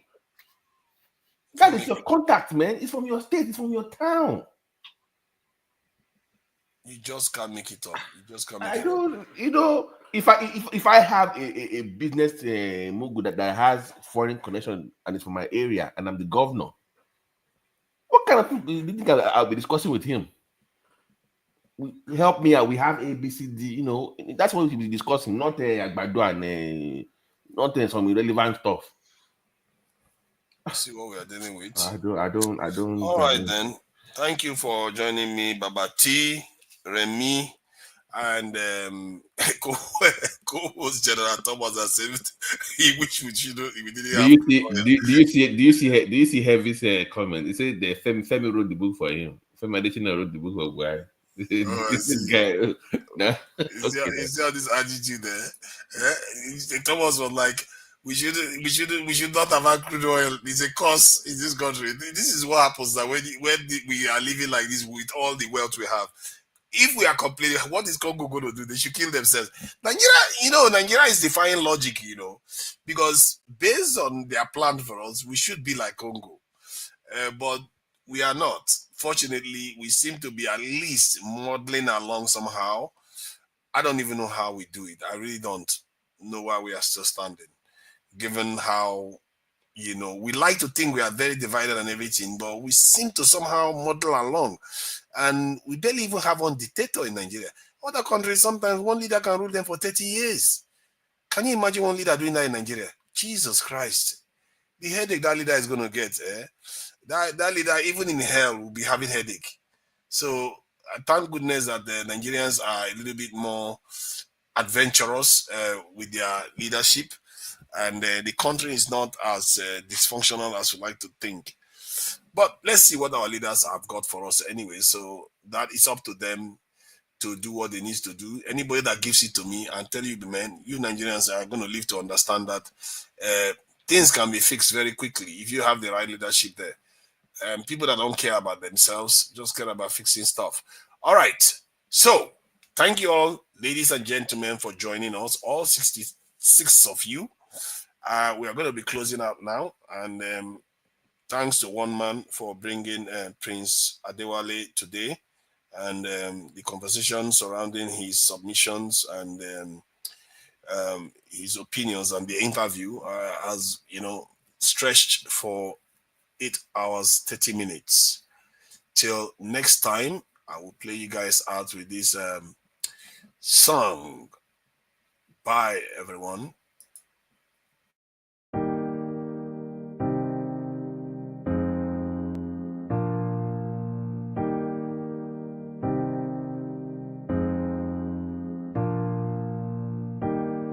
Ọbụnụ gịnị ka m na-achọzụnụ ịmana Chukwu akọziwo m o nyere m iwu nyelu ya ume.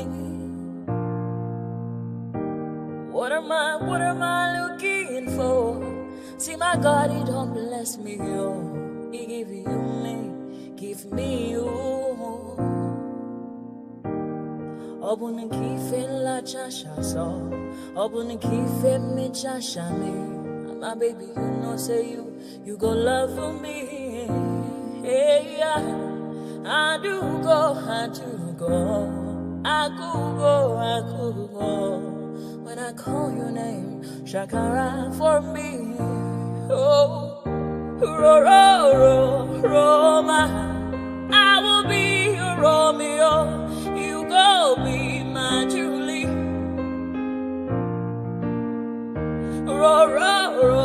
Roma, I will be your Romeo. You will be my Julia. Oh, give me your love and I'll go run away. Show me your love and I'll go use you play. Carry me, I go follow you away. Follow you, they go. Maka Munagi, me and you. Okwa Munagi, my baby and me and you. Me and you, Aqua Monagi, my baby. Obuzi kife la chasha so, Obuni kife la chasha me. My baby, you know, say you go love me. I do go. I could go. When I call your name, Shakara for me. Oh, Roma, I will be your Romeo. You go be my Julie. Yeah, Roma, I will be your Romeo. You will be my Julia. Oh, Roma, I will be your Romeo. You will be my Juliet.